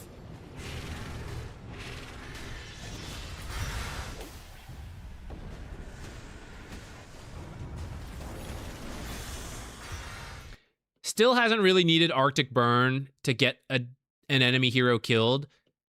It hasn't really been necessary. One thing you can potentially do here is as you see your team is like, okay, they're going to kill that guy. You start looking for the other guy over here, and you just use Arctic Burn as crowd control so that they can get close or you interrupt a TP, and you don't need anybody near them. Keep in mind, it has a... If nobody is in the curse besides your target, it has a shorter time. Minimum duration, 2 seconds. But if you get heroes in it and creeps, then the duration goes up based on the number of heroes you caught, up to a maximum of 6. But 2 seconds is still, it's a 2-second stun. BKB piercing, that's not bad, right? So you can just use it that way.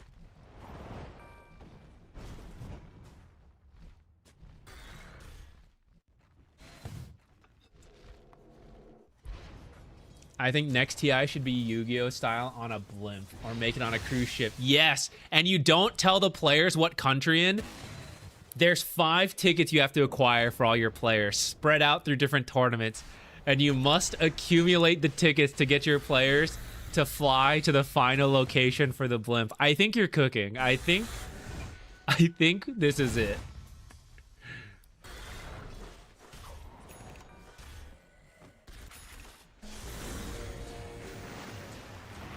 Do you always pop the item the moment you reach level 7?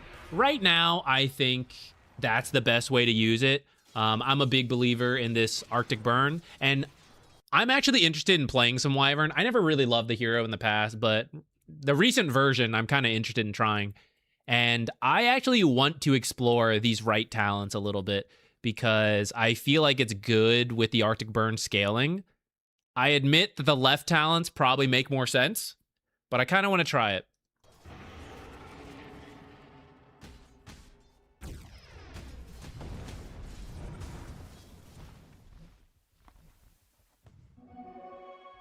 Core Wyvern in the future might hold the book. But currently, not really a thing. Is Winter ever like Enigma or something where the threat can be bigger than the actual use of the ult, or not so much in pubs because people forget? So, yes, actually, I would say so. You really don't want to show yourself too easily in a fight unless you're confident in your positioning and the items you have, because as long as you don't show, the enemy has to be very careful about how they initiate, or they have to pop BKBs very early to make sure,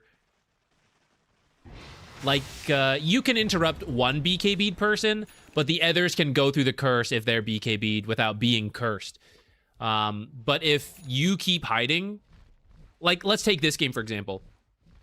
When Drow gets involved in the fights, she has to be really careful about where she stands until she knows where Winter Wyvern is and whether or not there's a curse. Oh, here's another good use. It's the same cliff idea, but, like, looking for runes and, like, Roche and stuff. So, in a way, you don't need to use it in a fight just to use it. If there is a hero who can't play against Winter's Curse in pubs because they're not building BKB, so when they go in, you always kill one of them, then don't show until you see those heroes. Or if there's a hero who's like, I have to go in and use the combo with BKB, you can interrupt that. Kez is a good example, right? He jumps in, he's like, he's got to use all his abilities, but you can break that up with Winter's Curse, potentially. Lifestealer's another one. Maybe trying to, like, TP out with Rage. And if he's worried about Winter's Curse, he can't be as aggressive.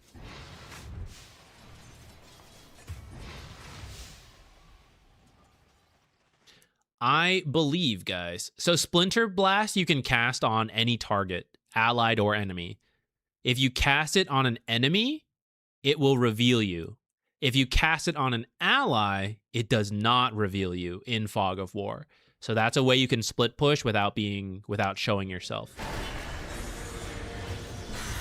I will have to verify that after this.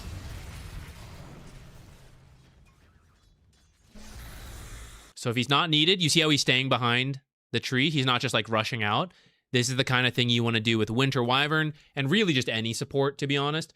But especially people who are good at counter-initiating more than anything. So this is Winter's Curse. This is Treant Protector. These BKB piercing things are often better at counter-initiation. So when you join fights, try to stay on high ground, try to stay behind trees.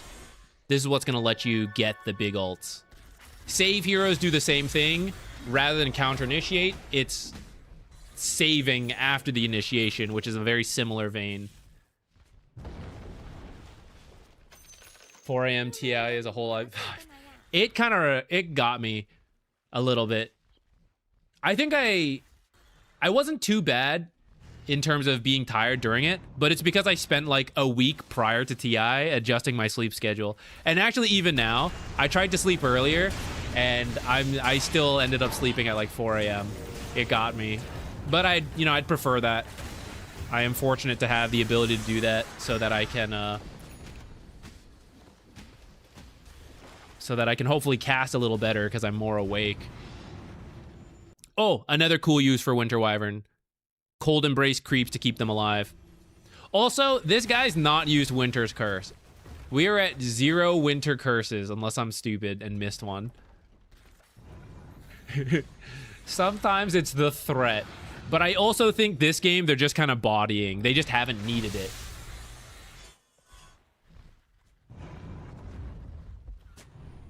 No casual Sage's masks. I think one, if you want to be greedy, you can get away with it because a lot of neutrals cover it, either through mana regen or mana pool. 2, he really wanted the Force Staff this game to deal with Clockwork and to kite some of this stuff. So I think he just wanted to rush it as opposed to getting the Sage's Mask. And he wasn't doing a lot of like farming with Splinter Blast anyways because they've been winning. I think for pubs, if you want to do a casual Sage's Mask, I'm open to that. I think I have Arcane Boots in the pub build since that's just how pubs go. It gets used a little bit more. Like here could be a Winter's Curse to initiate if he wants to. But it is weird because it's like right next to their base. But if you needed enough time for Satanic to show up or something.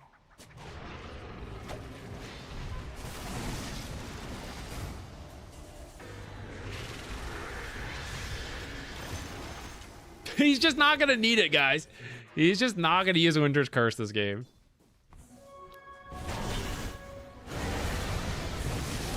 I'm looking at these guys. I'm looking at these guys. Oh, there's creeps on me. All right, we continue to threaten Winter's Curse.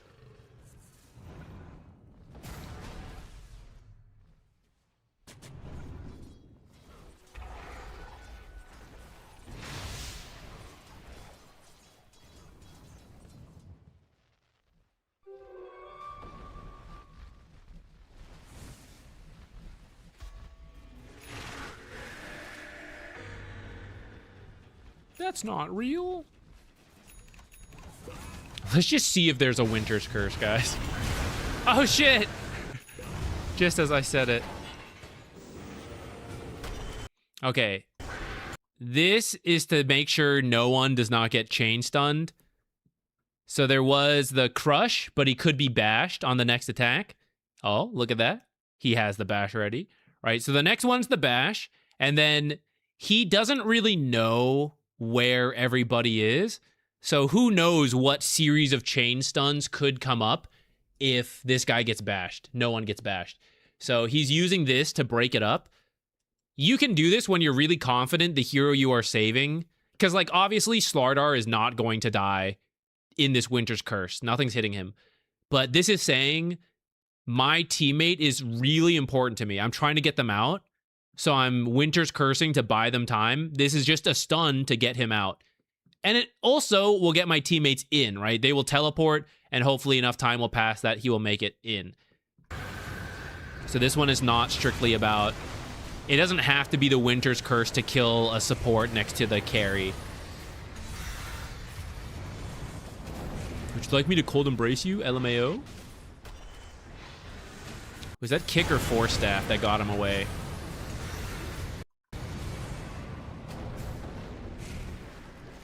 May have been both. I think they were both had the same idea. So he kicked, he force staffed. I think that overrode. They both had the right idea, just to like get Nature's away. Might have kept him alive. He may have lived anyways, just because he's pretty farmed this game. Pretty farmed, yeah. I think Drow might not have finished the kill even without that, but it's a cool trick.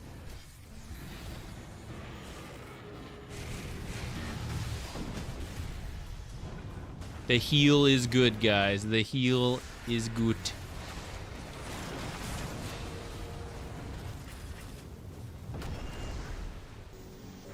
Where is he? Feels bad. Half your mana pool gone. All right, we saw one Winter's Curse. I guess I'm content.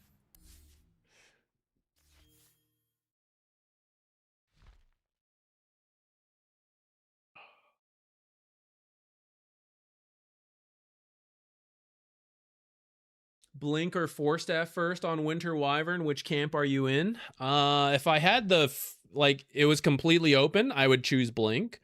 But there are games you need the Force Staff, so I think it's fine to get Force Staff first.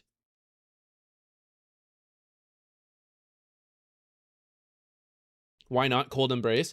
Because Cold Embrace as a save is still a stun. So if you're worried about an ally being chain stunned, and it would be very dependent on the fight, but if they're being hit by one stun, and in that case, he is Winter Cursing to prevent the second stun from coming in so that his teammate can BKB and get out. If you Cold Embrace the teammate, there is still a chance the other heroes are behind, and then they Ringmaster ult him. So even though he gets out of Cold Embrace alive, he is still chain stunned after, or the Doom comes in, whatever. That's the tricky thing with Cold Embrace. Like, it is not fully good. It can be a pro and it can be a con. So that's some of the risk you're weighing in the moment when you're choosing which one to use.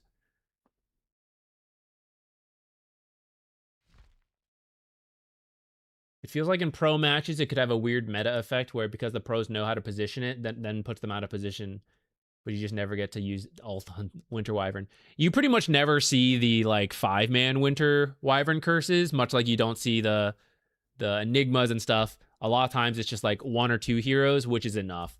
It's true. The pros are much better at casually they're passively always apart to avoid these like big AoEs in case they're walking through wards and then the enemy team just jumps them and they were all clumped because they thought they were safe. Now they're not. They passively spread out a lot more than you'll see in pubs.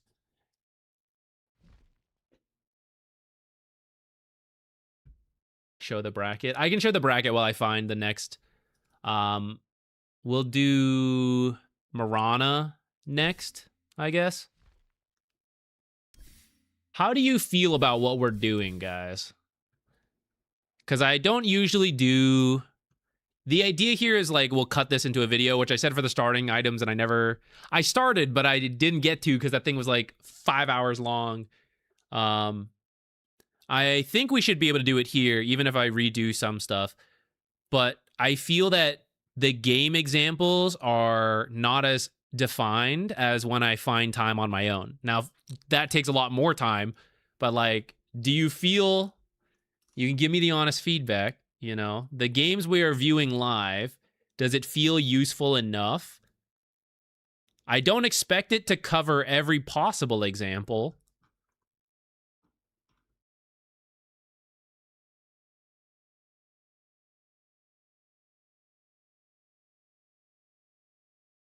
Who's a good Mirana? Sneyking is like the goated position 5 Mirana. Who's a good position 4 Mirana? Whitemon's also good. Let me see if either of them played it recently.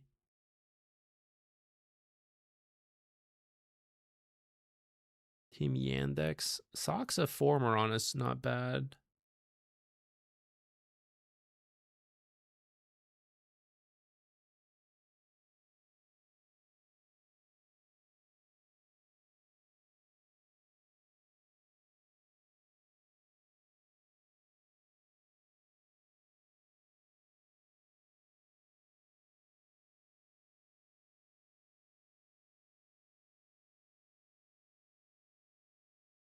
Some of them seem a little better than others. Hoodwink one was good. Undying was okay. This one maybe not as much. Yeah. I guess that's the nature of it live, right? Because like if I do videos, I find games where it's like, oh, that's not a good example. I'll find a different one. But I guess if we're doing it live, you guys are dragged into that process.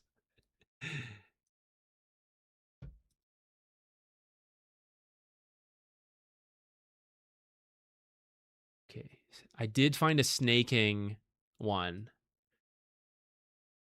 I'm going to download that. We still have to talk about the build itself first. But at least we'll have the game ready.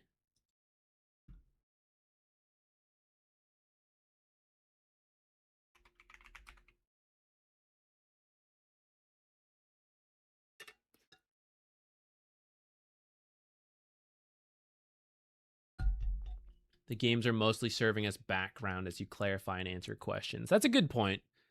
Because I think if it was a YouTube video, it would be like some paused screen while I'm talking through stuff, right?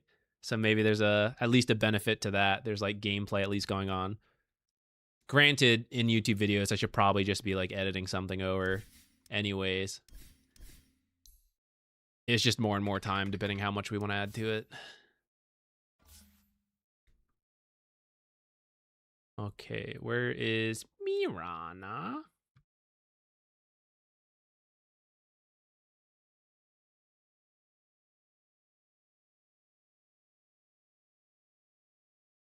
Where's my thing? I think I'm also a little lack of focus compared to usual. I'll self-admit it. The sleep schedule is still shaky post TI. I am more tired now than I usually am. I think there's less focus on some of this than otherwise maybe could be. Okay, let's do Mirana. If you guys have any Mirana questions, feel free to post them. I mean, if you have a question about any of them, you know, post them and we'll address them as we go. But let's start Mirana. So I actually have an old Mirana video about Sneyking when he popularized it to win TI. It is honestly not that different conceptually since back then. The stuff has just changed a little bit, right? Like there's no facets. The exact build is maybe a little different, but a lot of the concept is the same, which is that whether you're playing her 4 or 5, she's very annoying in the lane. The new reason she's annoying in the lane, it doesn't show here, but her innate is now this quiver, right? And the quiver lets her attack without drawing aggro if you manually cast it. And it also just lets you win the trades a little harder because it just does a bit more damage. So you're just trading more effectively. You back off, you build up charges, you go back in, you repeat. So that in combination with whatever build you end up wanting to go for. So you can do Starstorm. This is like the old way when Mirana 5 was popular back then. Starstorm was just really good value. So you right-click trade, you Starstorm, you win trades that way. You can still do that build. Arrow gives you more kill potential, especially for level 1 smoke plays around bounty runes. You also do this if you don't want to play the lane. So Starstorm is being in the lane with Quiver, right? You play the lane actively. If the lane sucks, the enemy has counterpicked you, you're not going to have a good time. What you're going to see is Mirana's Arrow the range creep, and then you can do some creep manipulation. I think I'm actually going to cover that topic in a separate video, but essentially you use the Arrow to guarantee range creeps. You do some jungle farming with it. You possibly go for some winning trades with lucky arrows, but also you don't because you were losing the lane anyways. It wasn't the idea you were going for. So you're using the insta-kill element of the Arrow to manipulate creeps to creep equilibrium to get it to your half of the map faster. And then you just like stack and farm things as you're stacking. And you do that with Arrow. But with a lucky Arrow, maybe you can still turn a bad matchup and get a kill. Or because the matchup's bad and you roam early, you have level 1 Arrow, so you can do it. So level 1, it can be either of these abilities. Level 2, max aggression, you take the other one. That's the most damage you can get. But Leap level 2 is far safer to allow you to play aggressive, play defensive, just move around the map. It gives you way more options to have Leap level 2. And a lot of times, once you take this, you can't die. Like, unless you get chain stunned, most of the time, oh shit, I messed up, leap, you're good. And you have to be careful till the charges are back up. But 1 leap, if not 2, you're always good in the early game. After that, whatever build you do, you only go max W. Like, let's say something like this. You only do this if you have setup in multiple lanes. So you're pretty much guaranteed to be landing arrows. Otherwise, you're doing what is labeled here, which is just max out Starstorm first because it covers the most different things. It's useful in early fights with your 1 point in arrow. You can use it to jungle. You can use it to split push. This is it's just safe. Items, because you're going to right click a lot, you do the usual stats. And right now, Circlet is more popular than Wand because Quiver is free. So you don't even need extra mana to use the Quiver, which is what Magic Stick tends to be value for, is picking up early charges to keep using spells. She will use spells, but because of the Quiver, stats will go a long way. And then this Circlet builds straight into Earn, which is kind of like the item for Mirana right now. Earn, you get your boots, and pros like the Essence Distiller. You can do Spirit Vessel if you really need it, but Essence Distiller just helps you. This is very similar to, who did we cover earlier? Who was the first one? Hoodwink, right? The way you're playing it is this utility hero that provides enough damage from the abilities, plus some from the Earn.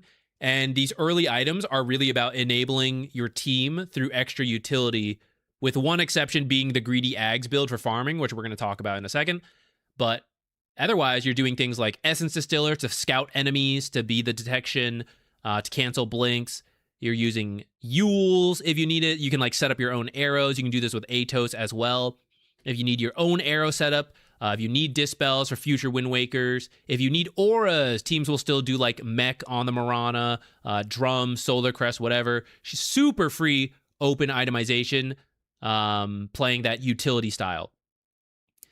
Now, at some point, either from that utility play style, 1 or 2 items, you then pivot to Ags, or if you're being really greedy after your first item, let's say you do Essence Distiller, you go into Ags. Why are we doing this? It's a lot of damage. It's a lot of farming. It's a lot of utility as well, because as the arrow flies through, the Starstorms drop. You break blinks in team fights, even if the arrow doesn't hit. It's a good scouting tool. So there's utility in that. But again, it's just a lot of farming, which is very good right now. One support who can absorb a lot of gold and scale with it and provide a lot to the team, either through damage or utility, is quite popular. And so Mirana has a very safe way of doing this with the arrow. Like, without even showing, you can just arrow through the lane. The Starstorm hits all the creeps, it shoves the wave in. It goes and hits a camp. It insta-kills a creep, it Starstorms the rest of the camp. You can choose to show yourself in the lane with the Q to instant kill the rest of the lane creeps. You can Q the jungle camp to stay out of sight to finish that camp. You just have arrow again later. Like, there's so much value to this thing. While you're farming one camp, you arrow to the next. The Starstorm hits the creeps you're farming, it goes to the next camp, right? There's a lot of speed with this. And then it's still in team fights. It is the damage of arrow. It is the Starstorm added on top. You're going to get this Starstorm damage talent. You're going to get multi-shot. So you're scouting like a triple way, doing an insane amount of Starstorms everywhere. It's just so much damage. And it's what's going to allow you to scale as a support. It is very greedy. Pro teams plan around that. Pub teams that are going full damage, you're going to need to be a lot more careful about doing this Ags build, at least right away. You might want more utility items before you go back for the Ags. But if you do need to scale up, if you're having a really good game, you can consider it. And I don't think it's griefing. I think it's actually a pretty good item, as long as you farm and you jungle to steal from the enemy, or at least make space of where your team is not. Do not go to where your carry and your mid is farming. Do not go to the triangle stacks and just like, hey, you want these? I want these. Like, don't do it there. Go to the enemy's half of the map, take their jungle, right? I was trying to hit the enemy team. Look, I arrowed through the wave and went for the mid. I missed. Oh, sorry. Also farming the mid wave. But like, at least you know, it's like pushing in waves and trying to kill enemies is better than being AFK on your own half.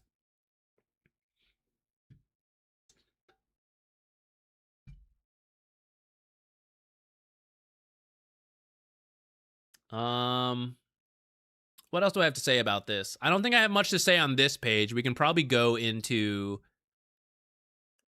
deeper items, into the games to like talk about stuff. You might see some pros do Blink. This is especially if you're going Hex or Wind Waker, which you can do. They're just not quite on here. E-Blade is like for a lot of damage because you're going to arrow someone and like after the arrow hits, you E-Blade, or if before you can hit them with the arrow, you E-Blade. That's the best for the most damage. Not always in your control. But then you're going to get close with double Starstorm with this talent, and it's going to be amplified by E-Blade. Boom. Explode someone. Did you say if all the heroes today were position 4 or 5? I don't know if I explicitly said it for everyone, but all of them can be position 4 or 5 for pubs. I would say Hoodwink is a little bit better as a 4, but she can definitely be a 5 because of the utility version of her. Undying is a better 5, and he's pretty much all you'll see him as a 5 in Pro Dota. You'll see offlane Undying, but not like... For support, Undying is quite rare. He's much better as a 5. But in pubs, you can make a 4 work. But maybe it's not supposed to. Wyvern is similar. Wyvern is a much better 5. You can make her work as a 4. She just doesn't really need very many items to do anything, which is why she's not really a common position 4. There's nothing... The gold and the levels aren't really going into anything. And then Mirana can do either. Arguably a better 4, but I would actually say it depends in the hands of what player and what the team setup is. I think either version can work for Mirana. Does Moonlight Evasion give its effects if the target is dusted or revealed? The talent will still give the evasion. The invis, obviously, well, actually, they're invis, they're just dusted. So technically, yes, they're invis. They're still getting the effects. Yeah.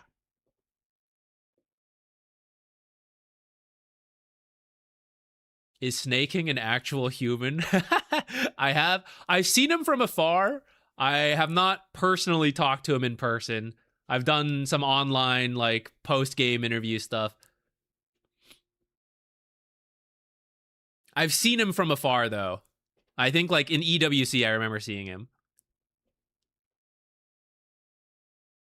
Seems to treat pro Dota like a pleasant office job that he happily shows up to and waves to everyone.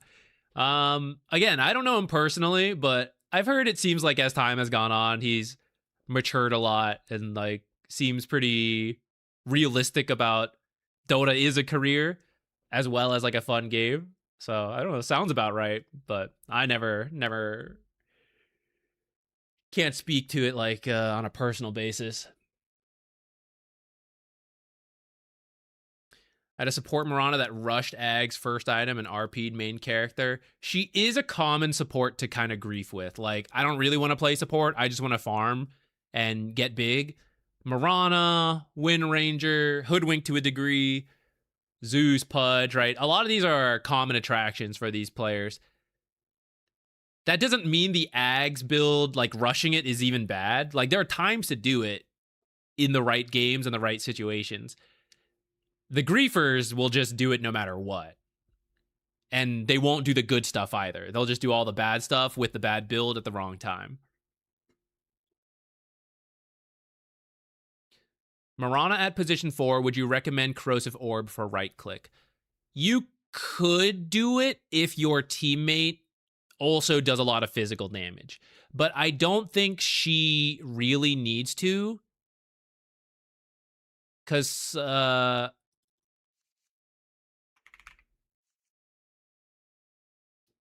this is magic.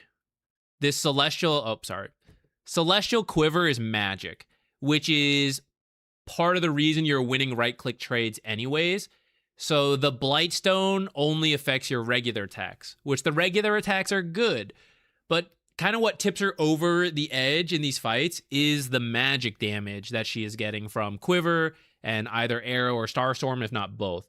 So because of that, I think just regular stats are fine, and they will build into other things as well, rather than the Blightstone. Hoodwink, by comparison, that we talked about earlier, Acorn Shot benefits from negative armor. So not only does she also right-click from afar, like Mirana, but one of her abilities is directly benefited from the Blightstone.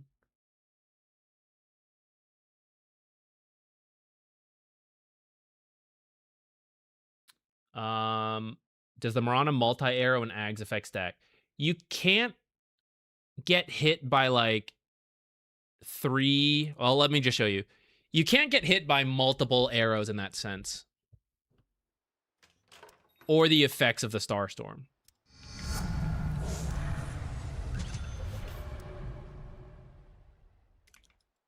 Okay, I don't have the talent yet. Yeah, okay. So like one... Ah, shit, I didn't mean to attack. So you kind of saw there, one arrow is just the 225.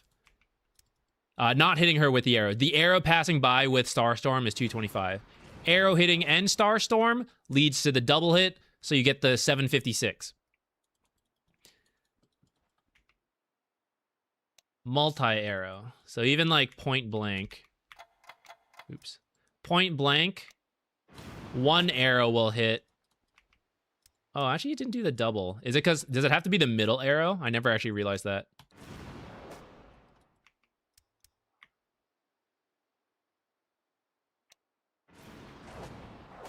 Huh. Okay, I actually didn't realize the middle arrow is the one...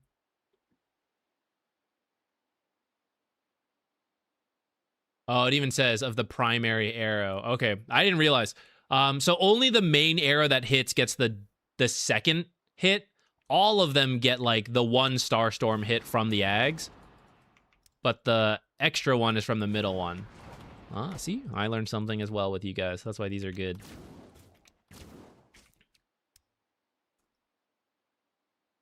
But, yeah, they don't get... It's not like 8 different Starstorms when you do it point blank, which would be funny, but it's no good. But that extra hit is part of why, like... It's like 2,000 damage. That shit's crazy. I didn't even take this Starstorm talent one. You know? That's why this... Now we're up to 2,600. It's pretty ridiculous scaling.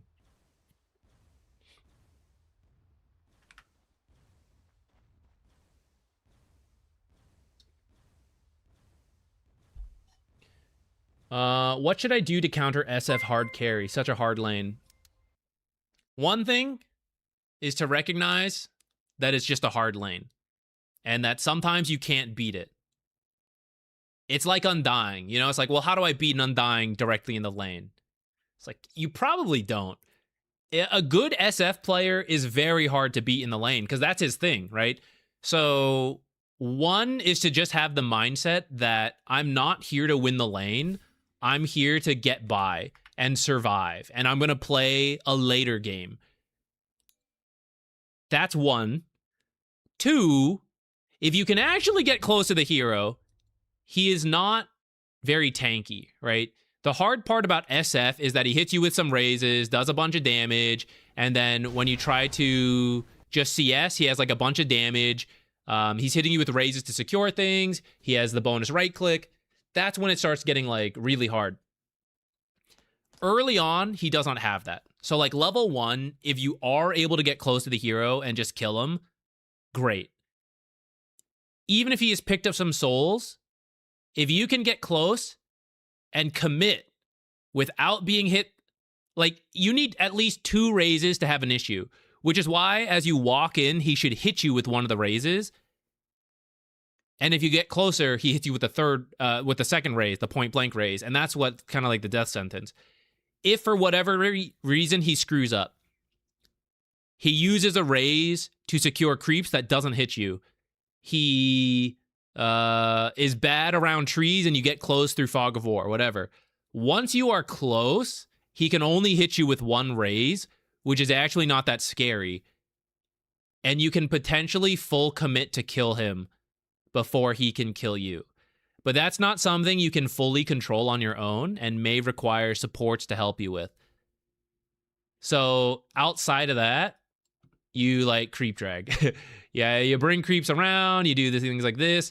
Level 1, you're seeing a lot of people kill the range creep here, body block a little, kill the range creep together, and then creep aggro this. I'm going to make a video on it later. That's kind of the new age trick for early level 1 creep aggro to avoid SF lanes or just other lane dominating lanes. Okay, we're gonna look at Sneyking playing Mirana 5.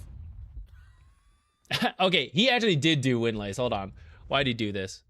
Who's he playing against? Darkseer, Spirit Breaker, or Clockwork. Okay, so I guess the idea here is that he knows they are gonna creep drag versus him, and it's gonna be a lot about the Ion Shell manipulation.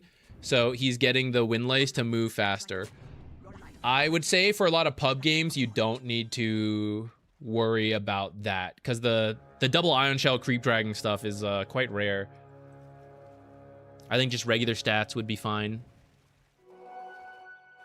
Held the skill point. He's got disruption with crit, so if they were able to find a disruption, he could do it.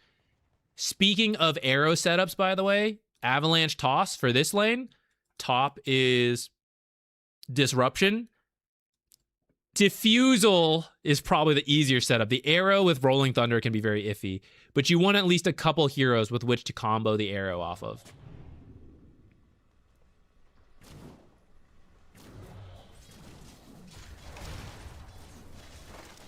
So notice he's just keeping his distance and poking a lot.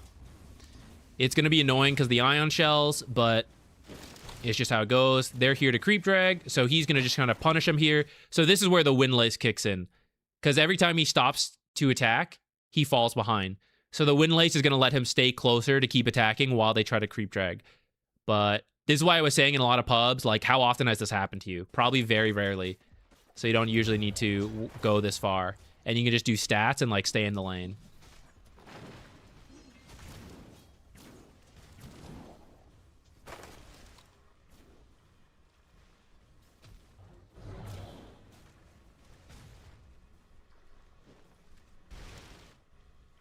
He's just trying to do what damage he can, limit them. But he can't go too far, because if they hit level 2, and he's not level 2, because he didn't take Starstorm, that's why he's being a little careful, because he's not sure on their XP.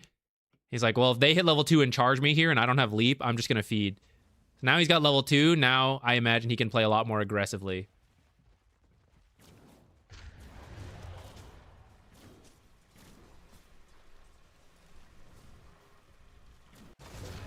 See this? This is not Mirana specific, but this is just like really smart.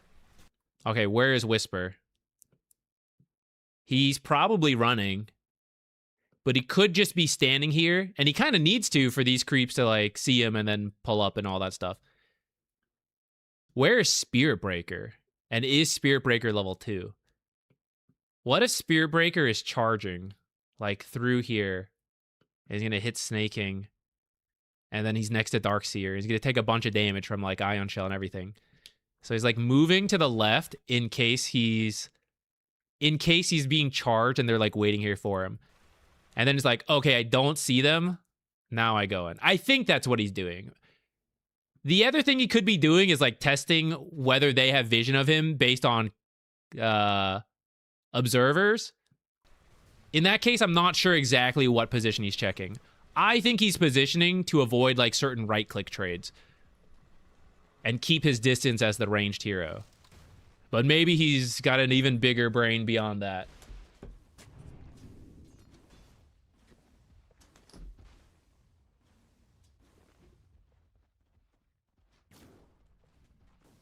The quiver, you need a special keybind for it to not do the aggro, right? Yeah, if you just have it on auto cast and you right click or A click someone, you will draw aggro. Much like how Drow and OD and those heroes, it's the same thing with them. You have to manually cast it, whether because you have a hotkey to it or if every time you click it and click them, you can do that too, I guess. But a hotkey is going to be easier.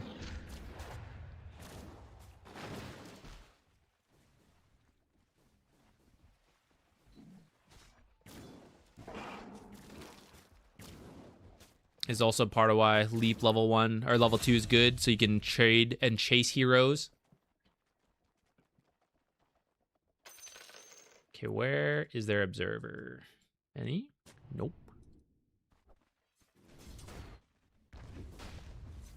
I thought there might need to be one because they just kept running up the river.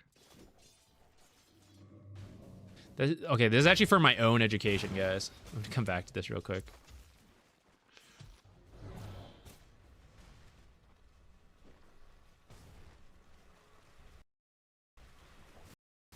Okay, this one he walked back down.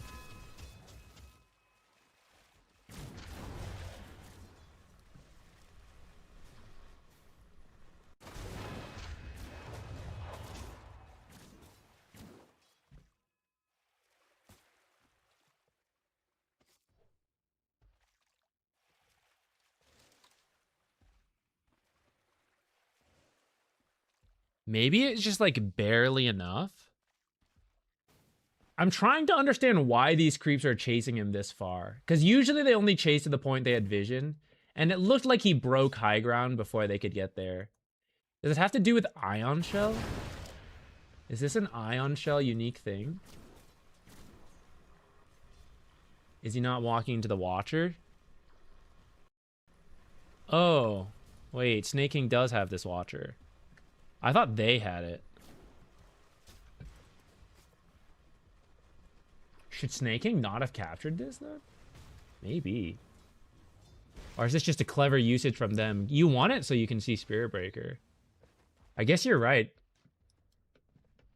Let's see again. Oh, this is where he died eventually.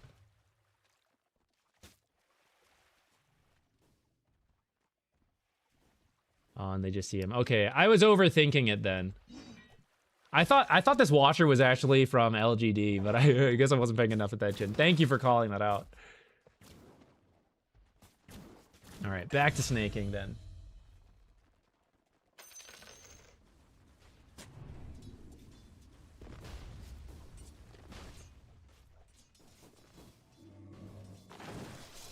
Okay.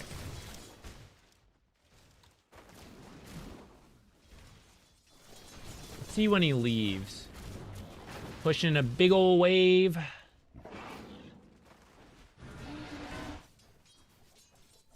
Oh, this was the mid gyro.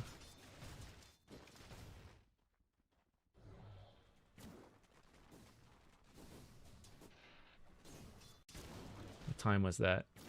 4:24, or just 24.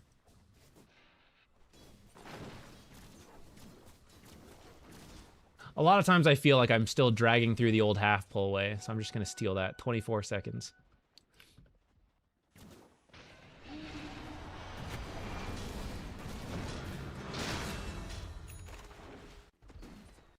Okay. Because this game has had a lot of like chasing the Spirit Breaker, which is pretty unusual for most pubs. This is maybe not the cleanest example for laning stage with Mirana, though we're seeing the pressure you can apply with right clicks and like Starstorm and stuff. But this will be a common move to make, usually more for like 6 minutes. It's like you can stack and rotate over.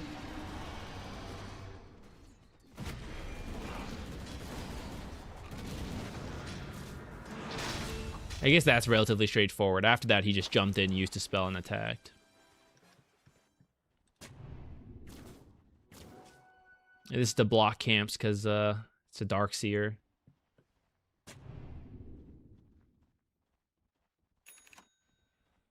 That was very close. These things are cool, guys, but it's like totally irrelevant to Pub Dota. Outside of like very high immortal games. These kind of blocks that have been getting common. You're seeing it a lot at TI. It's just like pro stuff versus pros.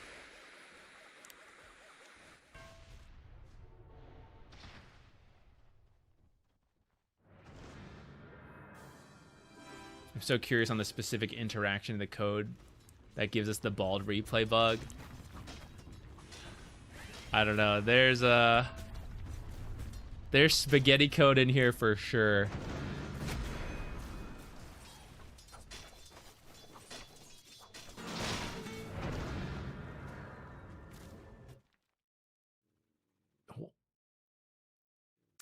Once your lane is done, just go with your active heroes as Mirana. Just like all these heroes we're really playing.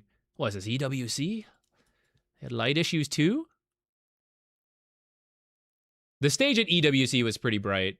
The players, at least on my stream, the players would always be like, lights, please. It was a bit bright.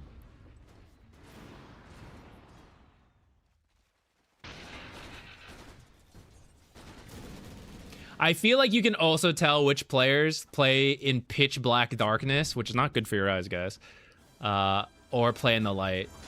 You can see when it's the online tournaments and you see the player cams, and it's like some guy in the dark, like pitch black, sitting like this, you know? Then they go to the tournament and there's a light in their eye and they're like, I can't see, I can't play. Ah! You've been living in the shadows. Open your window.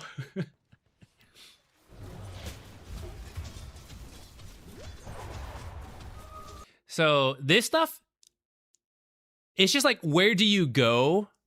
He doesn't have much to do. Even though I just said you generally try to play with your active heroes right now, no one is ready to do anything. So like, Skitter, carry Tiny, right, needs his farming item and stuff, right? Pango would like roll and Diffusal. Shadow Demon, he could maybe work with. Then like Necro, not really ready to fight, but kinda. So he's got some downtime right now, so he's just like messing with an offlaner. Just like, okay, I'll just like slow you down, I guess. Even force him to TP out.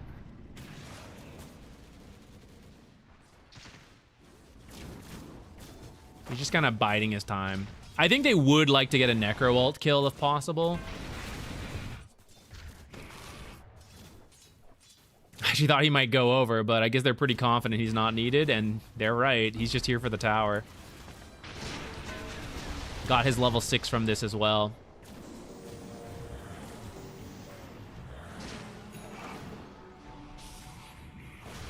The jukes, almost.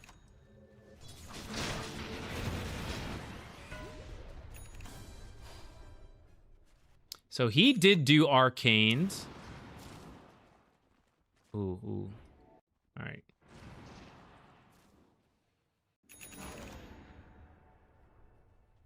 The double stack here. He's going to arrow. I think there's a certain distance. I want to say it's 2,000. If you're within that range, after they get arrowed, they'll aggro. But if you're not in that range, they don't aggro. So I think he was a little bit out of that range, and that's why they didn't aggro here. And then otherwise, he is going for the double stack here. And then there wasn't anything to double stack, and it was like, oops, awkwards. If you always arrow your own half of the map, by the way, guys, you'll just reduce camps like this, right? Which is then bad for the carry when it comes through. As a team, you still got, let's say, 1,000 gold, but 300 went to you, 700 went to the carry.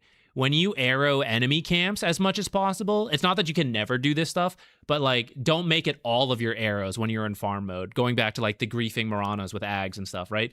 Do it on this half. Then Tiny gets the full 1,000, you still get your 300, and the enemy carry going through here gets 700. So then that's an actual gold difference.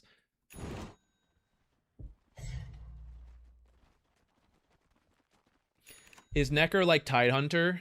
As in you only fight with your ult? Not strictly. Necro is just very greedy and wants to farm a lot. And the true timing is Radiance. But when you can show up with your ultimate, you do it. Clockwork is so annoying. Tidehunter, you do tend to fight around Ravage. But depending what items he has, he can also fight without it. Whereas Necro without his ultimate is meant to just be farming. At least in the early game. Tide is not strictly meant to only farm if he's not fighting. Like, he could still fight without it.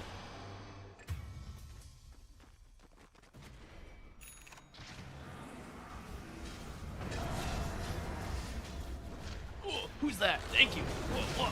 ZQuixotix TI performance. ZQuixotix Joy K, thank you. That is me. Dance on the stage.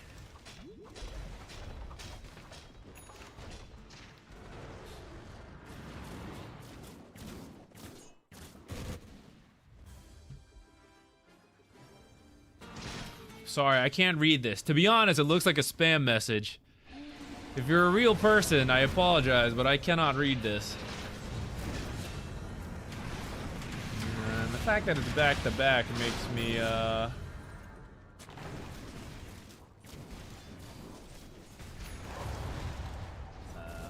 really have to do this. There you go, that's the button. No, it's not a dumb question. Don't feel like you got dumb questions here. This is a education stream. I want the dumb questions. Then you become a video and get shamed for all. No, really. I mean, this is where you learn them, right? Whether it's dumb or not. And I actually don't even think that's a dumb question. That's a very, like... It is a nuanced question of when do people fight or not and all that. I got a little sidetracked there. Let's go back. I want to go back to this last little sequence because I think it's good, right? Here's him jungling on the enemy's half of the map. So just arrow the enemy camps and then just right-click the rest down. Pango is kind of ready to do stuff, which is why he's like hanging nearby. Got to defend your stacks, so they do this.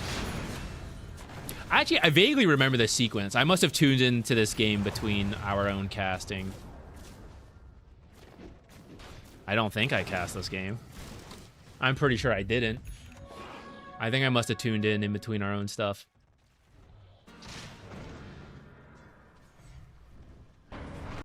This is the active hero who can now set up arrow. He's got the blink, so then you just follow along, you throw the arrow. Easy peasy.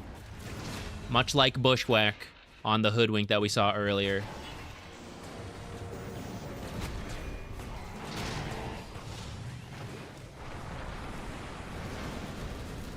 Avalanche toss, arrow, Necro ult for good measure to get that stack.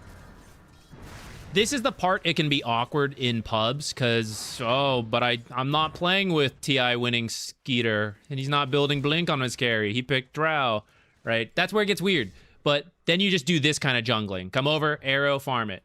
Okay, I got an offlaner, a core pushing top. Okay, just hang around with them. Maybe you can't easily land arrows, but you just do this. Like even Sneyking did it, right? You just arrow the big creep and farm this stuff. A part of the reason he's doing it now, you might think like, oh, is this stealing from Pango? Because Pango's about to come farm it. It's okay. 1554. So he's going to farm it, stack it, and then Pango is still going to have a net positive here. 1.5 camps. So Mirana didn't steal from him. She timed it well to get farm for herself and still leave farm, if not more farm, for him. If she had a little bit more safety, like they had a ward in here, maybe instead of doing this one, she'd come farm this. So then Pango would get all this, and she gets this camp. Whatever. You get the idea, right? Sneyking is finding farm, and it is not just AFK, steal it from Tiny over here, steal it from the Necro over here. He's in a position to do active things, and if no active things are happening, then he's farming. This is the key concept to pull into pubs, because truly there is so much passive gameplay. So you just have to do your best to say, here's where I am positioned for active play if it happens, and farming if it does not happen. But this is the place for me to be. And the more you can learn to do that and not show yourself too much for free and creep waves and all that, do your best to like, okay, is it gonna like spawn or not? Is this stealing? Is this good? That's a really good skill for pub games. It's very hard, I get it, but like, it's a good one. What was your favorite game to cast?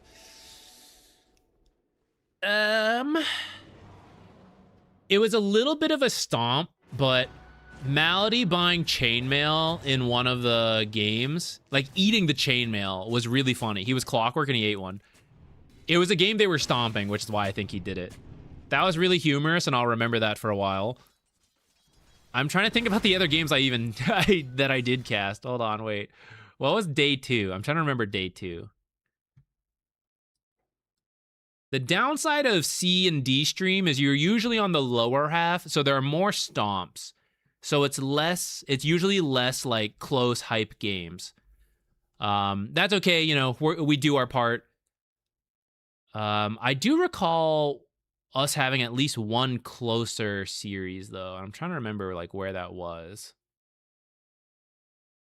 Was it this Vici game? Maybe. I feel like day 2 had one that was relatively close and exciting, but I guess I'm forgetting now.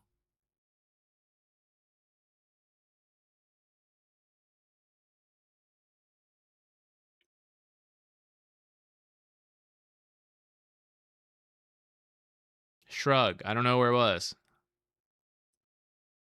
What did I do, guys? What? Did I work? I've already forgotten everything I did. To be fair, that was late night for me. The brain was not going. Do you have a list of them? I don't strictly keep a list. If I wanted various chat messages, because usually what happens is there's like a production chat for the given stream, and they'll post like the schedule there. So either for various tournaments, I either have an old copy of the schedule and I could check there, which sometimes I do when I'm filling out like invoices and I forget what we did. Or on Liquipedia, if you click some of the information tabs, it'll usually say like, so-and-so cast this game. Whatever. You can like dig through it that way. Drinking on the job. Always.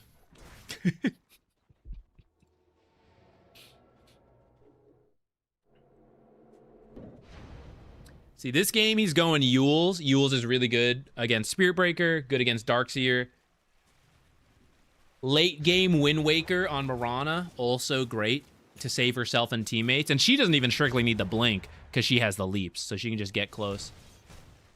See this positioning? Actively good play. I know it's very easy to overlook this stuff. And this is the stuff that you never have time to talk about in a cast, right? You're probably talking, you're filling at this point because nothing's happening. Creeps coming in. So many pub players will just hit this with Tiny. Maybe they just walk through it. Maybe they just stand too close. What does he do? He is actively going around to stay out of sight and stand behind a tree. If a smoke comes from this angle, they have Observer to see it. If they jump Tiny, he is at an angle to launch an arrow through the trees. If someone comes contest this, again, arrow from the trees, and they don't know he's here, they'll jump the much harder to kill Tiny, who has 2,400 health, as opposed to Mirana with 1,000 less, right? It's all very intentional. And then they go ult for a kill now.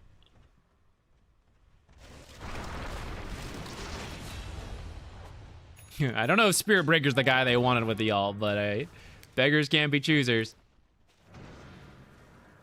Which, okay, actually, let's take a moment to talk about this from the reverse perspective. So they're losing right now on LGD. Spirit Breaker's unfortunately not a great hero for jungling, but let's pretend you were playing one of the heroes we covered today. This Mirana, this Hoodwink, these heroes who can do a little jungling on the side. So even when nothing's going on and you look at the map and they're all like back here, right? My carries are passive farming again, Zach. What do I do? So you try to do pulls like this.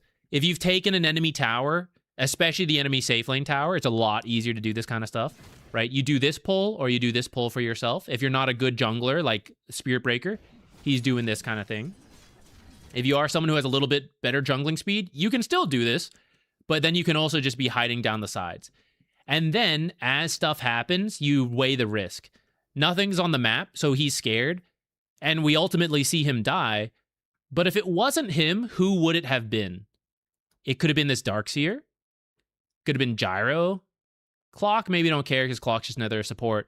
But Yuma on the Lina carry, right? So by being up here as a support, he's pushing in lanes, he's getting information, and then he's in the dangerous area. And if it turns out nobody is here, he will keep shoving the lane and he will keep jungling. He will get gold himself. That does not steal from his team who's doing the more passive stuff right now. If there are heroes in the area, who's going to die? Just to support Spirit Breaker. Mirana ult. Multiple heroes. Whatever, guys. I died. Hey, Whisper, get out of there. Use your creep to, like, shove bottom. If he gets away, all the better. He would have liked to, you know, charge to a different lane and live. But this is... I'm serious when I say, like, this is good play. I know he died. It looks silly. But it's really good for supports to do this. And it's a very good skill for pub games where there ends up not being a lot going on. I get it. As often as I'm saying, oh, just follow the active hero. I know, sometimes there's no active hero. So it's us. We're the active hero.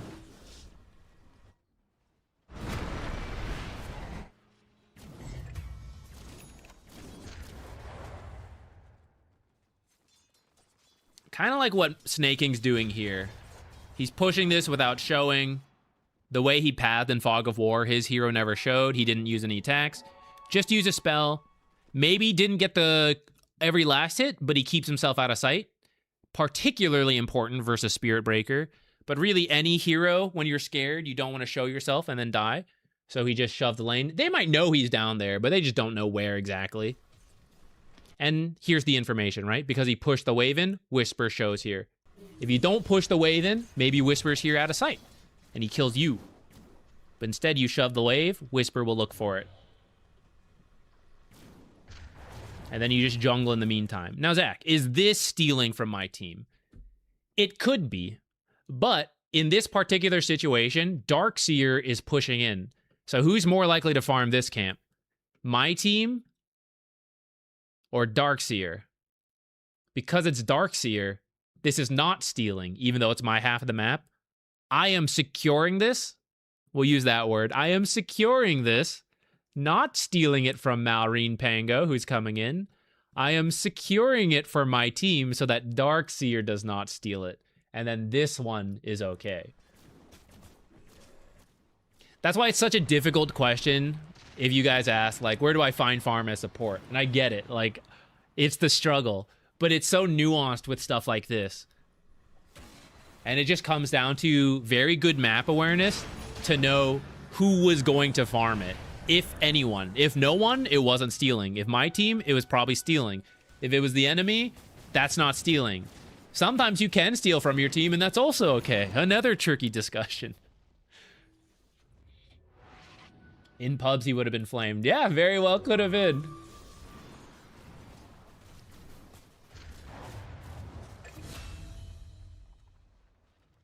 Hi, Zach. Hello. I've been trying out Helm Dom on Mirana. Do you think it's too greedy? I would say you probably don't really need it. So the Helm Dom, it does let you do some stuff that you couldn't do without it. In terms of split pushing a lane without showing, Arrow can do it.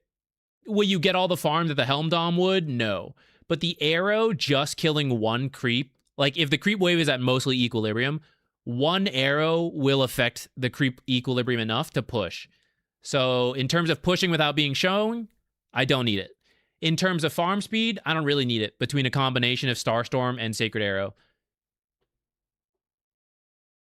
What it mostly lets you do is, like, while you're playing top, the creep is pushing bottom. Which is kind of, like, that's a good tool to have. Is that the tool Mirana support needs to have, is what I would question. Because we've been talking about, like, how do you find the right farm, you know? And Snaking's been down here farming, don't get me wrong. And most of it's been right for the way the team plays. And we've talked about why it's right. Because, like, okay, Whisper's going to get it, I take it. Oh, a teammate's going to get it, I let them get it. But now let's imagine he has a Helm of the Dominator. So where does that Helm of the Dominator go? He's doing all this stuff down here. So the Helm of the Dominator is going to go up here to where his teammates are farming. You know? It starts to get a little strange. Supports don't usually build that item for this reason. There have been times when that item was really busted and it was essentially just a Midas. But the current version of it is not so strong. And that's why it would be a little strange to build. Because you're absorbing a lot of the map as a hero that isn't global. And also can kind of do the more dangerous parts of what Helmdom gives on her own. And so it's just the extra map greed that is left, which is like, it's a little bit much. I would say just take the Helmdom gold and just put it into an Ags, which sounds crazy because it's like, Zach, I thought that was too greedy. Yeah, but the Ags is different. You know, the Ags is like, it is the farm speed still that Helmdom gives you, but it's also more damage and scouting for team fights in a way that Helmdom is not, right? When you bring a Helmdom to a fight, a late Helmdom as a support, you probably finish it at like 15 plus minutes. You know, it's mostly food. The Ags is not food. The Ags is good scaling. I would just get an Ags. Do you think sometimes the best thing to do is just mute everyone and play your own game? Archons are not always the friendliest. Not even related to rank. Online video game players are not sometimes the friendliest people. I would not mute everyone by default. I think that's a bit of a mistake. And more shows about yourself that, like, any level of flame and I just can't handle it, I implode. And if you're in that state right now, I feel for you and you need to do it, fair enough. I'm not really here to be that harsh on it. But I do think it's good to just give everyone a fair chance. Okay, this guy's an asshole, mute him, right? You don't need to give him many chances. As soon as he starts being toxic, mute him. But if he hasn't said anything, give him a chance. He might not say much, but maybe at the end he goes like, hey, let's do Roche. You know, yeah, that's a good idea. Let's do Roche, you know? Give yourself the chance to get good communication. Not even about toxicity, mentality, whatever. You know, Dota, you know, we say like, hey, do this so that you have the best odds of success. Come to the rune in case it spawns here for the best odds of success. Don't mute all your teammates for the best odds that one of them is actually nice and you get a useful communication from them and you use that to your advantage. But if you pre-mute everybody, you just don't have that chance. So unless you like instant tilt mental break the second you hear toxicity, that's like the only reason you would full mute everybody. But I would also argue that's probably a good sign to like, hey, do I need to be playing Dota right now? Should I take a break for my own state of being, you know? If I'm that close to tilting out, I'm probably not really playing the best. I probably have some other things going on that are affecting my gameplay. Which, again, I don't want to be too harsh on because sometimes video games are the escape, and it's important to have some escapes at times. You know, okay. Dota? Maybe a game more guaranteed for fun than Dota? I don't know. There are other games to find zen and peace.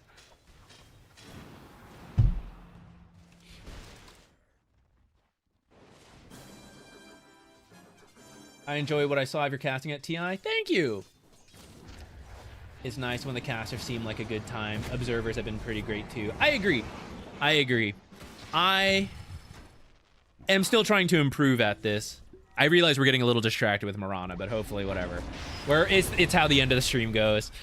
We have at least one more here to talk about still. Maybe we'll have to focus up more. But we'll ramble on this for a second.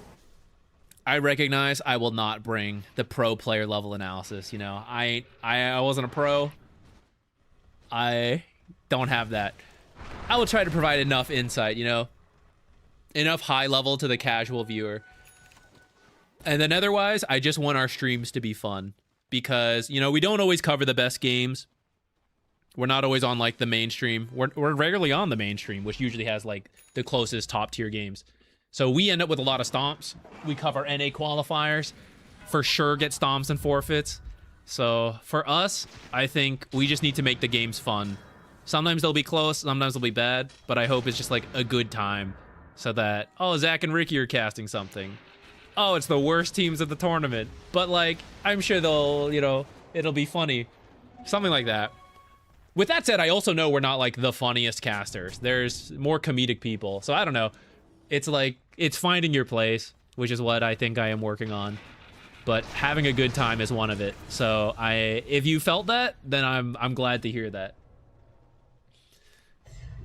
Could play a nice, relaxing Bloodborne game. Yes. The peaceful vibes of the damned in existential hell.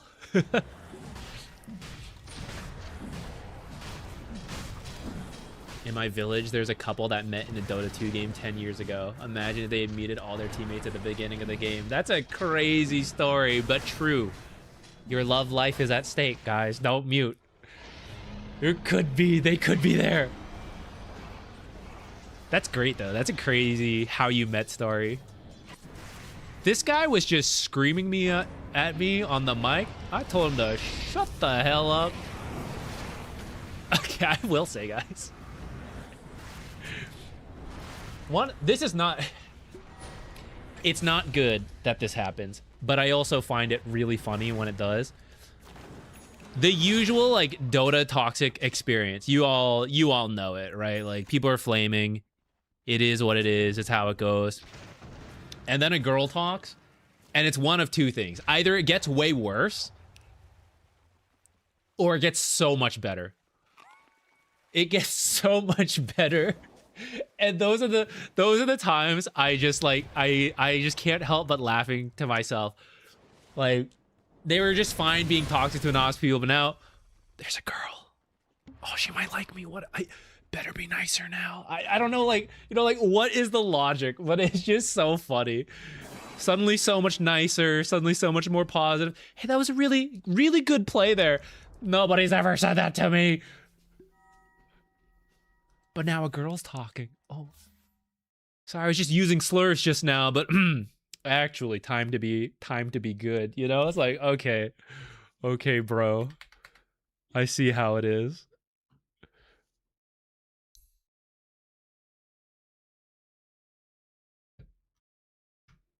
Okay, last hero we have to talk about is Bane, and then we can free roam. I'll answer whatever questions we got.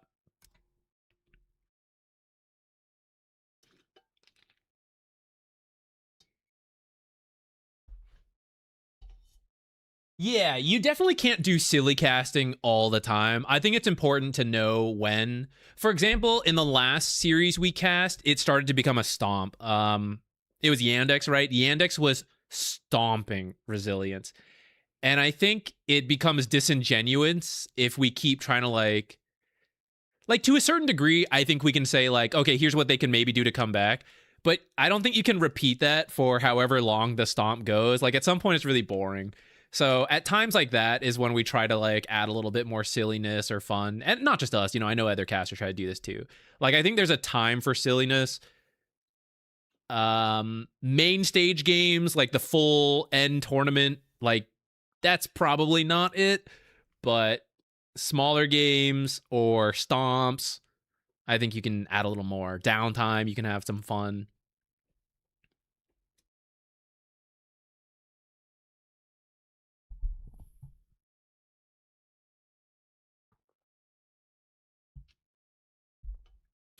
Bro, pull out the voice changer as a strat. Now that would be kind of funny. I'm sure people have done it. Actually, I know people have kind of done it. Maybe not for Dota specifically, but I feel like I've seen that type of video where you're like, oh, pretending to be a whatever for X amount, and like you show reactions. Granted, you don't know. I feel like a lot of those are cut around anyways to get like the story you want, but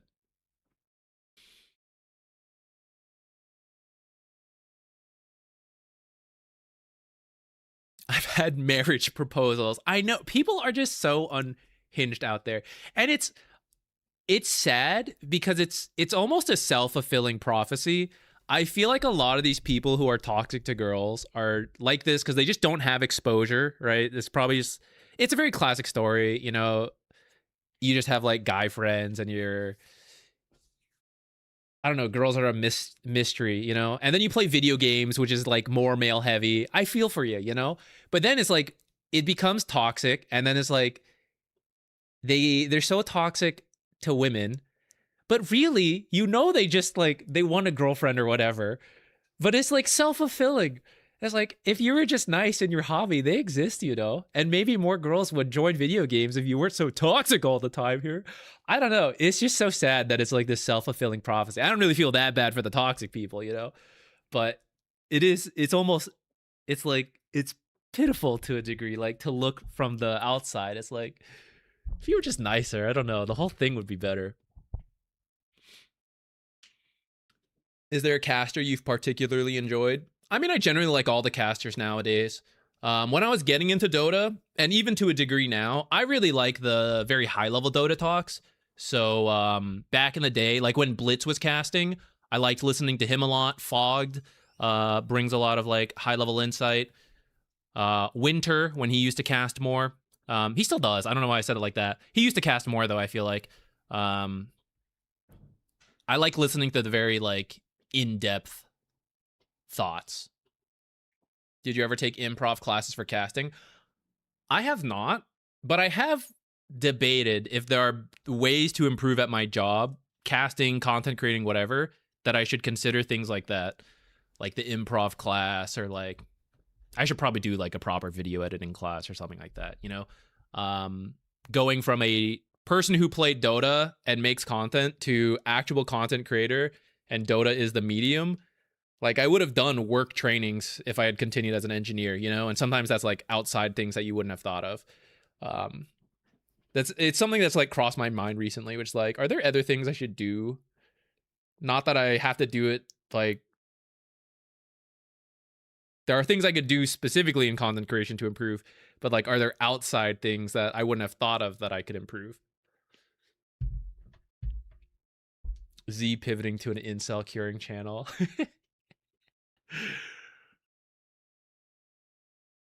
Would I have the patience? The thing, I think I do, but I don't think I would want to publicize that. Like, it's something I think I'd be willing to tackle, but I don't know that making content out of it is like something I would want to do, and if I feel that would be good to do or not. I don't know. I think I'd have the patience to do it though. Okay, 1 second, guys. I'm gonna refill water. We'll talk about Bane, and then we'll see what other sports we get to.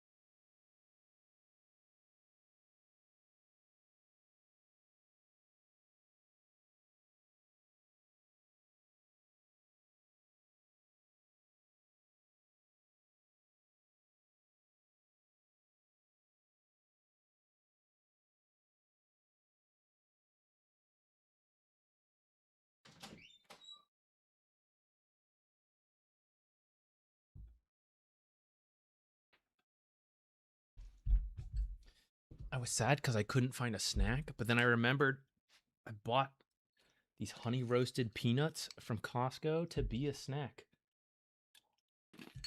Just for this.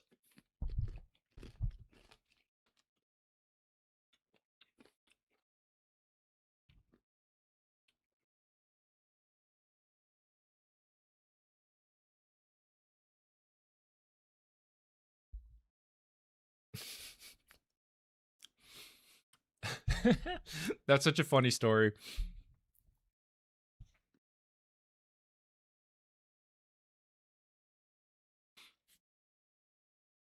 Yeah, but it's funny. There's also a sad element to it. It's like, oh, it's sad that she's only willing to speak up when she's like, oh, this is a safe place to like talk. That's the sad part. But it's kind of funny, like, still in the context of it.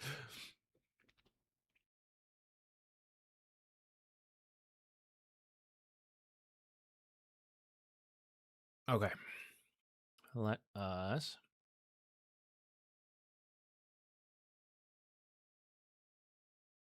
Let's talk about Bane.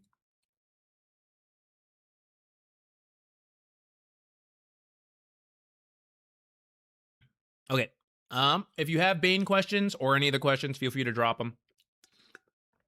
Like I said earlier, this is the last hero I definitely want us to get to, and then we'll just roughly run through the others. How do I search for your guides in game? So delete that part. Actually, you can just do Bane support now. Sorry, not very searchable titles.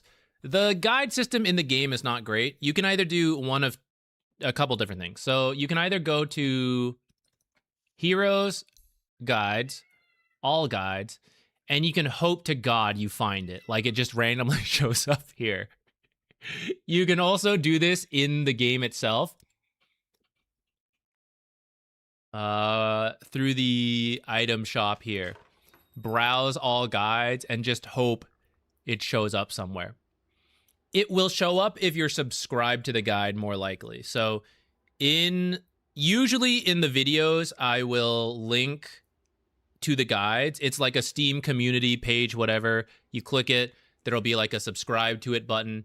And if you subscribe to that, then it will show up in those areas I just showed.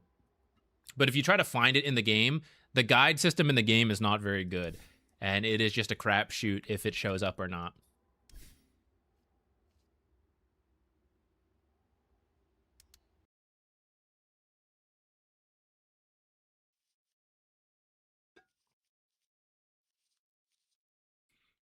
Where the heck is he? Bane.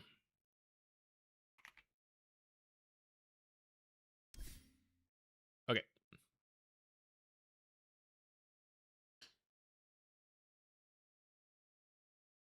That was suspicious. What's that noise? Oh, that's fine. Okay. That's weird. My cat got into something. My cat the other day ate like half a croissant, guys. Knocked over the container, so it busted open, and I walked down. There's like 2 croissants on the floor, and then half a croissant gone. Punk ass cat. Okay.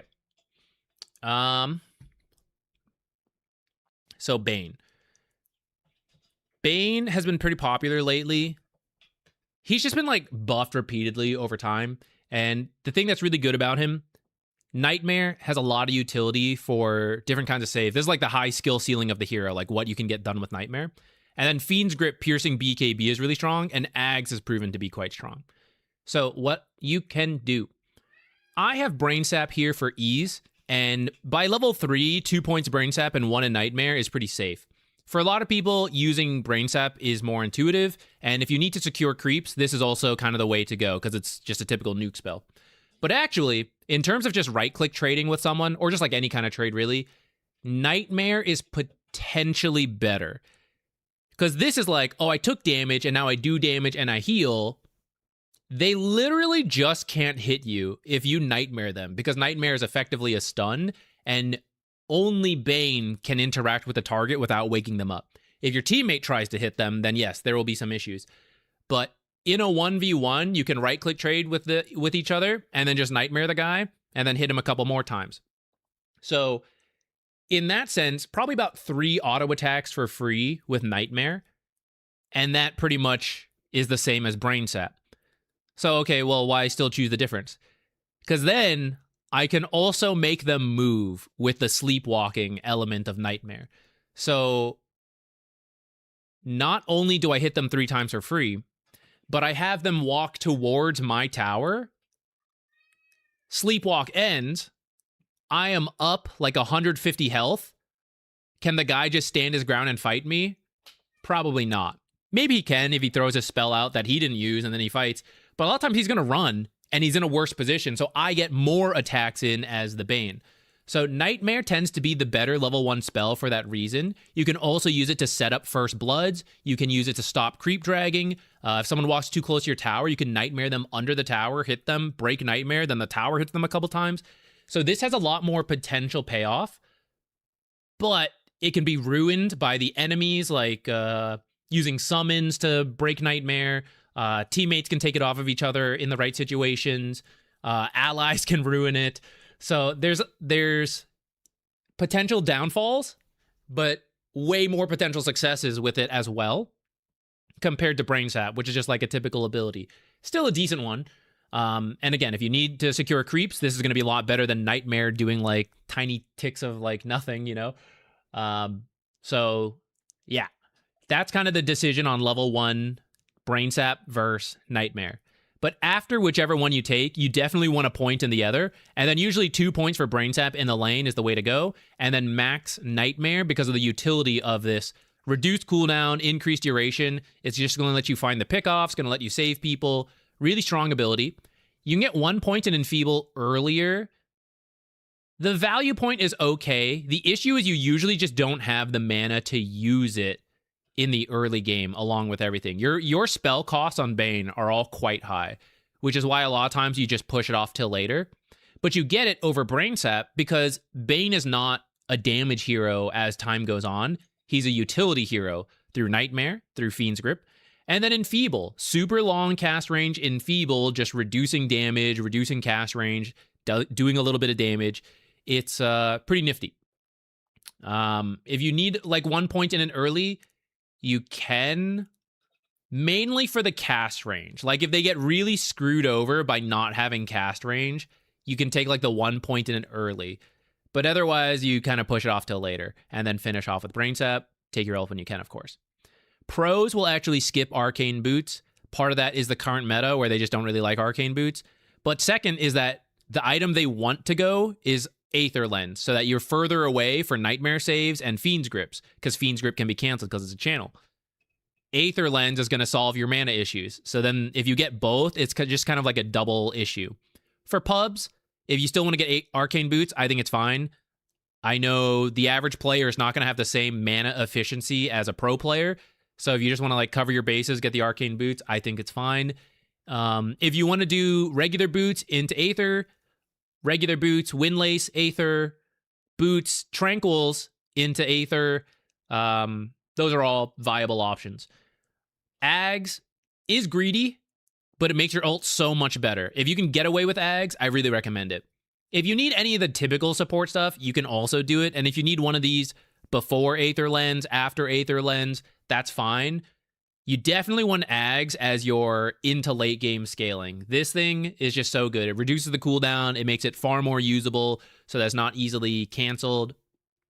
With Ags, by the way, actually, I'll just show you this. I'll load into the game to show you now some stuff and answer some questions on Bane mechanics.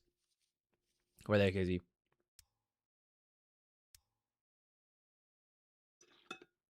Not an Enfeeble lane enjoyer. I think it's just harder to get value out of it.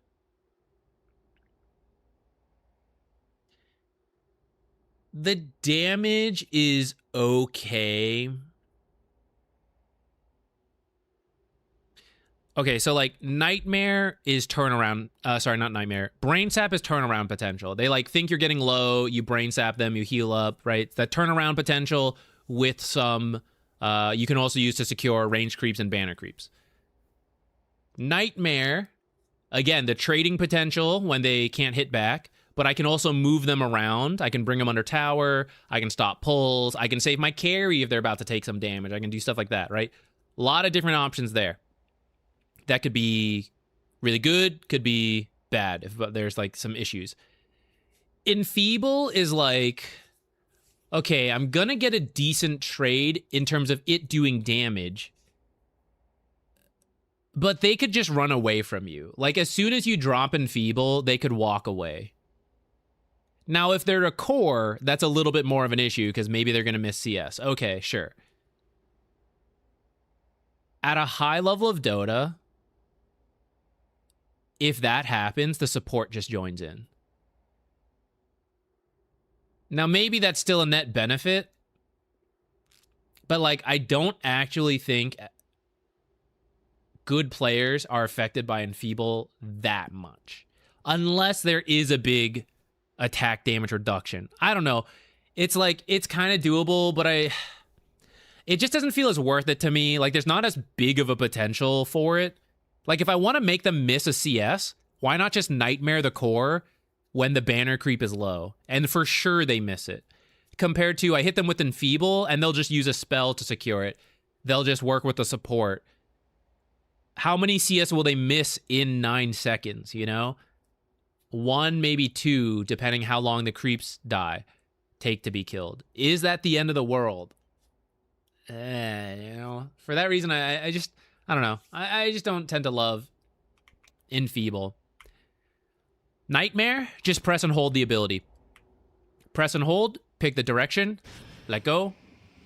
Nightmare. If you don't want that to happen, alt cast it. You can also right click, like whatever. So it's got the cyan circle around. Now you'll notice that circle is not coming up. Now it just, oops, it's holding the button down. Now it is just in place Nightmare. So if you use it versus an enemy, in place Nightmare, no movement. Alt cast, press and hold, pick your direction. Sometimes the part that gets iffy is like when you quick cast it, whether you move the mouse fast enough. And sometimes this has gotten me where I'm like, why is he walking in that direction? It's not the direction I meant him to go. I think if you can hold it for a second to like pick the direction, it's a little safer. But generally, if you're like fast, it's probably fine. Yeah, so that's the Nightmare mechanic question.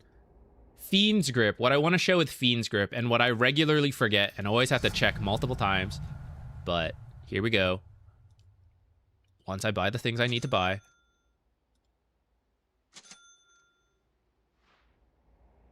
So regular Fiend's Grip, Lotus, it cancels me, and now I'm actually the one Fiend's Gripped. Though once the Lotus target moves, it also cancels the Fiend's Grip. If they have, and we'll probably create a bug like this where the noise won't stop. If the person has Lincolns, you'll pop the Lincolns, and that's it. Try not to let that happen, because Enfeeble is a very long cast range as you level this up by the time they have whatever. So you should be able to break Lincolns and then use your ult. When you pick up Ags, if you have an Ags and they Lotus, you will get canceled because you were the one Fiend Script, but your illusions are still good to go. So with Ags, you don't need to care about Lotus targets. But if they have the Lincolns, you do need to care because the Lincolns just eats the whole spell, and so the illusions never spawn. So Lincolns is a big counter to the Fiend's Grip ult, except for the fact that you can easily cancel Lincolns typically with like literally any of your abilities. They're all single target point clicks. Lotus, you can bypass. If they also have an Ags, I kind of forget this one. Let's just double check. Now they should fully get the Ags. Actually, that's kind of interesting. Hold on, wait. What just happened there? Is that a Bane specific thing? Let me check with Jug. Having the Ags changed how the Lotus work, which actually I didn't realize. Okay, we were good there. And now Jug has Ags, which gives Ags to the Reflected Lotus spell. Okay, this one's fine. That's what I thought. Is it because Bane is Bane? It must... I assume it must be that something weird is going on with the fact that this is Bane. Oh, it's because he had the Lincolns. That's why. I'm dumb. There we go. It wasn't about the Ags. It was about the Lincolns. Hee hee. Haha. There's no way I can think of that in a game. All you need to remember is get Ags, use ult, and hope for the best. There you go. Nightmare can go up and down cliffs. Nifty for escapes. Oh, you can also go over tree lines, I guess.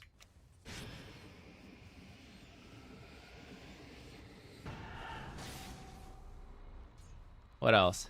Any other enfeeble mechanics? Bane mechanics? I don't have anything for enfeeble.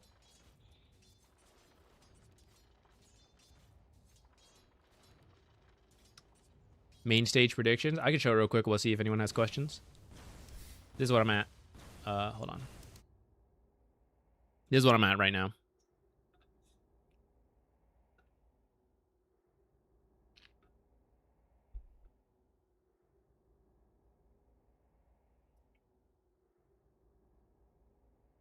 Goes through BKB, right? Yes.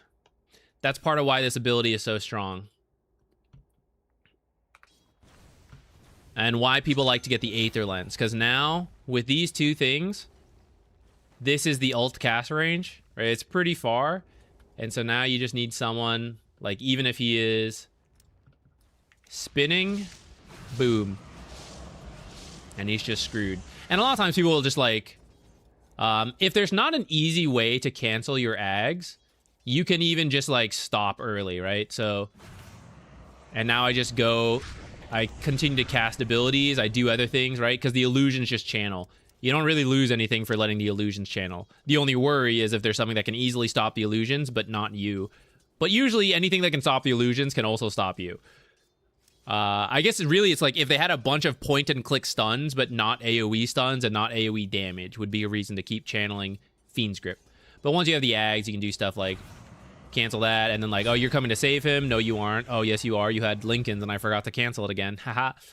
But you can like move on to the fight. You can do other things. And the Ags, oh, it looks like a long cooldown because I'm still level 1.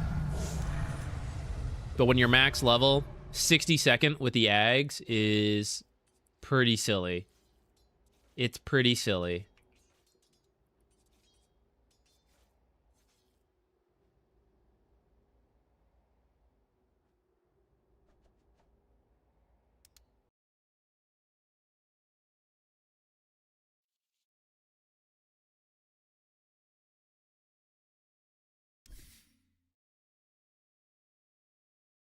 I guess I do have Spirit with no wins. I don't know. Who knows how this stuff goes? Maybe Spirit wins and knocks Iron Wing out. Maybe BB. Who knows? I don't want to think too hard on it. It's a bunch of like strenuous thought into the void because there's no real knowing. Can I show the chat wheels? I can show some. This is what I have. I don't know how loud it comes through the game. I wish I had a brain. Hey, Mom said it's my turn to throw. Those are the new ones. This is my old one. That's not very 12K behavior score of you. Do you even care about your courier? There are times I should use this one more. We kill a lot of couriers, or get our couriers killed. And I have Ricky's. Are we the idiots? How many of your own voice lines do you use? I've been trying to use this one more. Yeah, I don't know, just for the fun of it. I should use these. This one I do use when I'm like using voice lines. This one I should use more. There's just times I'm trying to also not tilt out my team, and it's tricky to use, but arguably those are the times to use that line, so. I only got 6 predictions this year. Not very good. Not very good. Let me find a Bane game. Let's look at a Bane game.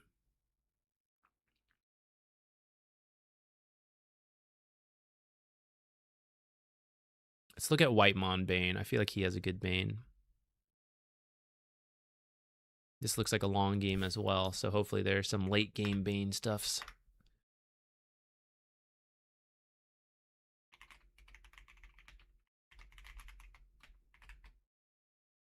Oh, I don't remember if I said it, but Bane can be 4 or 5. 33 Earth Spirit. I definitely didn't remember seeing this.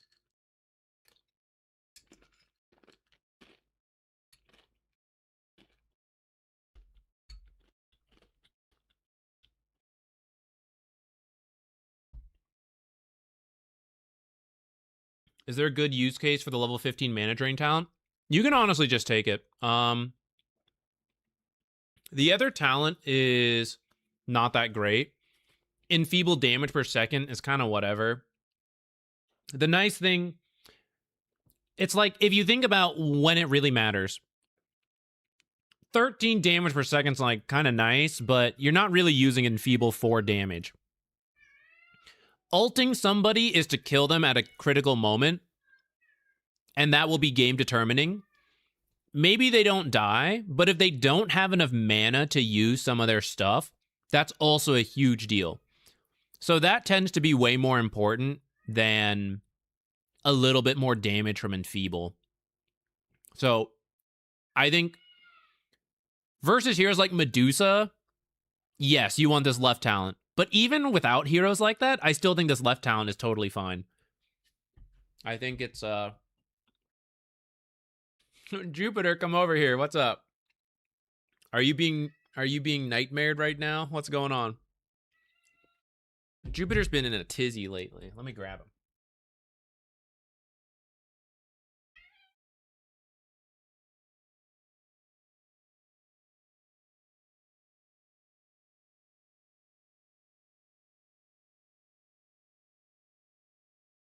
Look at this croissant eating baby.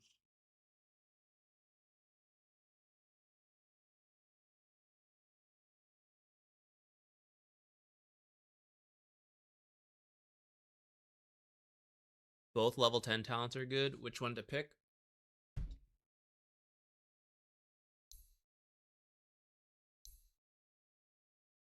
I would say, I think the Enfeeble cast range reduction can really screw some people over.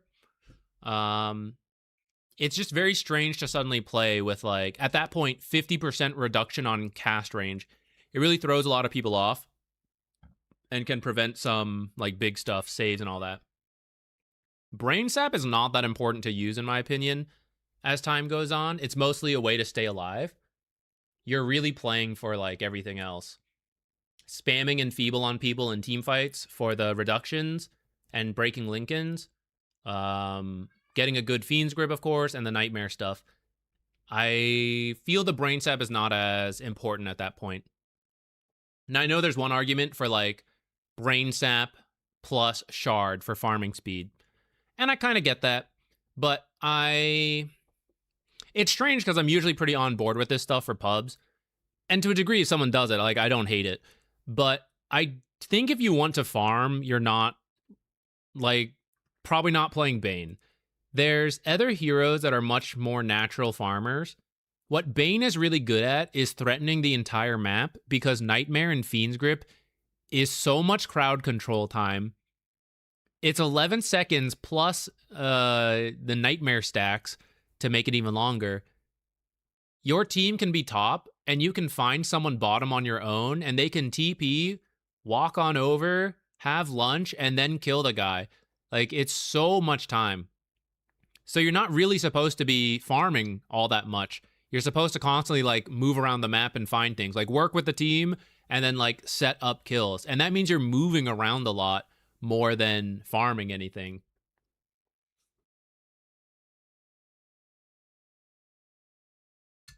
Give me 1 second. I want to wash my hand.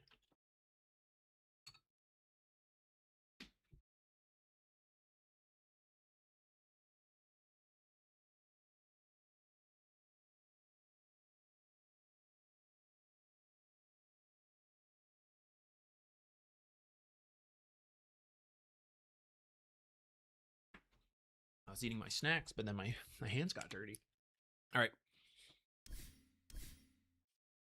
Let us watch Whitemon Bane.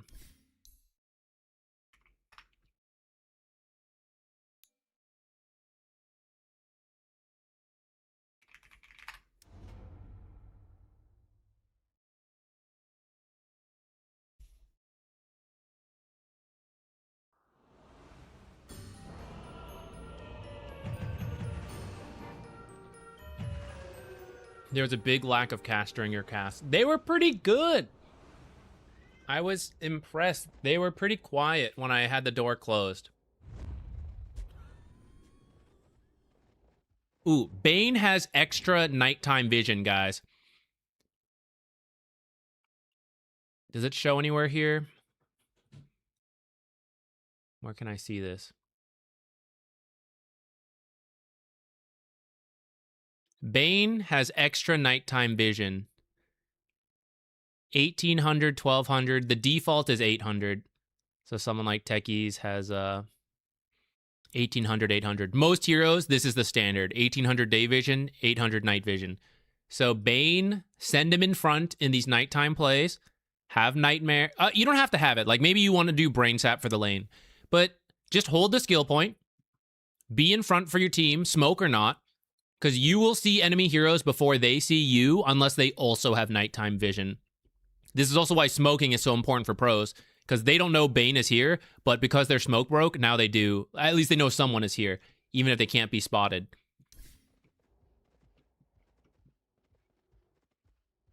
See, he saw that. He saw the Rubik. Rubik can't see him, but he sure sees Rubik.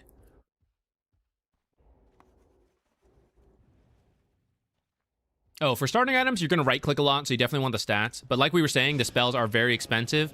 So you look at his Nightmare, just poke, poke, set him up, put him in a worse spot for his team. Then get the kill.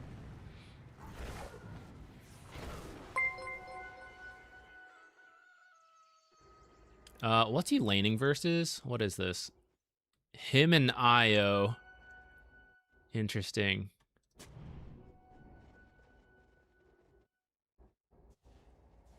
Oh, they're lane swapping. Okay, we can work with that. Interesting. I didn't watch this game. I didn't know they were doing this. Oh, look, we get more Wyvern. See? Okay, Nightmare her into a worse position, right? She was going to dodge out of here. So Nightmare is wasting the Arctic burn time. Not this one. Her Arctic burn time. Wasting this. And then it's going to end, and she's going to be in a bad spot. She's going to be surrounded by these guys if 33 wants to fight as well, right? She'd be in a bad spot and leave. A regular old stun sort of does that, but you'd have to run into here, which maybe puts you in a bad spot. This is one of the strengths with Nightmare level 1, is you pull them into worse positions.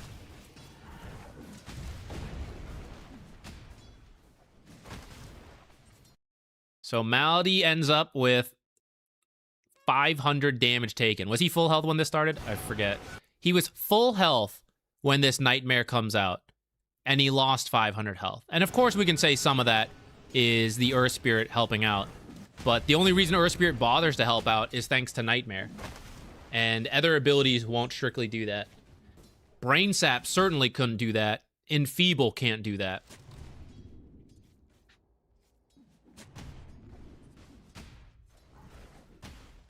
Oh, there's another thing. Nightmare can let you win these trades because you use it like a stun.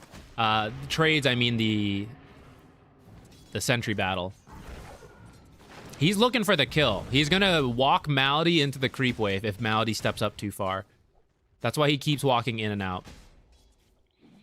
This is partly why you can do Windlace on Bane. Bane's actually pretty short-ranged for a ranged hero, but his stats are good. So Windlace lets you get close and trade effectively.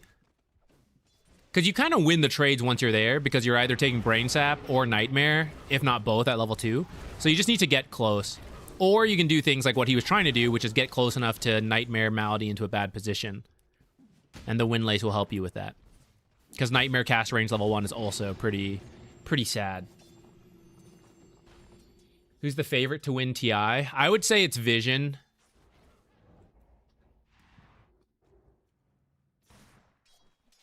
I think they were the favorite coming in, which makes it like, are they actually going to do it? It's very...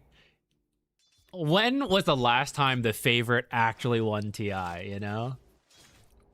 But maybe it'll be a boring old TI and he'll just do it. Here's the Nightmare back into a bad position. They didn't quite go for it this time because 33 is pretty low. Here's the value of the heal, even though Malady lost so much health. Cold Embrace, very much topped up. But good positioning harass from Whitemon. Like, look at that damage coming in. Because Bane has great stats. Also, fun fact about Bane, if you guys don't know, he's the only hero who has even stats on everything. They all start at the same amount, and then they gain 2.5 per level. Well, sometimes the amount changes depending on, you know, patch, but his stats are even.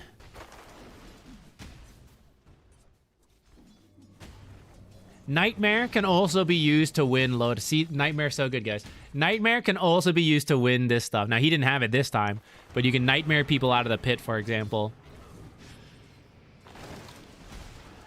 Lots of little trades like this. Just Nightmare, right-click. And, see, he got the creeps to aggro to him, so it's like another little boost to your trade.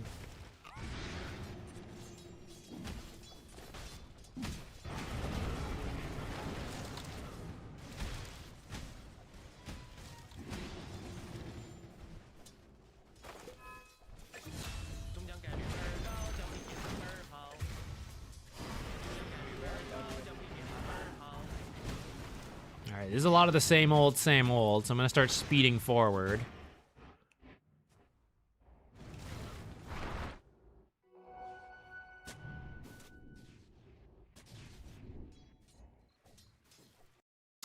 Alright, usually I say, like, these bounty runes are not worth going for. And I stand by that. But in this case, you see how he has timed it? Because this is pro Dota. They're thinking ahead, right? And what makes sense. And does it make sense for people to go for these? Not as much. But here is the Bane doing it, and as soon as it hits nighttime, he's already here to mess with Chira Jr. So this is a next level type thing, where it's not strictly the best thing to do, but it is good to do because it's unexpected, and that's what the pros need. And so now they'll get an early trade onto Chira Jr. to try to get him too low for the 6-minute shrine later. Like, maybe he misses several denies coming up here, and doesn't hit level 6 in time because of this Bane gank, which is what they're going to try for here, but he's sussing it out.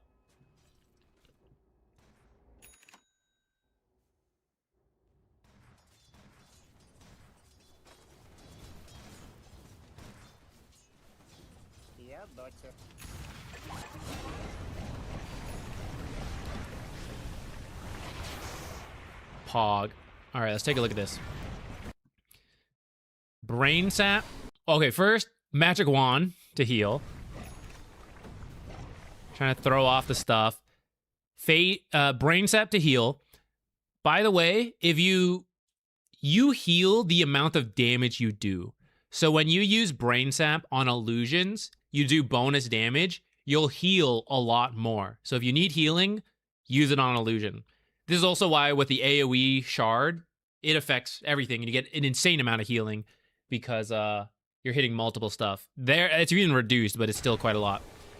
And then Nightmare gives you invulnerability for the initial 1 second, and that allows him to dodge some of this final damage, and then cancel it himself to now walk away. And I imagine go home. Yeah. Well, he's thinking about it.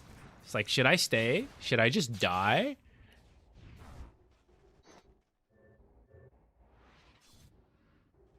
It really bothers me that some HUDs, like this one, the minimap is like 1 pixel misaligned. I'm with you. I'm so with you. I still use it, but like...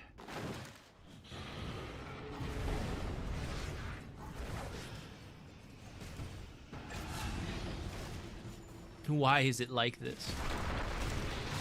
I think that's enough for the early game. Let's zoom through till he's like level 6, but we'll just let it play in case some cool play comes up.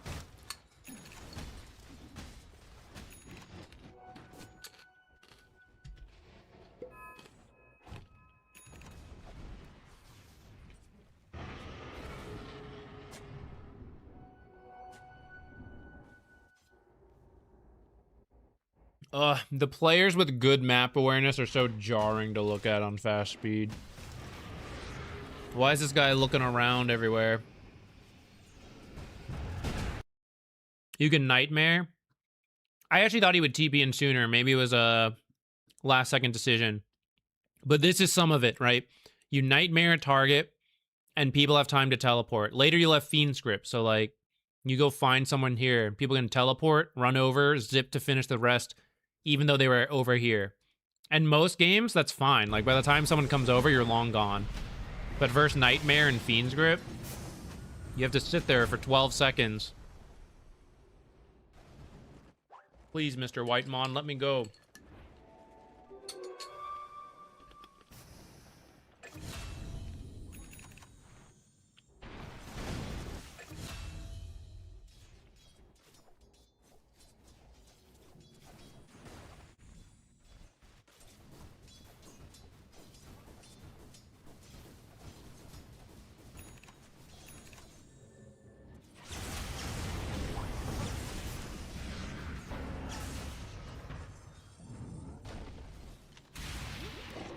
Oh, it's so sad. It's so sad when you have to deny the regen rune. Alright, he did end up a little under-leveled because he was moving around the map a bit more. Let's just jump to when he has level 6. Alright. I'll try to use your level 6 when you can. It's a pretty free kill. Around here, you can see, though, why players are kind of moving away from Arcane Boots. Because why not just get a Void Stone? For your own effective mana regen, a Void Stone is cheaper. It's a little less mana regen, but it's pretty similar to Arcane Boots off cooldown, which is why you can then get a Raindrop. So Brown Boot, Raindrop, Void Stone is like the same mana regen, but now you're just closer to your Aether Lens. Now you can't give mana to your teammates, which is one downside. And with a Storm, it's pretty tempting to have it, but they have a Coddle, so he can get away with it this game.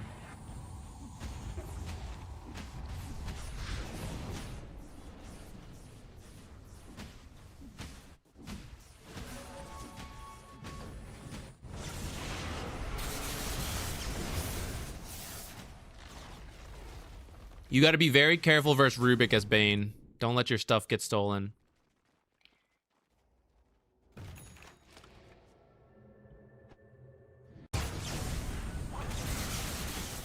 I guess I didn't even highlight that this is with the Fiend's Grip, I realized. Because I was looking at it in cooldown, I was like, oh, I guess I didn't even say. But yeah, he just Fiend's Grip the target. I guess there's not much to say anyways. Let's just jump ahead. Let's keep going.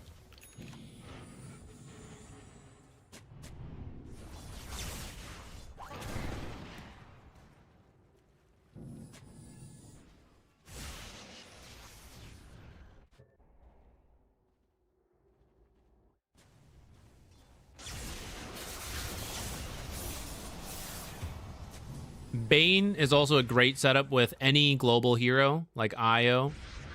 I kind of already touched on it, but there's just so much setup time from either of these abilities.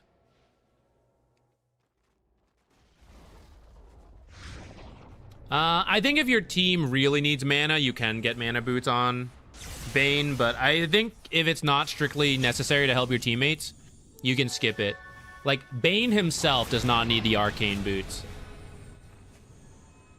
You'd be getting it for teammates.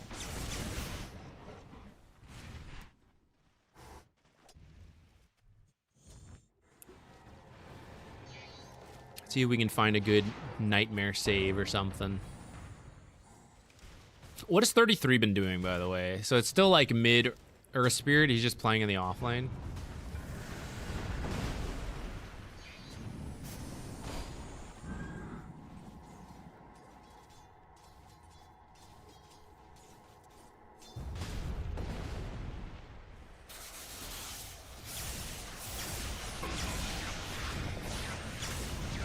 Zip away!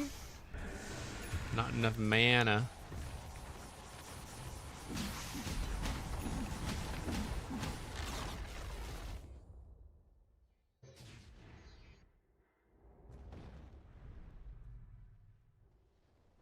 Can you use items like Glimmer or BKB after you grip someone? Good question. Yes and no. You can use Glimmer, but you can't. You can use Glimmer and other invisibility items. This is standard for all heroes, actually, but it's not very common. Like, it's very unknown. You know it or you don't know it, I guess is what I'll say. You can use Shadow Amulet, Glimmer, and Shadow Blade while using channeled ability. So you can do it while teleporting, you can do it while Fiend's Gripping, all that stuff. But all the other items, you cannot. Why that is the case? I don't know. Couldn't tell you.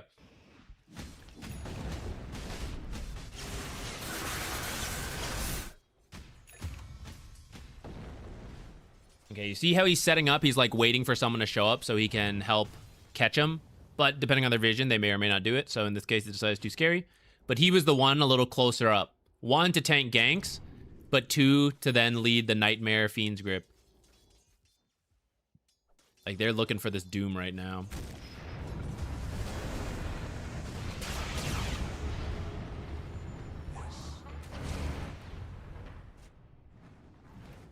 I thought they were gonna... I wasn't paying attention to cooldowns.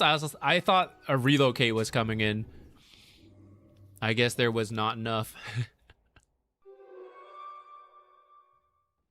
He's trying to just get a sliver of vision.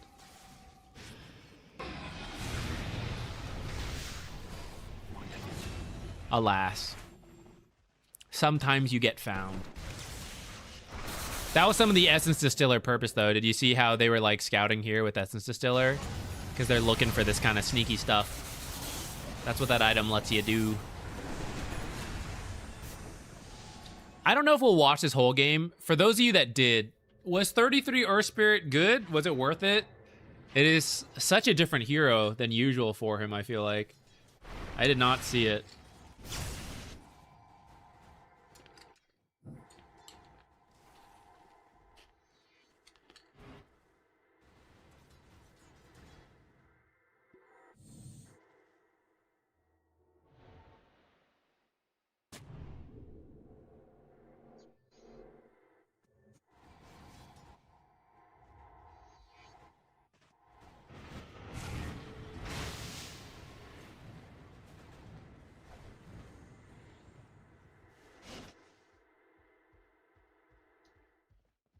If he were smoked, he could also lead the way with this, but the smoked people are going first.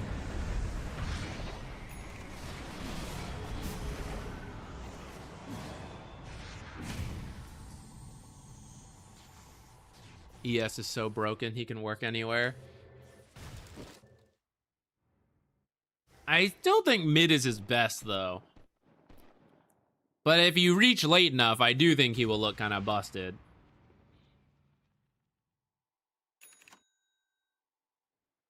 All right, he's got his Aether Lens. Ah, this is a good example, right? He's just on his search his own. In this case, it was with an IO relocate, which you can do with any global hero. But depending where you find them, people can teleport to towers and just run over with the Nightmare and the Fiend's Grip. And this was just a Nightmare.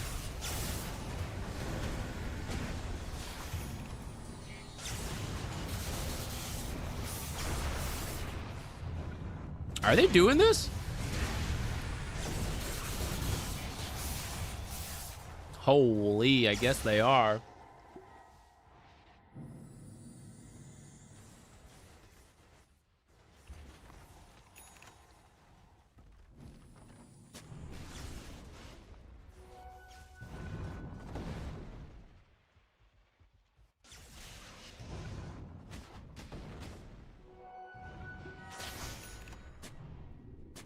On the hunt with his storm.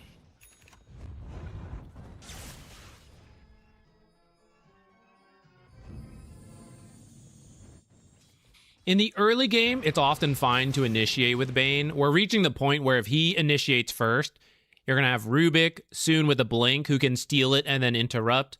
Winter's Curse has a blink. Doom will probably get one eventually. The longer the game goes, the more you want to... You can initiate for pickoffs, but for team fights, you should let other people do things first. And you can either Fiend's Grip when they jump your back line, like let's say Tiny goes for let's say there was a carry here, goes for that, you Fiend's Grip that BKB target. Or you see people use spells and then you know how safe it is to go or not.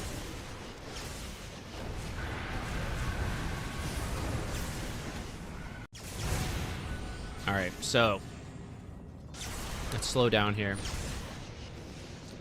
So first, a temporary nightmare save onto this Earth Spirit to help reduce the damage he is taking.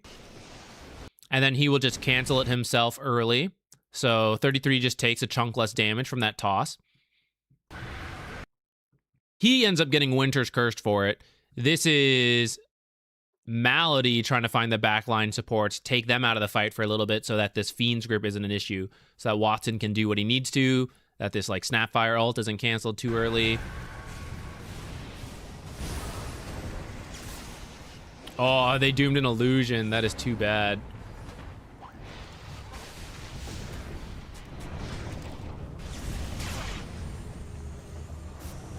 And then when you're in the back, you can get away with stuff like this. Jump scare Snapfire. Holy shit. All right, they still won the fight, even dooming an illusion. Hog.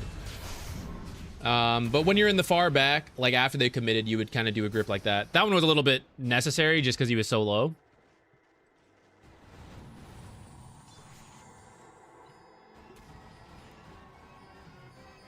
How do you normally make the decision to switch from initiator to follow-up? Are you looking at specific hero threats? I think it determines what your abilities do. So BKB piercing abilities are typically counter initiation. So you're either following up or responding to the enemy. Initiators are best when you can throw the ability and get full value. So like Storm zips in and uses Vortex. Storm could instantly zip out. He could be killed. He could be crowd controlled for 15 seconds. And Vortex value has happened because he pressed Vortex outside of like, you know, the enemy team saving the targets or whatever. If the stun goes off, it doesn't matter what the hero does after, at least when it comes to the stun. That is safest to initiate because when you initiate, they will respond. They will start using saves and all that. If they react to Storm and he has thrown out Vortex and now they stun Storm, that's good in its own way, but Storm still did the initial Vortex. If Bane initiates with Fiend's Grip and they respond and cancel Fiend's Grip and you only get 1 second of Fiend's Grip, then you didn't really get the full value out of the ability that you would like, unless you did it to maybe cancel a channel or something, you know, but different story. So channeled abilities are often follow-up abilities that after the initial round of spells go, my storm goes, they throw some initial stuns to respond to the storm. Now there are less abilities that will cancel my ability, my channeled stun, Fiend's Grip. That's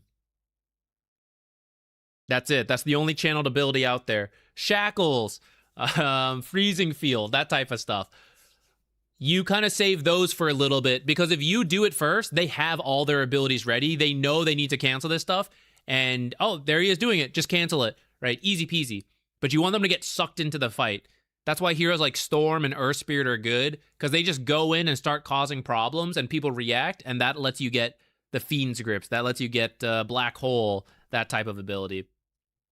Which is why Black Hole is like a good follow-up as well. You'd like to waste BKB if possible. When they BKB, they just can't do anything. If you pierce BKB, like Fiend's Grip does, if I Fiend's Grip him and we don't kill him, he then BKB Satanics and maybe he kills us back because he's free to attack and heal and all that. If I wait for him to BKB, I then Fiend's Grip and I waste that BKB.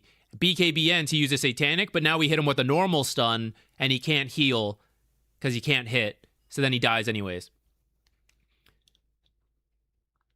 So the abilities themselves somewhat dictate the order you want to go in, but then it also very much depends on where that fight is, what's happening. Like Bane, for example, maybe there are so many abilities that cancel your channel, it's like impossible to use. Especially, like, say there's a silencer with global. Maybe because of that, you just will never get your ult off. You could wait a really long time and hope to wait out global. Or maybe if you run into silencer, you just instantly Fiend's Grip him. Because even if your Fiend's Grip gets canceled now, it was gonna get canceled later. So you might as well get the value out of it now and tank some cancels, like the stuns get thrown at you and maybe global comes out after or whatever. And now you've baited out global early and your team can dispel it, right? So depending on context, there are times you would change what you are doing. That was kind of a lot. I hope that helped.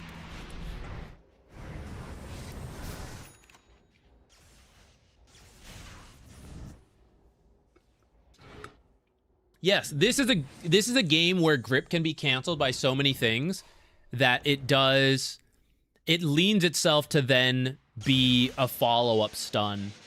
Either initiate a pickoff where the other heroes are not there to interrupt, or after some of these stuns have been used, right? He used telekinesis to save somebody. This guy has doomed someone. Snapfire has committed to her ultimate, right? Then I throw the ult and I hope, maybe I see that Winter Wyvern's far from me and Tiny is in the middle of something.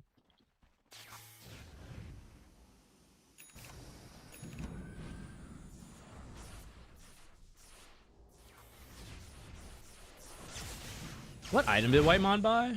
I guess it's coming on the courier. Oh, just sentries. I thought he had more money right now. He's kind of poor, but I guess that's playing Bane and your teammates coddle.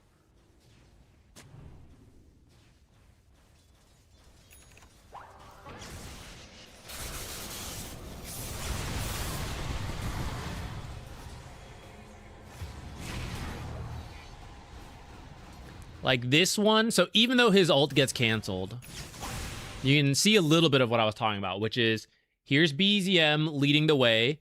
Part of this is just that Bane is not a gap closing hero, so he often needs someone to start something, even if he wants to initiate, he can't always. So he's following up on the Fiend's Grip here, which then immediately forces, you see both Soxa and soon the Tiny are coming to the back to try to get to Bane. It's forcing them in. Now let's say you had Chronosphere or Black Hole or Axe Call, right? Those heroes love when someone else goes first because it baits these kind of reactions, which is like, oh, go help, right? You forget about waiting for Blink Axe Call, Blink Black Hole, whatever, and suddenly they jump in and they catch 3. So AoE abilities, this is another one. AoE abilities prefer to be follow-up a lot of times because you want the initial thing, like the Vortex single target, Bane single target, to bait the response of teammates, of enemy teams, so that you can then get the big AoE stuns next. If you had used the AoE stun on Snapfire, for example, maybe they just blink out of the black hole and then hit the Enigma. Not the Snapfire, but like Tiny. He blinks to the opposite side of Enigma and then just hits Enigma from outside the black hole. Seems hard to avoid getting grip stolen by Rubik. It is very hard. It is very hard. Rubik is good versus channeled heroes for that reason. Most channeled abilities tend to be pretty strong, and then Rubik can channel them. He can steal them from afar and channel those same abilities from afar because he has bonus cast range.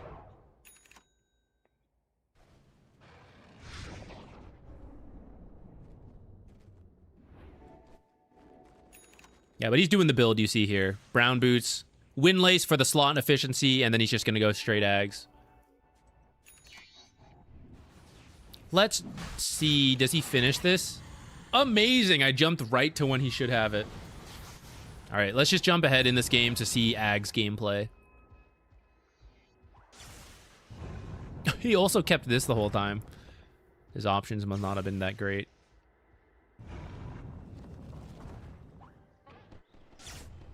With the Ags, everything we've been saying is true. But Fiend's Grip becomes a lot easier to use early and to initiate with because the cooldown goes down a lot. That's another thing we didn't throw in. If you have low cooldown abilities, it's easier to initiate because you might get a second round soon after. If it's a very long cooldown ability, you tend to want to make sure you're getting as much value as possible because it's your one cast you're going to get. Sand King's going to Burrow Strike 3 times, but I'm only going to get to Chronosphere once. Fiend's Grip is now down to 60 once he's level 18 with the Ags. So it's now getting very low cooldown. It's pretty easy to just throw out at the start of a fight, and you'll have it by the next one. And it's also harder to cancel thanks to the illusions that also channel. So it's easier. Like, I'm not only baiting the stuns onto myself, but then they also have to stun Illusion 1 and Illusion 2. So the one ultimate baits out potentially 3 responses. This positioning scares me a little versus a Wyvern. I feel like they were kind of clumped up there.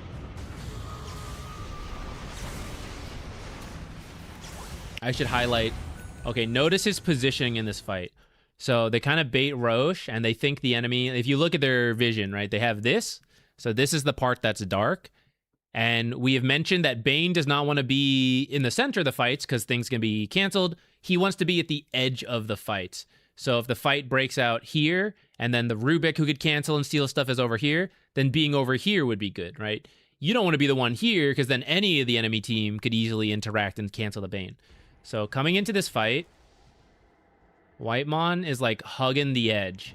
And he's hoping they find a hero over here, and the other heroes are over here, that they're like very scattered. But he doesn't want to be in the middle where like wherever they are, they could get to him. So he's going around the edge. He's starting to see stuff, right? So here's Chira, here's Malady, Soxa, Doom, and then there's a Tiny somewhere. Maybe possibly Invis. Oh, sorry, here. I'm blind. Tiny's here. So now as Whitemon, he has a little bit more freedom of where to go. If we're just thinking about edges of fights, you do it from like here, right? You catch the Tiny from here, and then these heroes are all down here. So like Doom is out of the picture when it comes to canceling Fiend's Grip here. Rubik can probably reach just because Rubik has ridiculous ranges. If Malady does not have the blink, how do you reach Bane, right? You maybe have to like 4-staff, ult someone near here. It might be doable. Snapfire is going to have to commit to use the cookie. But if Bane is too close, especially from like here, right, then anyone can stop the Bane. Oh, back to that Bane. And he wants to be near Tiny, though, for everything we've said. You're either trying to take out a big team fight ult like Winter's Curse, or he wants to wait for BKB to come out and then get that. Or I guess he'll just send it before the BKB. Here's Malady forced to come in to try to ult. The ult hits an illusion, but doesn't hit the other illusion, so he's still getting the full duration. And also, Whitemon, he did what we said. As soon as you ult, you can cancel. Because the illusions will do it. So he ults, brain saps, and then immediately repositions away. He's just throwing down abilities right now.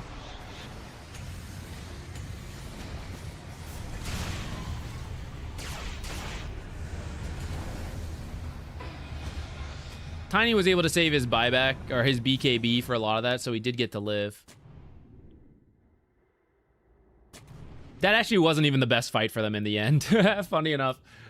We did some breakdown talks, but that was not the best fight for them.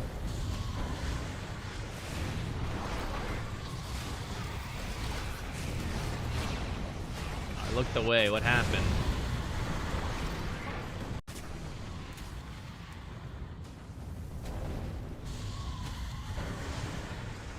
Did he mean to do that?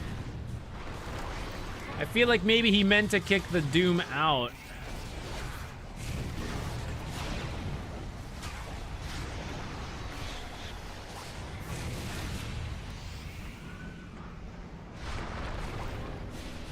Yeah, I don't know about that one. That was a strange fight. No storm, roll in front of their base. That was a little bit peculiar.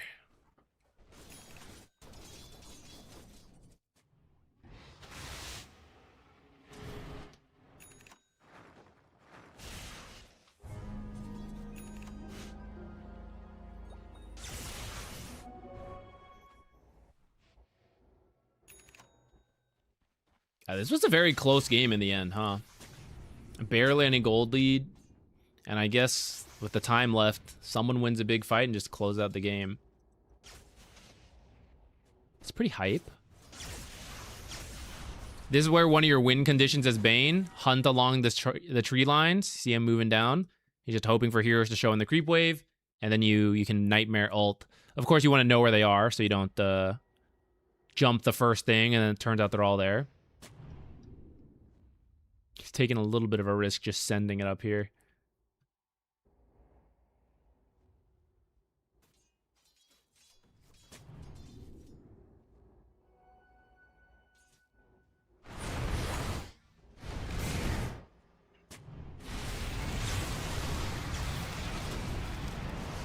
He wanted to finish warding first. I think he wasn't sure that fight was any good. He was hoping to get the Nightmare save there on the IO.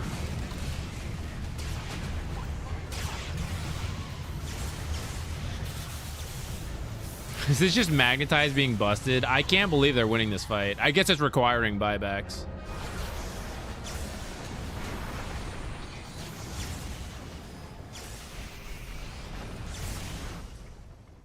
That's crazy. Let's look at that again. So I feel like he saw this, and I don't think he wanted to fight. It's like, oh shit, still going. All right, I guess I'm in. Oh, he TPs, he's watching the fight. At this point, he's probably looking at Rubik, because he doesn't want a spell stolen, or the Tiny, right? Control the Tiny. Hoping to Nightmare there? Actually, I don't know. What was that?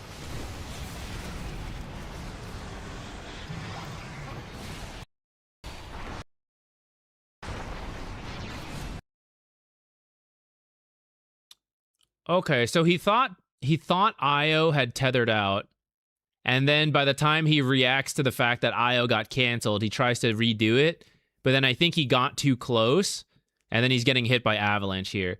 So he probably could have saved Pure for at least a little bit longer.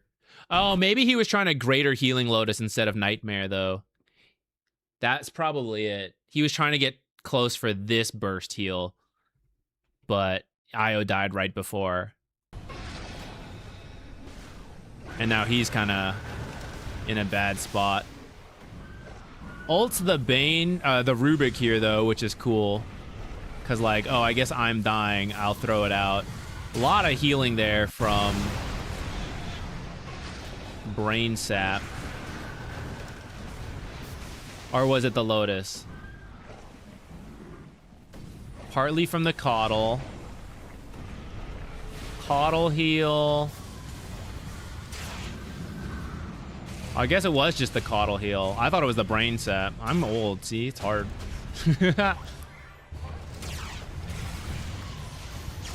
Anyways, he ulted the Rubik because Rubik was like the only consideration he had less because everyone else threw their stuns.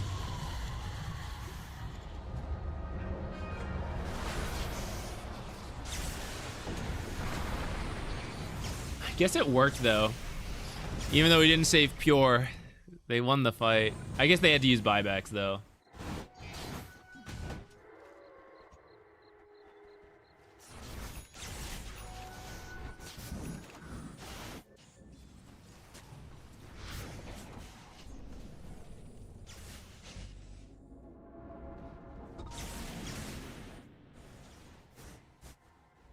Oh, amplified damage and shield rune. He's farming up here with a refresher.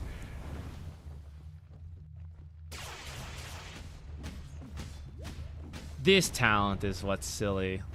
Look at this. Look at that. It does burn through stones, though. I guess that's what Ari's for. Chakra magic me. Give me rocks. Here's Bane, hunting on his own. The team is far away. Yeah, don't go full crazy mode, right? But he's playing around his wards. He's seeing if anyone will come here. All right, this sucks. I'm leaving. Too many people missing. Top's pushing in and no one's responding. So they're either making the play top or they're here. So now he's coming top, assuming somebody will defend top, which you saw, Doom did. So now he's coming over, slipping past this, putting the wards down, and now waiting. Nightmare, Fiend's Grip, ready to go, ready for IO relocate. They're waiting. This is Bane gameplay at high-level Dota. You're just looking for these pickoffs. Which is why I will admit Bane in pubs will probably feel a bit different. Oh, AoE brain sap. He's just immediately out. He's like, whoa, that was dangerous.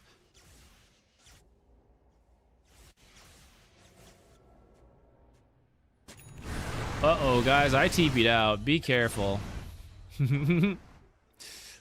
Uh-oh. Did they lose this? I thought they won this. I was picking games from people who won. It looks like he truly had to earn this victory.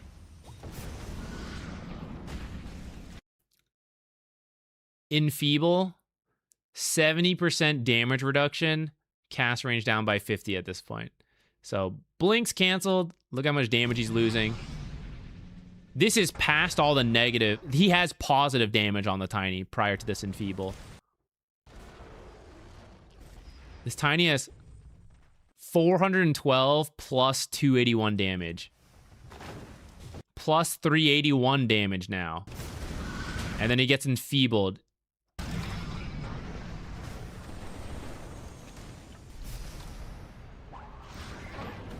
Nope. Oh. That Tiny went on a journey.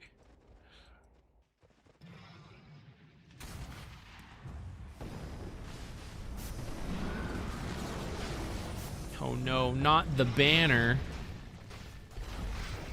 They can't be mega, so they just need to not die here. Because we're in pubs. You immediately die.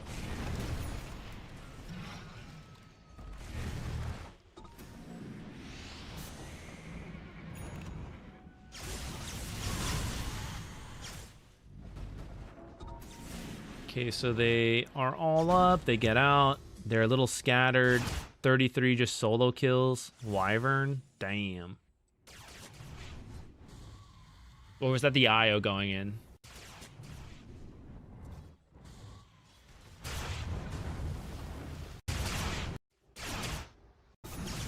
Oh, that was.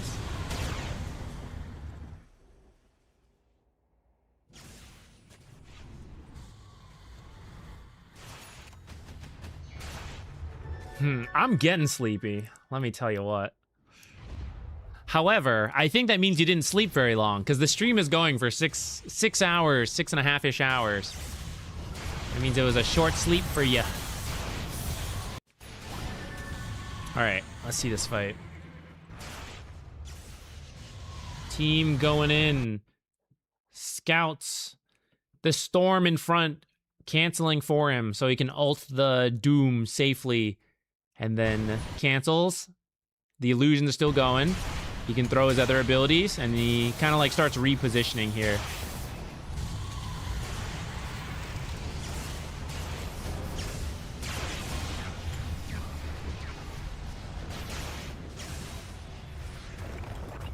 He's just like de-warding in the middle of the fight because everyone was BKB'd. He can't really do much.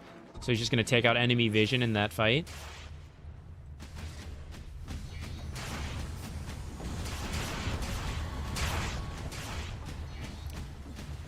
Self-magnetize, very balanced ability.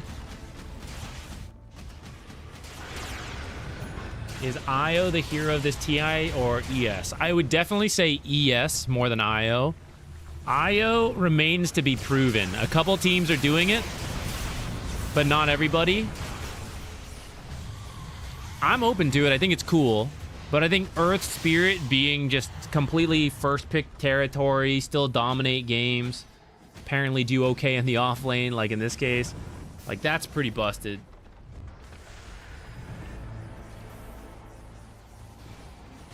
Has a blink. Staying in the back. Right, not getting too close. This is just backline support gameplay. I'm still shook that he's been stuck on Stonefeather. I guess he just didn't feel his options were very good. And I guess they're not. He just kept it for the money this entire time. All right, people getting jumped. He can save or he can Fiend's Grip. Still holding steady. BKB's out. Here's the Rubik. Nightmare the Rubik. Oh, he didn't even have Fiend's Grip. I was assuming he did. We pause around so much, I forget. I thought he was waiting to see like one more the Rubik to Nightmare and then instantly Fiend's Grip, but he didn't even have it to begin with. So he was just taking out the Rubik.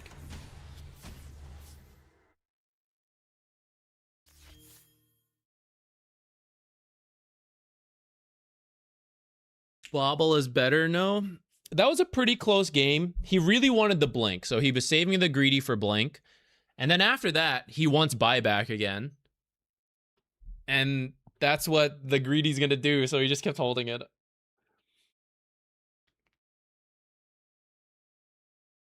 Okay, those were the 5 heroes I wanted to cover. I will look at the replay later as I edit and see if I like it or not. Maybe I'll just redo it, but I'm happy to try it on this kind of stuff. Okay, are there supports that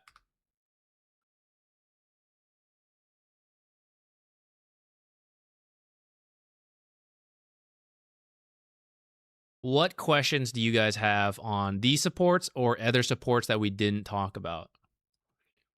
We can do it here at the end. I'm a little tired and a little sleepy, but show the fantasy, please. Oh, 1 second. I can do that.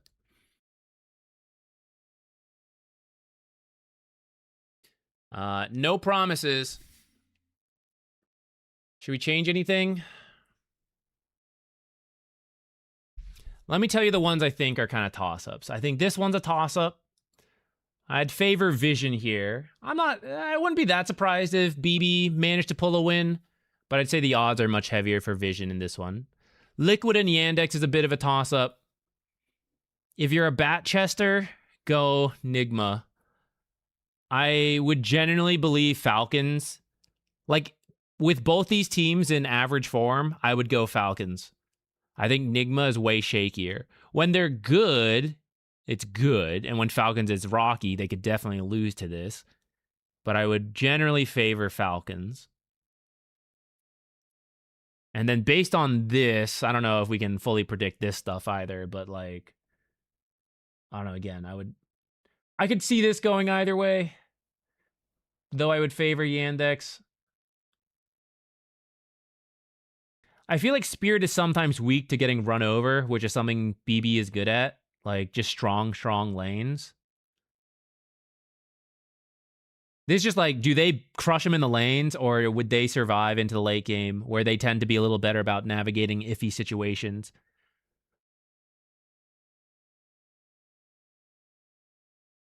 I don't know. Iron Wings could beat Vision. It's possible. I'm going to copy 100% full trust. Well, I hope it works out for you. This is a toss-up. This could go either way. I think Falcons can match BB's laning, but also out-navigate in the mid to late game, so I'd favor them.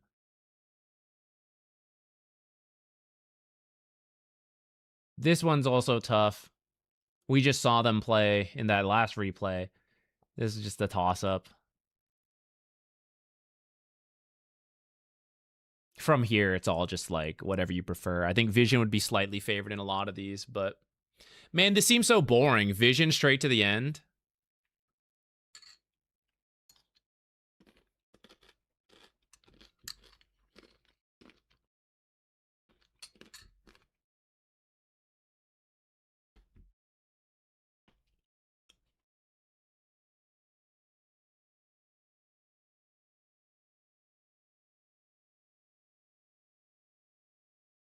Wouldn't it be fun if Falcons won, though? What's the storyline we want to believe in?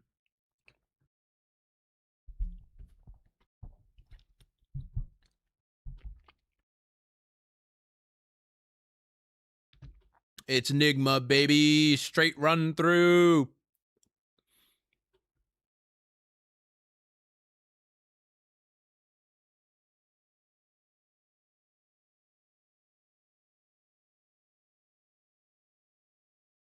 It's so weird to find oneself picking Liquid to go deep after the season, but here we are. I mean, in the group stage, I was at the edge of putting them down here. And I think I only moved them up because they won the recent tournament. But even then, I was shaky. I can't believe they actually ended up here. I'm still not sure. I feel like they could still fall down. Sumail going to the top.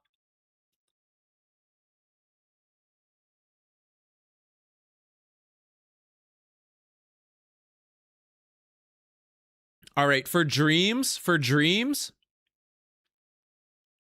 let's say Nigma beats Yandex. I still struggle to see Nigma beating Falcons, but I could maybe see them beating Yandex. Off of Lornoff beating Chira.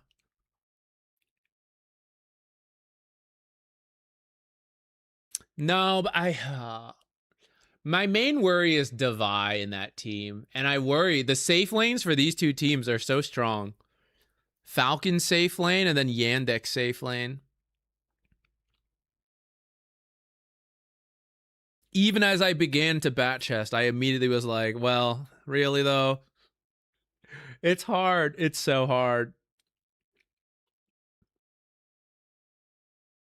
True, Yandex not in their best form.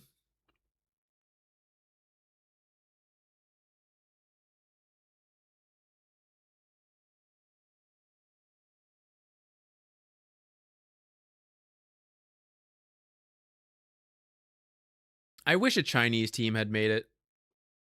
I would have sent the Chinese team deep. Alas. Alas.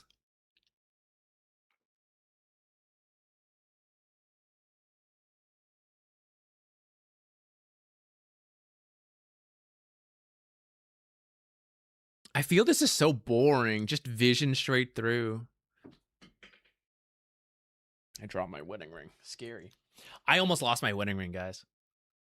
I was at the grocery store because I tried to shift my sleep schedule for TI, and I think I wasn't eating as much. So I actually lost a couple pounds over the last, week and a half.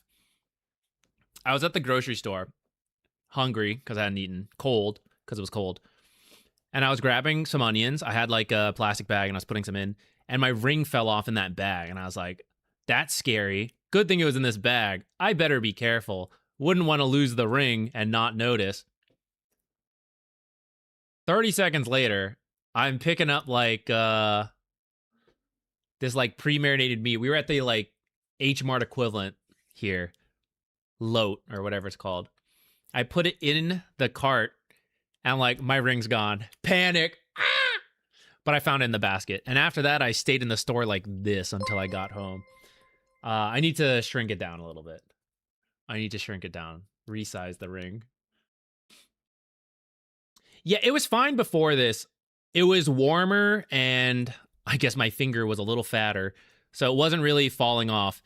This last week is the first I really noticed that it was kind of slipping off. So I'm a little worried because we're going to travel soon, and I don't have time to resize it before then. I'm like, oh, well, what if we lose it when I travel? Should I just leave it? But we're going to Singapore. It's going to be hot as balls. So I'm going to sweat. I'm going to swell. I'm going to gain weight because I'm going to eat nonstop. So I think the ring's going to fit in Singapore. Maybe I'll wear it on my middle finger or something. My middle finger is a little larger. Maybe I'll wear it there until it gets resized. I have to think about it. We're going back for a reception dinner because we couldn't have a wedding. We had a wedding here and we have family back there. So we're going to go back to Singapore and China to do that. So it feels weird not to bring a wedding ring in fear of losing it. But at the same time, I'm a little worried. Wrap some tape around your finger. Maybe. Or I have, when I was trying different rings, I had a rubber ring to practice wearing a ring, see how I felt, that kind of thing. Maybe I wear that one in front of this one just so it can't It can't fall off. Wait till you go swimming. I think I would take it off for swimming. Well, if I get it resized and it's like a good fit, then maybe I don't. But currently, I would definitely take it off for swimming because it's way too loose. Incentive to eat guilt-free. If you think about it, I'm eating to save money because if I lose this ring, you know, that's a big financial loss. So I'm eating to make sure I secure this ring down. Put it on a necklace for the meantime. That's not a bad idea, actually. I'll consider that. Yeah, I'll figure out something to make sure it stays on. It'd be a bummer. I cannot, guys.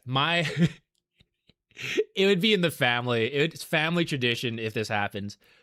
Actually, I don't think my older sister lost hers, but my mom, when they got married, lost the ring pretty quickly. I think they were on an airplane with my older sister when she was just born, which is like a year or two into the marriage, and my mom's ring got lost on the airplane. Who knows where it is? She never found it again. So it would simply be family tradition to lose the wedding ring.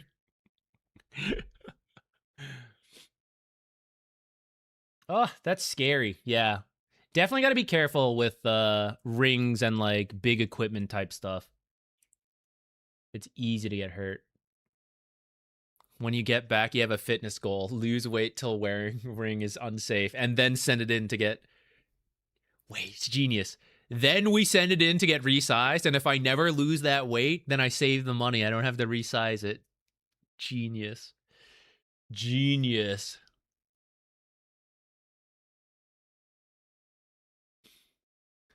Thoughts on Falcons NGX being in the lower bracket finals? Do you think it's possible? Falcons for sure. Nigma in top form, specifically Divide doing well, and the draft making sense. I could believe. What would that path look like?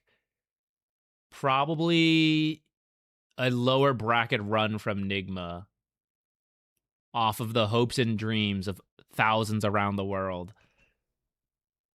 I'll tell you what, if Nigma manages to beat Falcons, it's actually way more seeable to see Falcons make a deep run all the way in.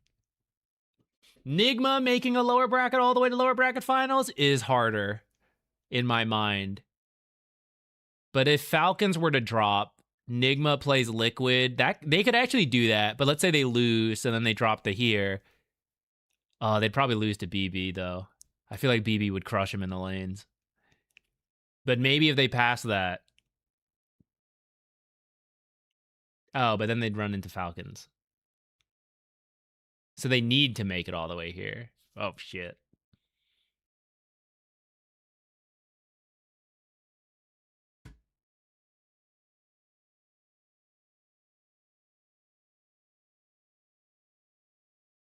All right. Guys, I think I'm done for the day. I'm tired. I had originally planned to try to do that video today so it could release tomorrow. I might still try, but maybe I'll do it tomorrow. When does TI begin again? On Wednesday?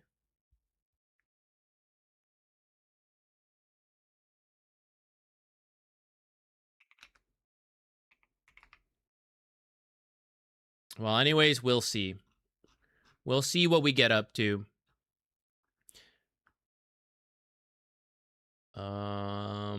2 days from now. 48 hours just about, and then the next game begins. Okay. Thanks, I stay faithful. I believe. Bat chest. Well, I say I believe, but I didn't do it, but I believe in your belief. You can do it. They can do it.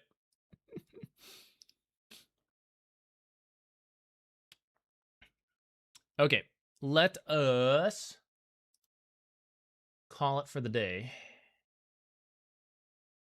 I will send you all to Ricky, who I was casting with, at least the Twitch people. You all know the drill.